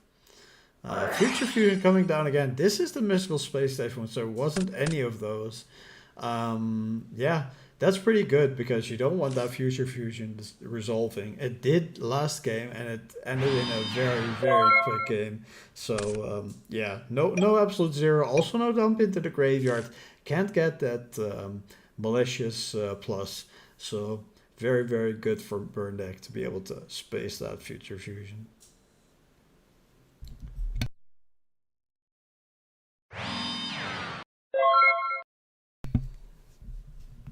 The last two games were super explosive. Now both are just setting cards. Definitely a bit slower of a game than what we've seen. But obviously a lot's on the line for both players. So they should be cautious with just throwing away their cards, basically.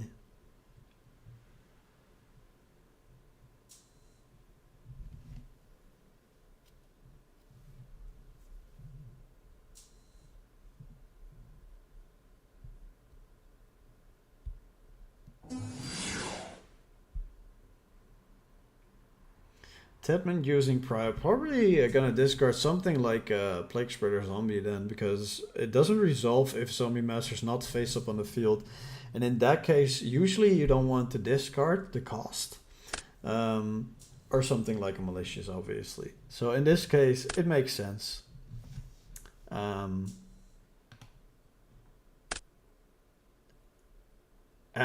oh, Burndick deciding to use both Crow on both cards. That is very a very good interruption, but the problem is there's still an 1800 attack position monster on the board and you're down 2 cards actually. So I'm not too sure that this is the best outcome in the end, but perhaps Burndick's going to be able to pull it back with a summon of his own. Pot of Avarice. Well, that can pull back the advantage too. All 5 cards. Did Tedman put in their own Diddy Crow, or is this another Solemn Judgment in the back row to stop that Pot of Avarice, just like we saw in the previous game?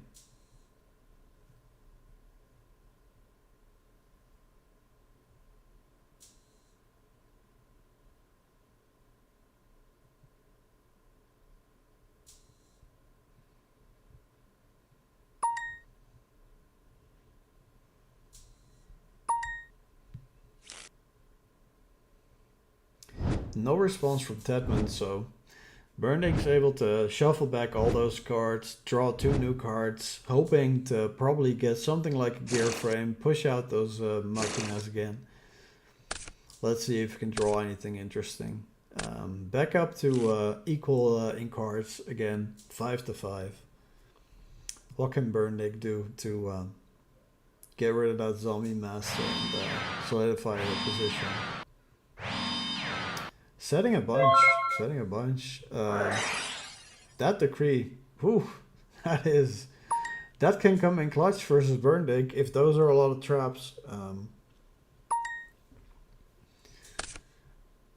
But still, needs to have a lot of cards in hand to be able to do stuff. Alright, yeah, that Kai's, that works. If that's on a Raiko, that definitely sets, yeah, that sets Burndick back, because that decree was history otherwise.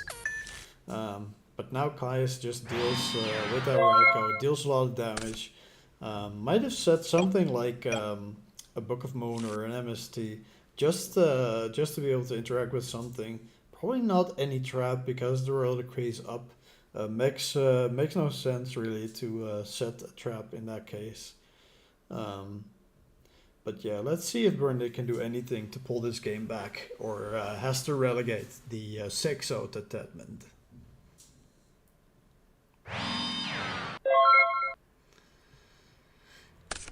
Well, at least has another set. Might be another Raikou or a Hamster. That would be good for them, being able to activate those traps again. Or if it's another set decree.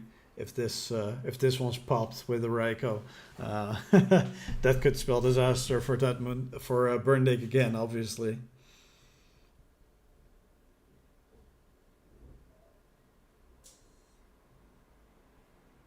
So Tedman thinking on their turn, not really making a quick play, moving towards the main phase now though. Deciding what they're gonna do. Are they just gonna attack over this? Or summon another Caius. Oh yeah, summon another Caius. Oh, having everything. Oh, this was just a Thunder King, so it wasn't even anything that was able to deal with that decree. Yeah, Burning is really struggling, really struggling. This just could be over next turn. Especially now that Tedman is just searching for another warrior monster, might just grab a another Stratos, yeah. Summoning that Stratos, being able to attack for game next turn over Caius over a set monster, and a Stratos for game, because Burnick only has 1400 life points.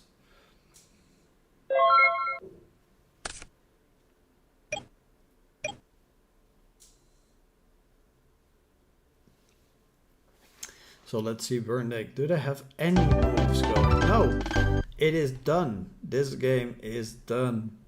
Tedman moves on 6-0 and it has top cut locked for tomorrow.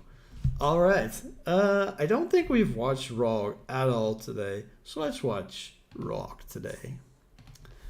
I'm not sure. I think I saw him 19th. So Rog is definitely still in contention, but has to win at least one, maybe two more to be able to top. So let's see their game. Oh, that's interesting. It's the Sphere build. He's bringing it back. He's been boasting about Sphere of Chaos a bunch. And this is, yeah, very Frog. Definitely. We see the Shining Angels, the Nova Summoners. If there's a Christian and can't just special summon it from the hand. Has that Sphere of Chaos in a graveyard, Chaos and Master, these tune to Colossal Fighter. That was outed by the Machina player. Exiled Force really mixing a lot of these gold format cards into the deck and tributing some Byra the Dark to get rid of all of those small monsters.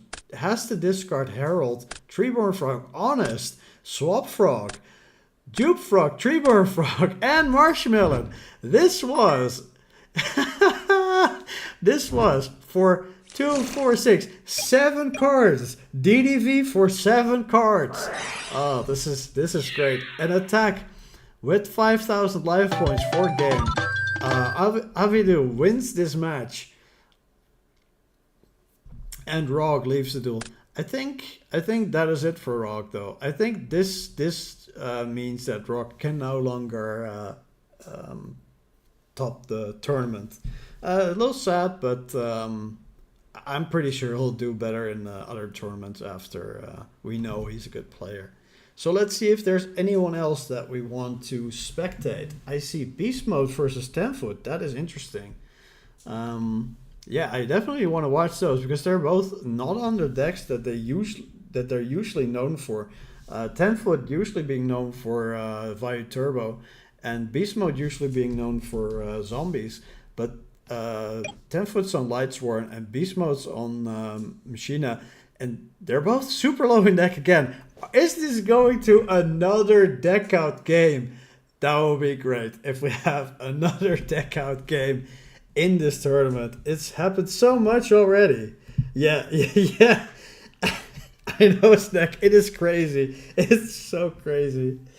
It's so funny to see though, and that limiter removal on the fortress is just, yeah, uh, crazy, crazy.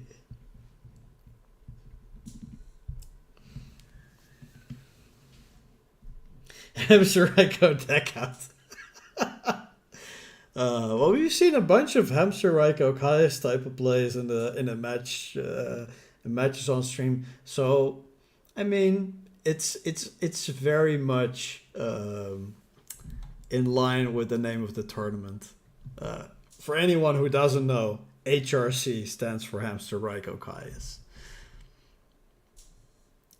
So I see Necrogarden in the grave for 10 foot, so I was able to use that.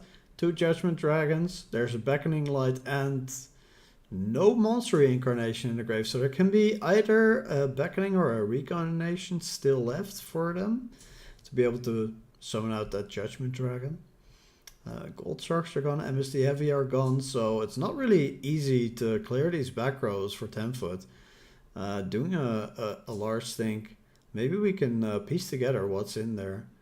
10 foot did win the first match. The first game I see versus Beast Mode. So, if they're able to get to that Judgment Dragon and clear these back rows, push the 500 last damage, that's just lethal. That's just destroying this match.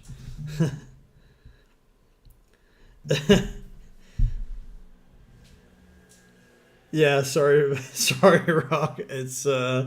It's devastating, but it was very spectacular to see DDB 4-7 and then the Fortress with the limiter just taking that game. So 10 foot not able to get back one of those Judgment Dragons. Don't see the reincarnation or beckoning yet. Might still be left in the deck. Was Beast Mode played? So there's Torrential still left. There's still Deep Prisons left, but no Bottomless. Pop the Starlight Road, milled. Still no Monster Reincarnation. Alright. Torrential, there it is. Is there something left in the hand that 10 foot can still special summon? No, can't special summon the Judgment Dragon. Has to wait another turn to try to go for game, and if he can't in the next turn, if he doesn't have a monster to deal with, he has a monster to deal with 500, and Beast Mode loses the match. It is 10 foot's match. Wow. Did 10 foot does not run any other way to bring back the Judgment Dragon? Just the one Beckoning Light? That's crazy. 2 Gold Shark, 1 Beckoning Light. No Monster Reincarnation. It was already used. There was no way to get it back. It was just that one Lila. If that one Lila did not connect, he would have lost the game. Wow. Alright, so Beast Mode lost and he's now X2. So it's going to be difficult for him to top now. 10 foot solidifying his position though. Let's see what other matches we can watch. We have Corinna versus Samu. Oh, we can watch that game.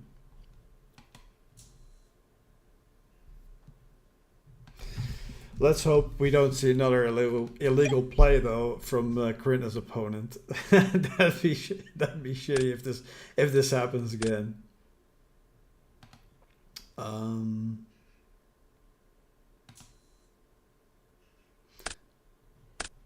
Corinna sending some cards to the graveyard. All right. Synchro summoning. 4 level 7. Is that going to be a Black Rose Dragon? Is she going to go with a... it's the wrong art though. I don't agree with this. I mean... That's not okay. Alright, let's see if Samu can deal the necessary damage. Alright, no damage coming down. Has the Chaos Sorcerer in the grave. Alright, so that's the type of build, fire build that he has. Lots of stuff banished already. I think it's 2 Vayus and a Plague Shredder Zombie. So not much gas left in the deck to do stuff with. Might be on return though. Yeah, banishes the Shura. What kind of gas does Corinna have? Has the Vayu engraved but no Sirocco or Armed Wing. Dusts the Mirror Force. Allure of Darkness. Let's see if there's anything that Samu can summon after this. Banish Caius. Yeah, pretty dead card at this point. No, it's not. It's not the correct art. That is slander. That is slander of the good Black Rose Dragon name. Cannot agree with that.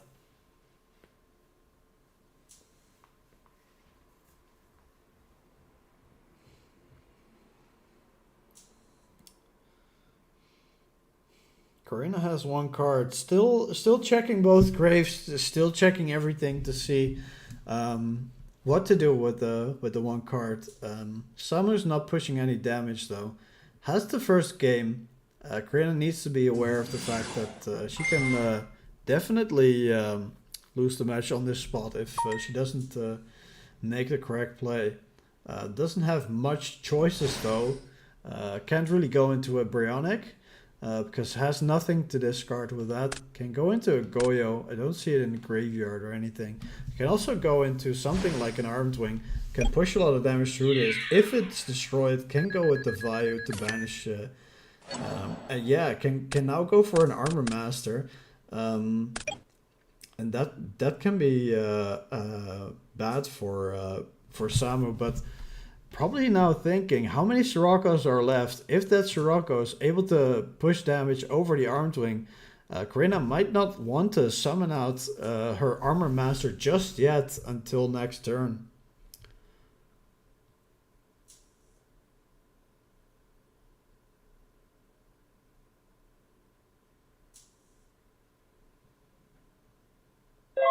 Yeah, decides against it. So Samu still has 2 Siroccos left in the deck. Kept the card in hand that he couldn't play. Obviously that could be a Dark Arm, but it could very well be a Sirocco too. So yeah, it's Dark Armed is not live. Yeah. So here we go. So there's the second Sirocco. So Samu admitted defeat. Yeah. Was not able to mitigate incoming damage from the Armor Master. Needed to mill something good and wasn't able to. So probably hope to mill something like a Necrogardna. Or enough damage to push for lethal, I guess. With the 3rd Vayu. But yeah. Tied up game. Samu gets to go first. This is an important match, I think, for both of them, because I don't think either of them have a clean record. Let's check.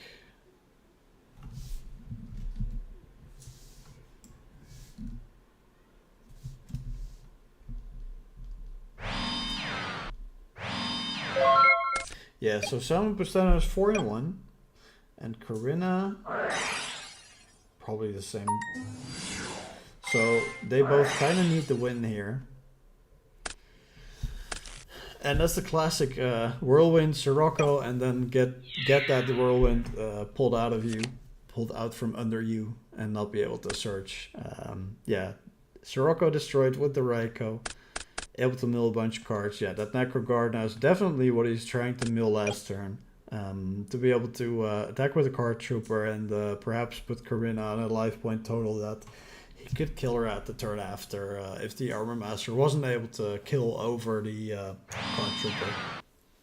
But quickly, after realizing his out, didn't get milled because he did that last game. Yeah, I think Samu definitely wants to have milled something like a Vayu or Sirocco there. I mean, the Gardna is always okay, but it's not really what you're looking for at this spot. You kind of want the gas to be milled and go for it.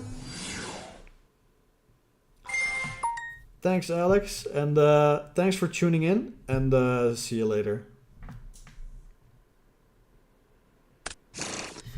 Yeah, so that Armageddon Knight can put the value into the graveyard. Also, very heads up, puts him at 3 darks, and if he ever needs to make sure that Dark Arm's live with the Armageddon Knight going to the graveyard, can always banish the Necrogarda on an attack and still attack, still summon the Dark Arm Dragon. So, very, very important to keep in mind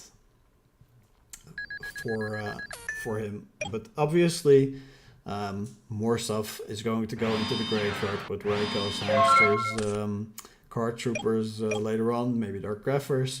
So usually the graveyard's rather dynamic for Value Turbo, but it's very important to keep track of the darks in the graveyard. Mills Achaeus, a little bit unfortunate. Not really one you want to see into the graveyard. Same thing with Brain Control and Heavy Storm. Those are some power cards you don't want to miss. Yeah, that's a really bad mill for Samu. Can't imagine he's happy with those. And Corinna drops the Kalut on the wants to keep around the Bora. Can understand it. It's her only monster at this point, her only threat. Needs to push the damage, but yeah, the Card Trooper is allowed to draw Samu another card. Just being up on cards in this situation. Obviously tied up now with the draw, but yeah.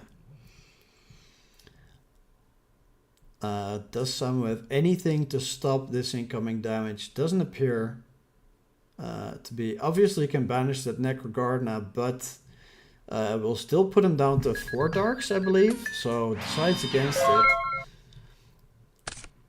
Probably gonna wait for something a little bit bigger or more important situation.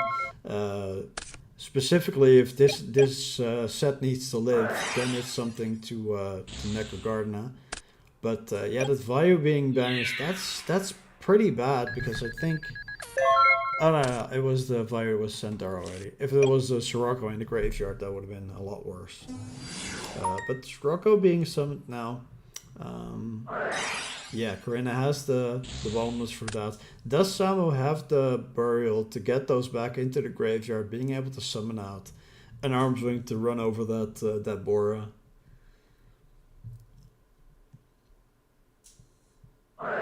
There it is. Yeah, there's the burial. Using it to just put back 2. It's fine though. It's still another summon. At worst, it's another interaction from Corinna's back row. Yeah, hasn't appeared to be an Icarus yet, although we do understand that she does wants to keep the monster on the board as much as possible, so it's definitely still possible that there is an Icarus attack back. But let's see what happens if Samu decides to attack. Might definitely be an Icarus there, or a Mirror Force or Dimensional Prison, but decides against it. Doesn't want to run into those things, wants to keep around that Armed Wing. Definitely understandable with the amount of life points that he has. Can't really afford a lot of attacks over his life points, so Corinna just has that compulsory. And now empty board again. Yeah. Still Samu on the card advantage with 3 cards here, but does need to push something. Armed Wing's gone, can't bench that from the graveyard. The value in the graveyard is just dead still. Corinna very, very has to play to have that compulsory just to bounce it back into the extra deck. Not able to bring it back in that way. Yeah, that's really difficult for Value Turbo to deal with. Because you really need those Siroccos in the graveyard then.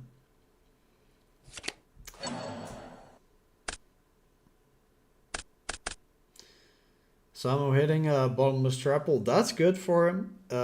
Just did not mill anything he really wanted to mill. That Dark Arm Dragon and Torrential Tributes, just power cards you want to have in the graveyard. You had like 5 darks to go, so it was a little bit difficult, but both Necrogardner and Vayu can get out. So the Dark Arm could have been live at some point. So this is a little bit sad, but yeah, it is what it is, obviously. Ooh, the Bomber Strap all gone. And just a Raikou on the board, and that's Shura. That is big, that is big. Yeah, the Necrogardner really needed to be used there, because that would have been a ton of damage coming in from Corina. 1600, putting him down to 1500. Wouldn't be quite lethal because there's no Blackwing monster with 1500 attacked, but yeah, would definitely have been too low life point to really come back in most cases. But what can Samu do now? That Raikou is still a liability for sure to summon anything. Needs to have like a battle stopper or something like a Caius to tribute over this. And there it is. There is the Caius. That's pretty strong though. Yeah, that's gonna deal 3400 damage in total with the banish 1k damage effect. Push it down to 3200, and now they're tied up, and Corina needs to find a way to pull this back. Does she have something like a brain control plus another monster just to finish out the game? That is a possibility still. Necrogardner removed from the graveyard to defend that Raikou from being attacked over by the Shura. And now, really do or die moment. Brain control won't be able to be used if Corina can't do anything with this Caius or set a monster or anything. Because then that 2400 damage puts her exactly to the 800 point if Samu has no other follow-up. Very, very close match. Must be stressful for both players at this point.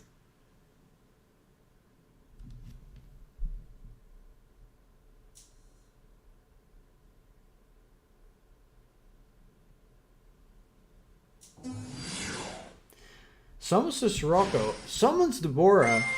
Alright, can pump the damage up with that. 3700 over 24. Take 1300 damage. And now it's right back onto Samu. He needs to have something to be able to deal with this. Does he have his own Sirocco? That would just be the game. But no. Has the Dark Grapher. Can summon an Armed Wing though. Can try to clear up this board. But has... No, Corina has no value in the graveyard. He can clear up this board. He can crash the Grapher into the Bora, then crash the Armed Wing over the Sirocco for 300 damage. Then Corina needs to top deck something.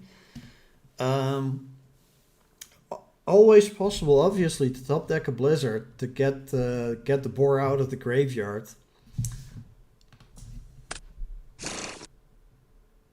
Yeah, this is a really good situation for Samu.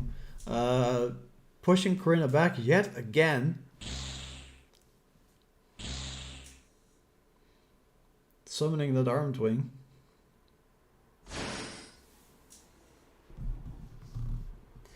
This top deck's really going to decide the game here. Blizzard or Brain Control can really do a lot for Corina here. Brain Control can just win the game on the spot. Because that Dark Grapher just needs to be traded into that Bora. No other way to get rid of it unless Samu has something else in hand to deal with it, obviously. But realistically, usually you just need to attack over this Bora. Only having the Armed Wing on the field at the end of the turn unless this card can be set somehow.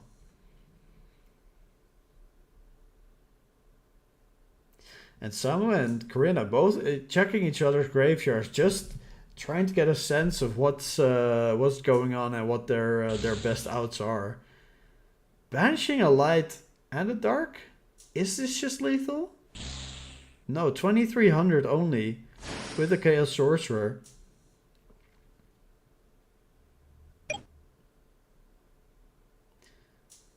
Able to attack over.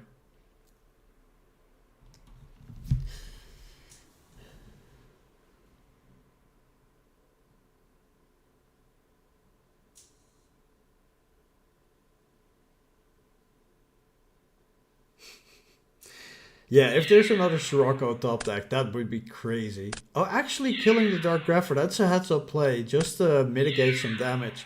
And that is 2600 damage onto her life points. Top deck brain control's no longer going to do it. Needs to have that either that Sirocco or Blizzard to be able to play this game. No, it's not. Corinna loses the match, Sama Pusteno wins it. Alright. That game was insane.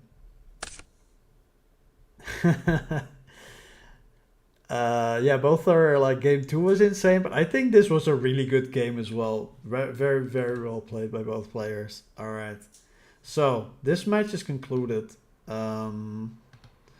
We have a few matches still left.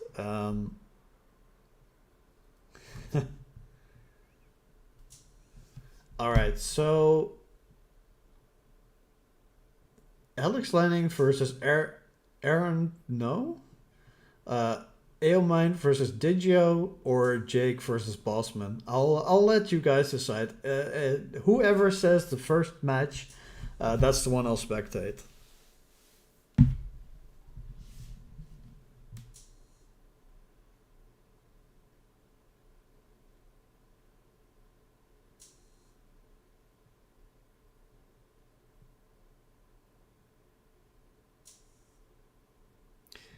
Yeah, yeah. Koyo over that sorcerer banished the armed wing. That wouldn't clutch. Aaron. All right, we're gonna go with Aaron. Let's see how easy it is to find them. Alex. Yeah, Alex versus Aaron. Oh, they're just concluded. They just concluded, Liana. So we have to grab someone else. So it's Aomine versus Digio or Jake versus Bossman. I think the Aomine matches were rather uneventful, so I'm gonna go with Bossman.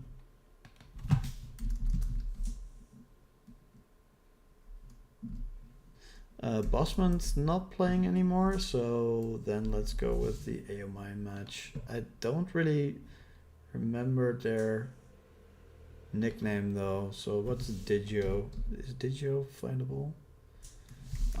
I know it when I see it. I'll just scroll to it. I keep forgetting nicknames. It's just so much to think about with this stream. Sometimes you just forget, and I'm horrible with names regardless. So maybe they're just already done anyway. I don't see any of the matches in the list. Perhaps everyone's just done right now. Yeah, I've seen an interesting one with Dark Horus and Phantom of Chaos, but I'm not sure there's a Norderus in there. And Liana knows more. I think she's seen all the lists. I've only seen what's been streamed. But I can't find any of the matches that are still going on. This one's concluded. This might also have been concluded because I can't find them scrolling through the list. So I'm going to take a quick break before round 7 again. And when this has commenced, I'll come back to the stream and stream the final match of the day. Top cut will be done tomorrow, top 8. And it will be double elimination.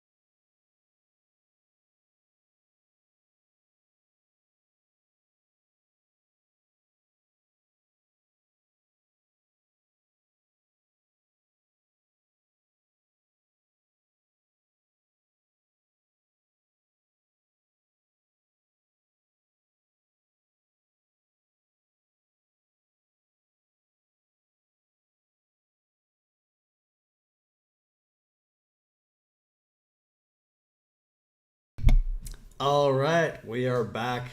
Um, yeah, seventh and last round of Swiss. Last round for today. We have 27 players left. Not a lot. We're cutting to top eight after this round. Um, just to be clear, Buchholz is not correct on this website. So somebody who dropped after 2-0 actually has like 21 points. We're gonna mitigate that. So we're gonna recalculate after the tournament. But yeah, there's not too many matches going on. We're just gonna be watching a couple players that we've watched before because I think we've watched about everyone about now. So I'm definitely just going to watch the people that I feel like watching right now, unless a lot of people want to watch the same person. Um, let's see. DLW Beast Mode. Those are people that can top with Machina because Beast Mode's also on Machina. So that's interesting. Very interesting. I think we've seen quite enough of Beast Mode for today. I think we tuned into 3 or 4 matches, um, but I haven't seen a lot of DLW, and I think Maki's deck was interesting. So let's go with them.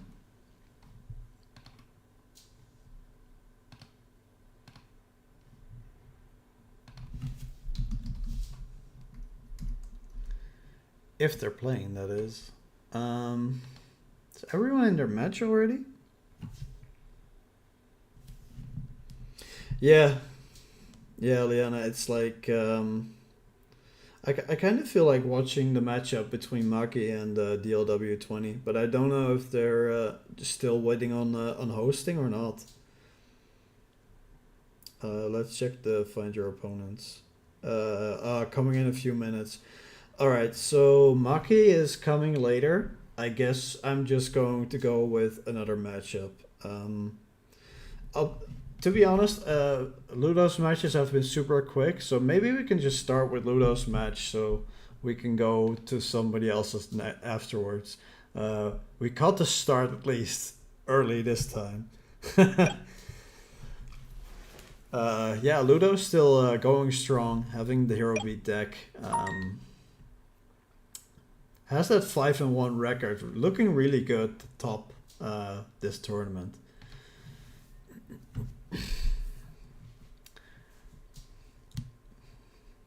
Telling his opponent to use correct phases. All right. Uh, Gold Shark gonna banish the Dark Armed.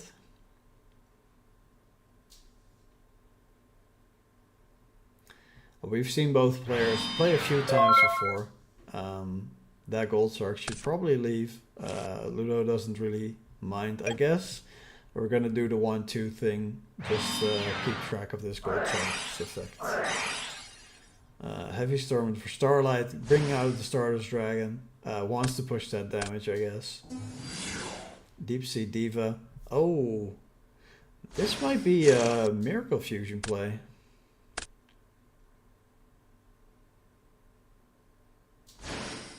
Brionic, yeah. Discard Gilman. So this is 17, 27 plus 25. Needs a Miracle Fusion. Yeah, there you go. And that's 3, 5, I think. So if this all connects, yeah, it is. Like I said, Ludo has certainly had quick games before, and this is no different.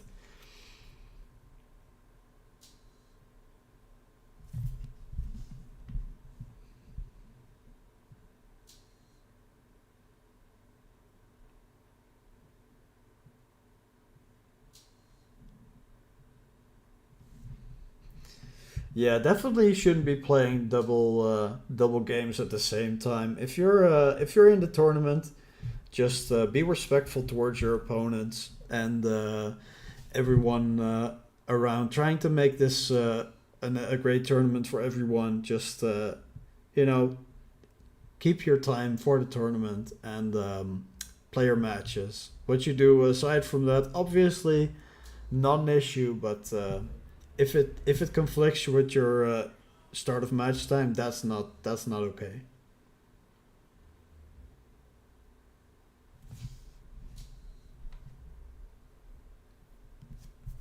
And Ludo and Tedman really both thinking about what they're going to side. Ludo hasn't seen too much. Might think it's a Diva Hero list. That's very possible. Might already know what Tedman's played from spectating games in earlier rounds, obviously, as well. Um, I think Tedman's pretty solid on what the build is for Ludo with the Neos alias shown and the double Gilman. Diva Hero doesn't really play that, so it's more likely to be Diva Hero beat, which it is. Um, and yeah, uh, interesting to see what kind of side deck these guys are going to be bring. It's usually the typical stuff of like Fossil Dino, Vanity's Fiend, that sort of stuff. Pulling the rug is definitely good against the deck of Tedmund, but yeah, we'll see.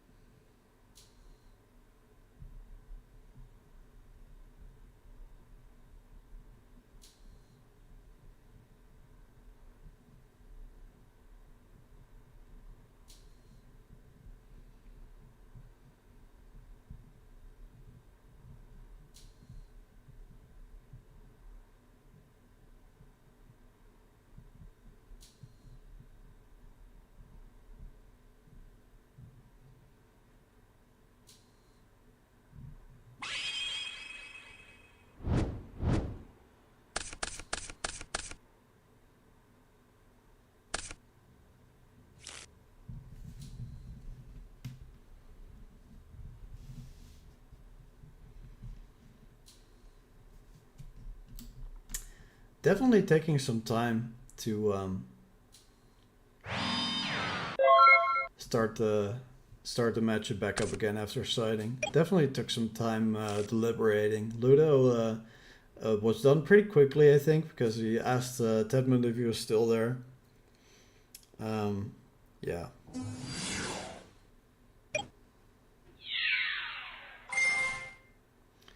Ludo going with the Grammel, putting back the monster into Tedmund's hand, setting him back a turn. And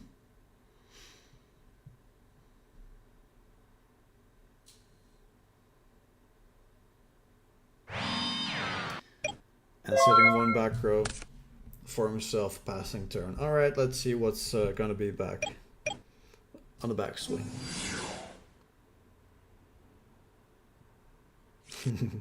Yeah, James, it is possible. It's not like it's not played, but it is less likely to be done because most people don't like to have another Gilman in the list. They usually use like 3 Diva, 1 Gilman, and they can send like a Diva or a Gilman from the deck to the graveyard with the Future Fusion and summon something else out to be flexible.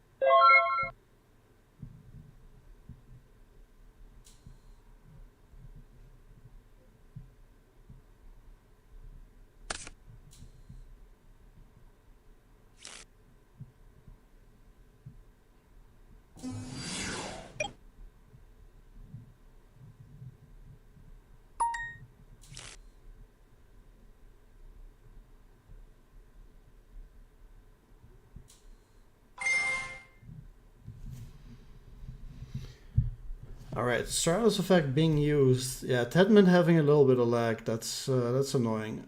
Ludo just deciding he's going to maybe interact with Stratos and may have a response to the Stratos effect. Yeah. All right, so put the malicious back into the deck. Let's have Ludo get the option to respond to that.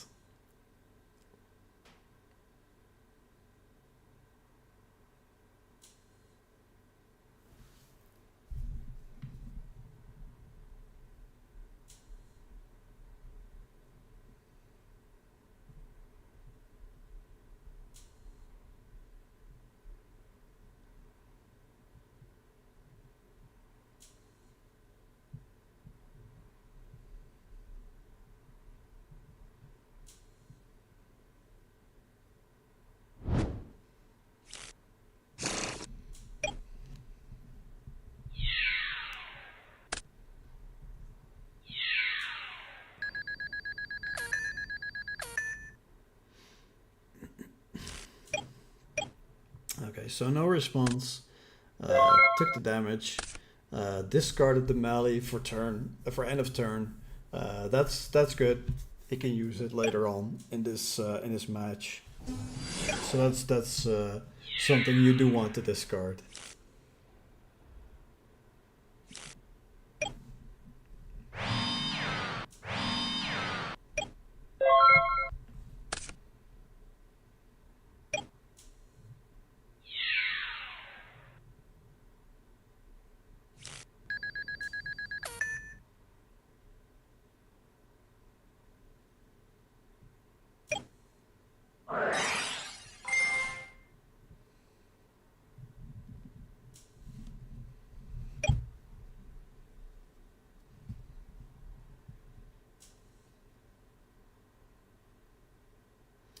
All right, trap the shoot.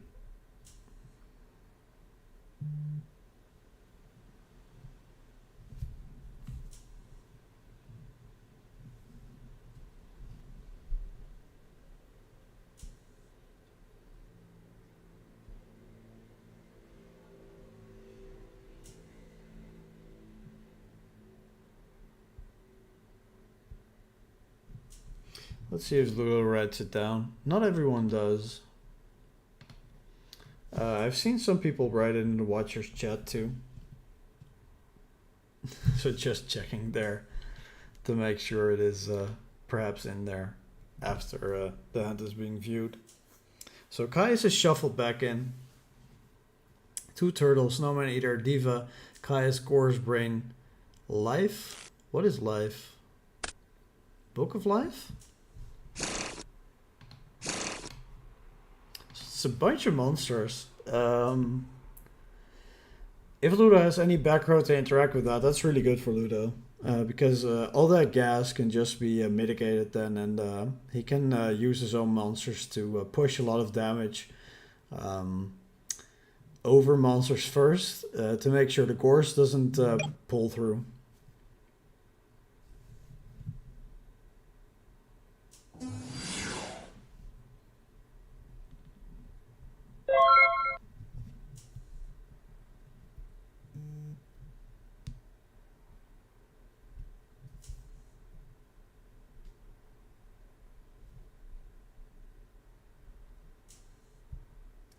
Passing the turn, Ludo thinking, if he wants to do anything in that end phase, ends up not doing anything, just draw. He is rather low, so he needs to make a decision on what he's going to do to come back into this game. The Pyramid Turtle is awfully sticky, so there's a few ways to deal with it, but it's not very clean if he attacks over it. Stratos can just be outed, obviously. But he needs to make sure that he's not getting killed on the backswing.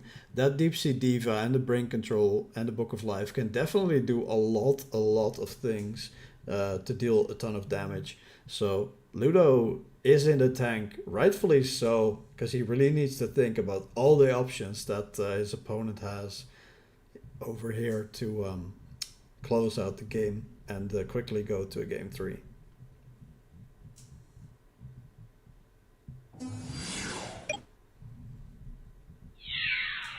Decides just to go with the alias summoner and run over the Stratos.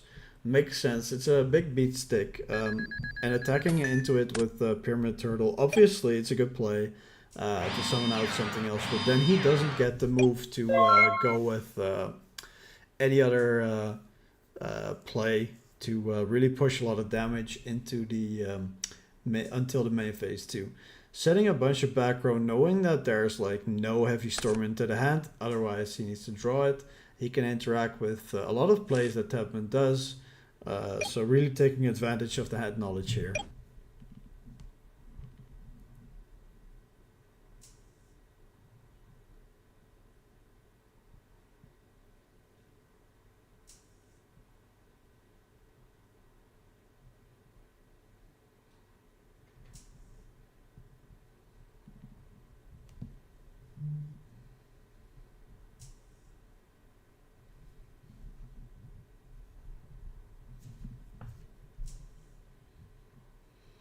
And Tempment going into the tank as well, seeing that for back row, thinking about what he needs to do to push damage this turn. If he didn't top deck a heavy storm, it's going to be difficult. Brain control, obviously the first line needs to see if there's Gem Spark, which there is. Getting rid of his Pyramid Turtle, that lowers the amount of plays he can do. Really needs to have that level 4 on the board to do stuff. But the Book of Life does bring back the Pyramid Turtle if there is no interruption from Ludo. But there could be something like a Deer Crow in the hand, a Hero Blast set, just to be able to interact with the Pyramid Turtle, so he can't really do anything with it. That must be something that's on Ludo's mind. So he banishes the Neos alias, not able to use the Hero Blast anymore in this case. So this is something that Ludo knows, so there's probably no spark.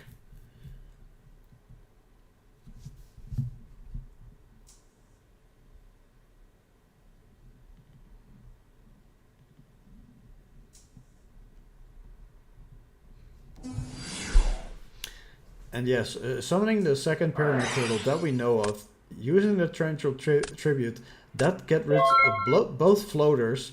That's really good for Ludo, because now there's not really a lot of things that he can use to stick onto the board. There's a Snowman Eater, a Diva, we know there's a Gorse, and we don't know one card. But we do know all these other cards, and all the tools to swarm the board are mostly gone. So that is really good for Ludo and not very good for Tedmund. I think Ludo's in a very, very good spot at this stage. Summoning out that Grand Mole, probably thinking about what he can do if the Gorse does come down, maybe able to bounce it back to the hand or something of that sort. He just wants to have that Neospatian Grand Mole onto the board and make sure that there's just no damage output coming down from Tedmund.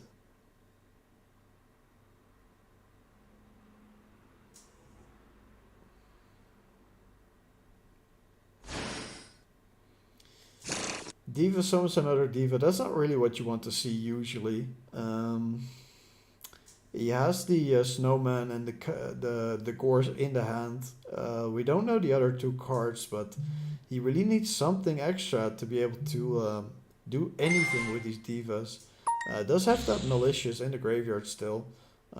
Can summon one out of the deck. Torrential's already gone, so he doesn't have to fear that. No Spark, obviously, because there's no Gemini monster on the board. So now you can go into level 8. Problem is though, what level 8 do you make? What are you afraid of in the back row? Are we going to try to avoid something like a Dimensional Prison with a Thought Ruler Archfiend? Or are we going to try to avoid Bottomless Trapple with like a Stardust Dragon? Or are we just going to go with the fact that since there's a Grand Mole on the board, we just need to go Dark Hand to get rid of that thing, but it still plays into those Bottomless Trap holes. Much to think about for Tedmund here. Yeah, and he does decide to go with the Dark Hand, and the Bottomless Trap hole does deal with the Dark End. Tedman puts a counter on it, but that doesn't work because Bottomless Trapple destroys Dark End Dragon. Can't lose 500 attack and defense, so it can't send the Neospatian Granbull. And now Ludo is explaining that to his opponent.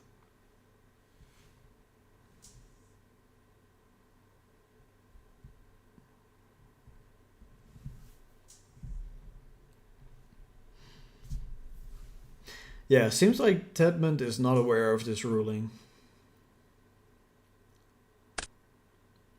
It's vanished, yeah.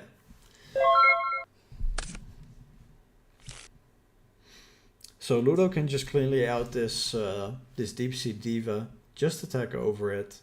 But it's also possible to just summon another monster to attack into the empty board. We know there's a Gore, so Ludo's very, very aware of that, 100%.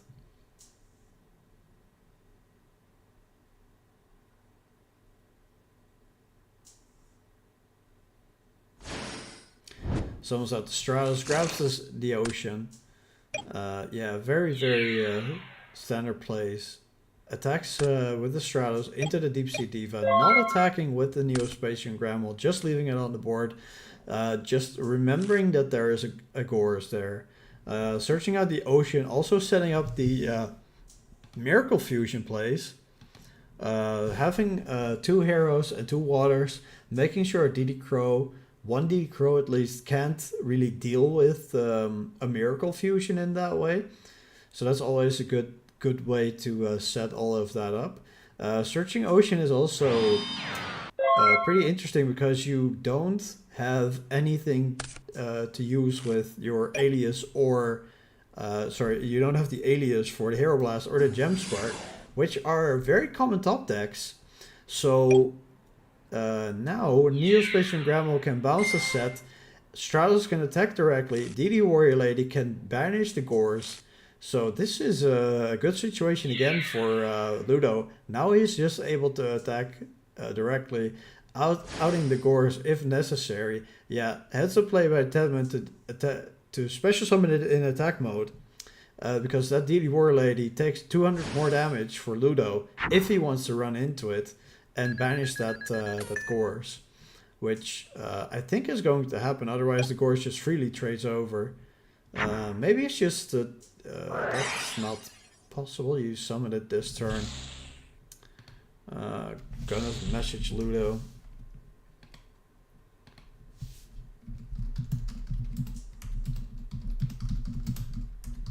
Can turn out to defense.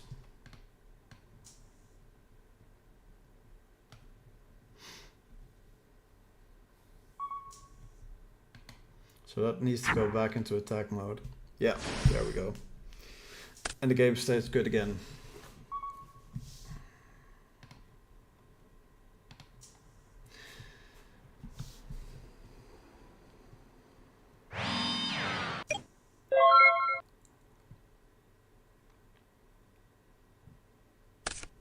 Alright, so the Absolute Zero is out there. It can just get rid of that Gorz and the token. Token's at 1800. So if Tedman wants, he can just attack over the DD Warrior Lady with the token, deal 300 damage, then attack over the Absolute Zero with the Gorz, clearing that board, then make his own follow-up plays so that he doesn't have to deal with the Absolute Zero. Let's see if he's going for that move or if he has anything else in his mind. We do know that there's still Snowman Eater in the hand.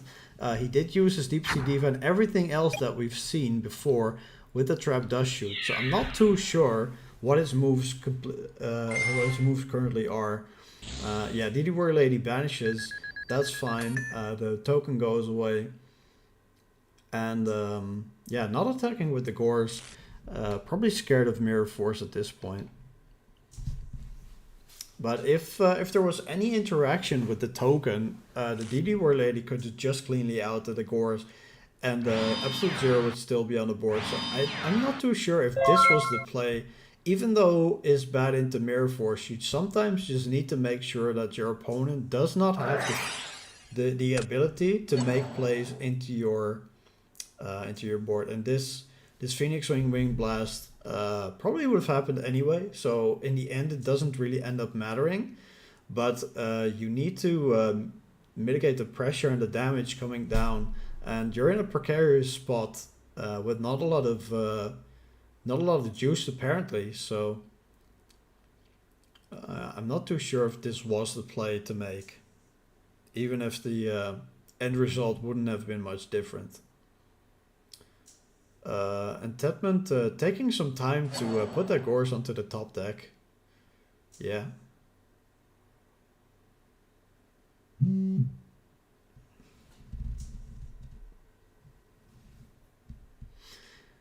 Yeah, so Gorse going to the top of the deck.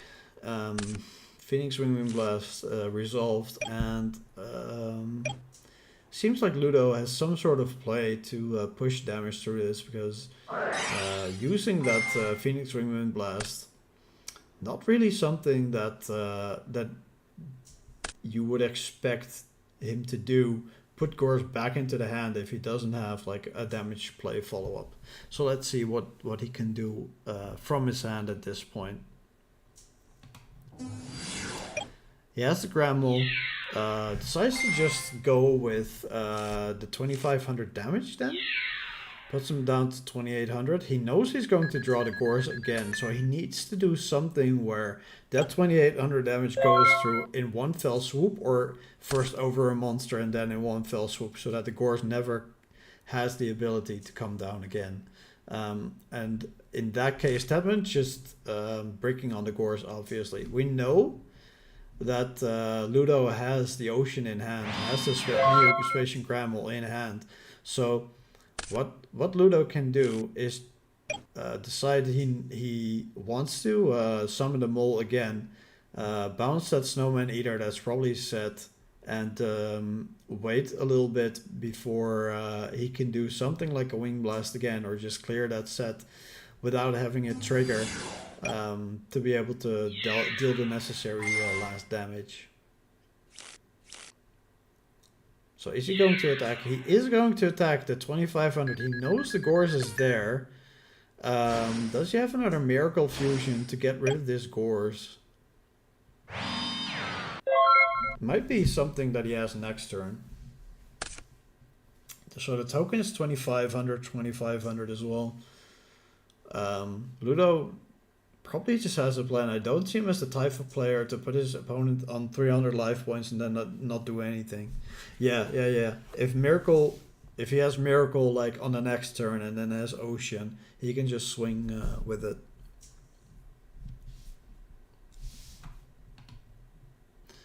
But there's only one water and one hero. So if there's a DD Crow, that play could end up failing. So he does need to summon out something else to be able to use the Absolute Zero. If you had a Miracle Fusion and there was no DD Crow, then using it this turn instead of the mole, just summoning out that Ocean, that might have just been the play, because then you just deal that 3000 damage by banishing the Gilman from grave and the Absolute Zero from the field. So I don't think there is a Miracle Fusion, because there's an obvious lethal line there.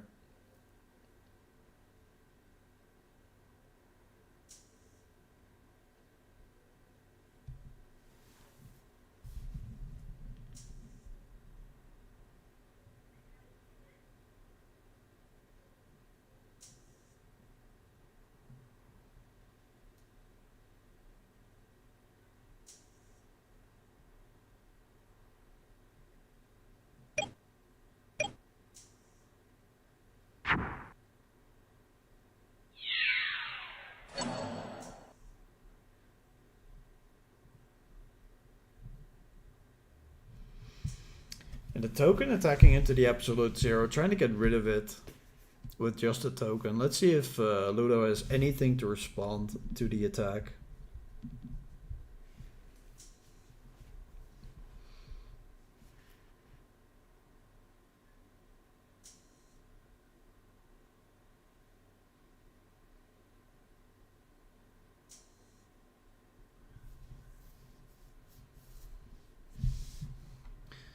Ludo thinking about it, really studying his opponent's graveyard, thinking about what the possible plays are he can do. Decides to just let it go. So the board of the opponent's going to be emptied. And the opponent needs to do something on the board because that ocean is going to get summoned, or the Neo-Spatian Grammel again, obviously.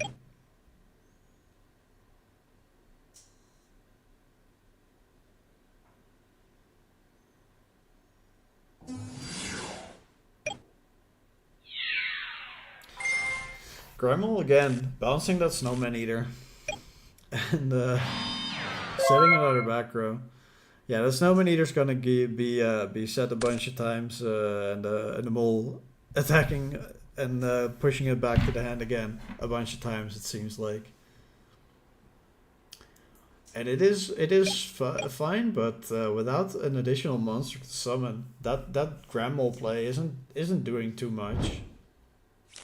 Why is he revealing Dark Grapher? It's gonna special summon it. Yeah, appears to be special summoning that Grapher.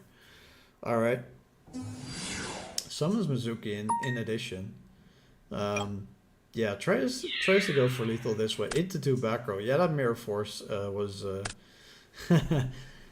well, not specifically Mirror Force, but an interaction was definitely something that we could see coming. That Mizuki can summon back a Pyramid Turtle, though.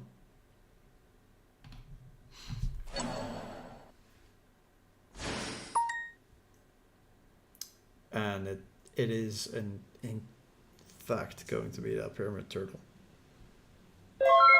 So we've seen 2 Diva. We've not seen Plague yet, so it is something to keep the board clear. Summon this Neo-Spatian Grammel yet again. Push it back to the hand with the Snowman Eater in there. Has 2 more cards. And Ludo can just wait until he grabs his next Miracle Fusion to summon out another Absolute Zero to be able to attack for game.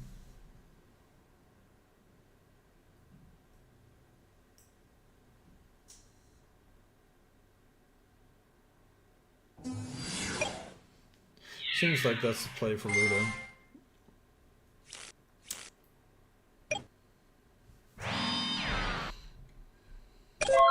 I think it's just game 2, right? Yeah. I don't see... This game is taking very, very long. First game was super lightning fast, but this game really, really taking a long time. Yeah, I think pretty early on, round 2 or 3, we had a Power Tool plant deck, but the match was over super, super quickly. So I haven't really been able to stream it like a ton. You'll need to go through the VOD because I do not have an idea of specifically how that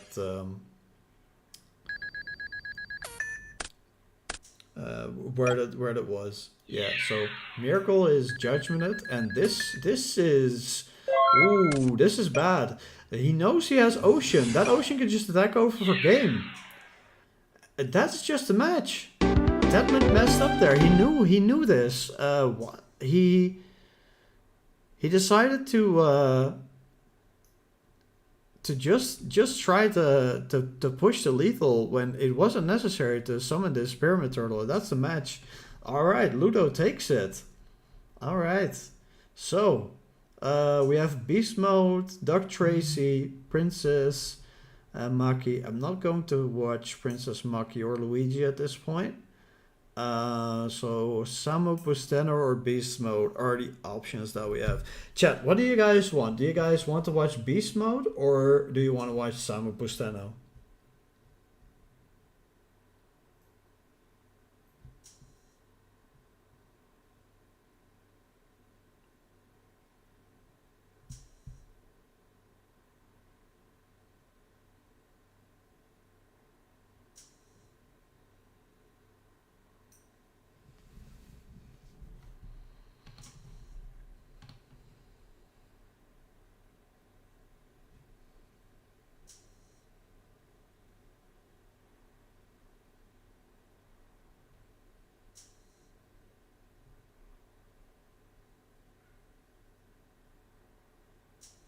I'm just gonna click beast mode.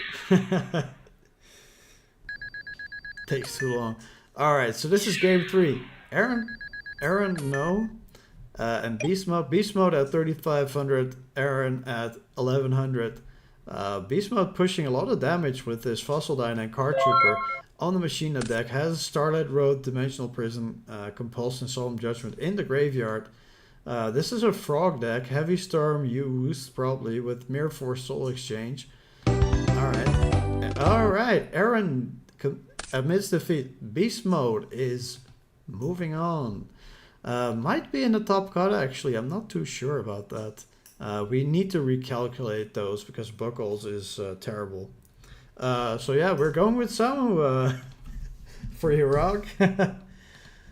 Let's watch his match. Alright, so Samu is 1 game up versus Boston. Boston is on that hero beat. Samu is on that Value Turbo. We've seen both previously. Just to reiterate though, for anyone who hasn't seen these players yet. So Samu summoning that Armageddon Knight, dumping the Sirocco, can use the value effect to banish the Sirocco with it.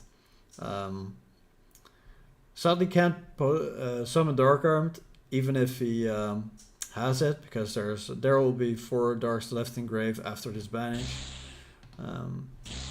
Yeah, and with no real back row in usual frog decks, I think it's really good idea to just pump out all the damage that you have as fast as possible against these decks. So yeah, he'll be able to attack over this this Stratos if there's no threatening roar or something like that in the back row.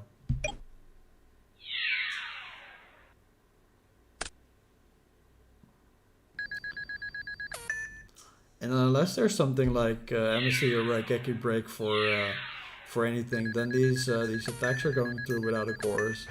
There's also no Battle Fader, it seems, or track that wants to come down.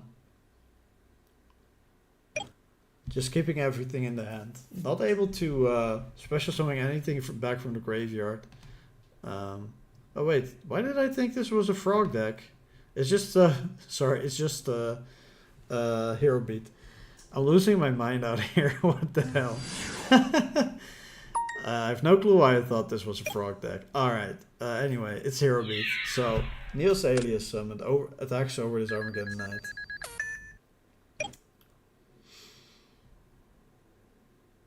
Not attacking over the Raikou, that's interesting. Maybe he thinks there's a Book of Moon set that could destroy the Neos Alias on a backswing.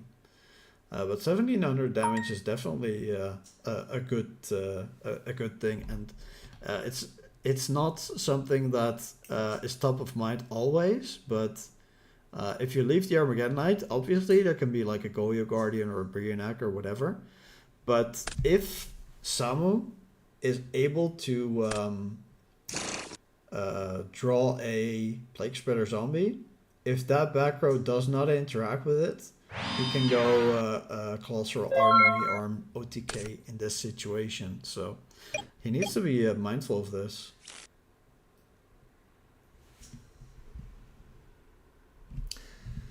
Actually, not that much. It's been less than I had expected. A lot of decks have been either some sort of Diva deck. So Diva with zombies, Diva Hero, Vayu Turbo, and Machina. Those have been like the most played decks on stream today.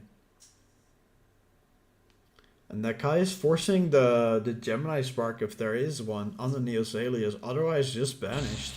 And it is able to deal 4700 damage with no battle stopper, so definitely needs to activate some form of trap card like Dimensional Prison or Nerf Force or Compulse. Alright, that will mitigate some damage, but 2400 will still be able to come through. Oh, and there's the Solemn Judgment. And that's the match! Samu takes the match! Solemn Judgment on the Compulse. Yes, interested now in what the other back row is. Didn't show it, so yeah, we're going out of this one. Alright, let's see. Who is left? I think I'll be going with Maki then.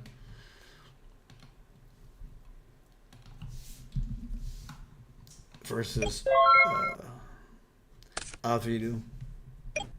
Alright, so Maki was on the cat deck. So this is with Xavier Arabellum and the Mystic Tomato. Not really a build that I've seen too often with the Mystic Tomatoes, but I guess. And it's just Sheena for Avidu. Yeah, the U-Build deck, I loved watching that, Master, but I haven't been able to watch you a lot of the stream yet. But I'll definitely check out your deck list after the tournament.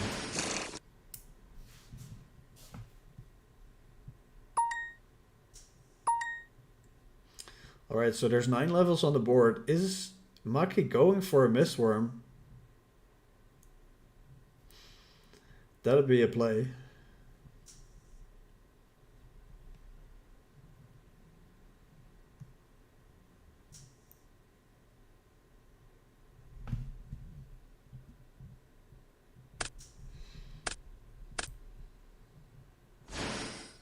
Yeah, there it is. Is there an interaction from Avidu? No, there's not. Alright, so this is just GG then. Yeah, it is, and Maki wins the match. Alright. That's all the matches we're going to cover today. Yeah. There's a reason I'm not going to go into it, but I'm not going to stream the final match that is still going. We're going to calculate the top cut. Top cut is not set after all the matches concluded. This is because Challenge doesn't correctly calculate book holes, and we need to do it on our own. So we'll do that, and we'll let everyone know who the top cut is. And top cut will be double elimination tomorrow for top 8, and it will start 4 hours later than the tournament started today. It will be 6 p.m. my time. It's currently 9 p.m. my time, so 3 hours ago-ish is the correct time. So thank you guys all for tuning in. I'm gonna end the stream here, and I hope you guys tune in tomorrow.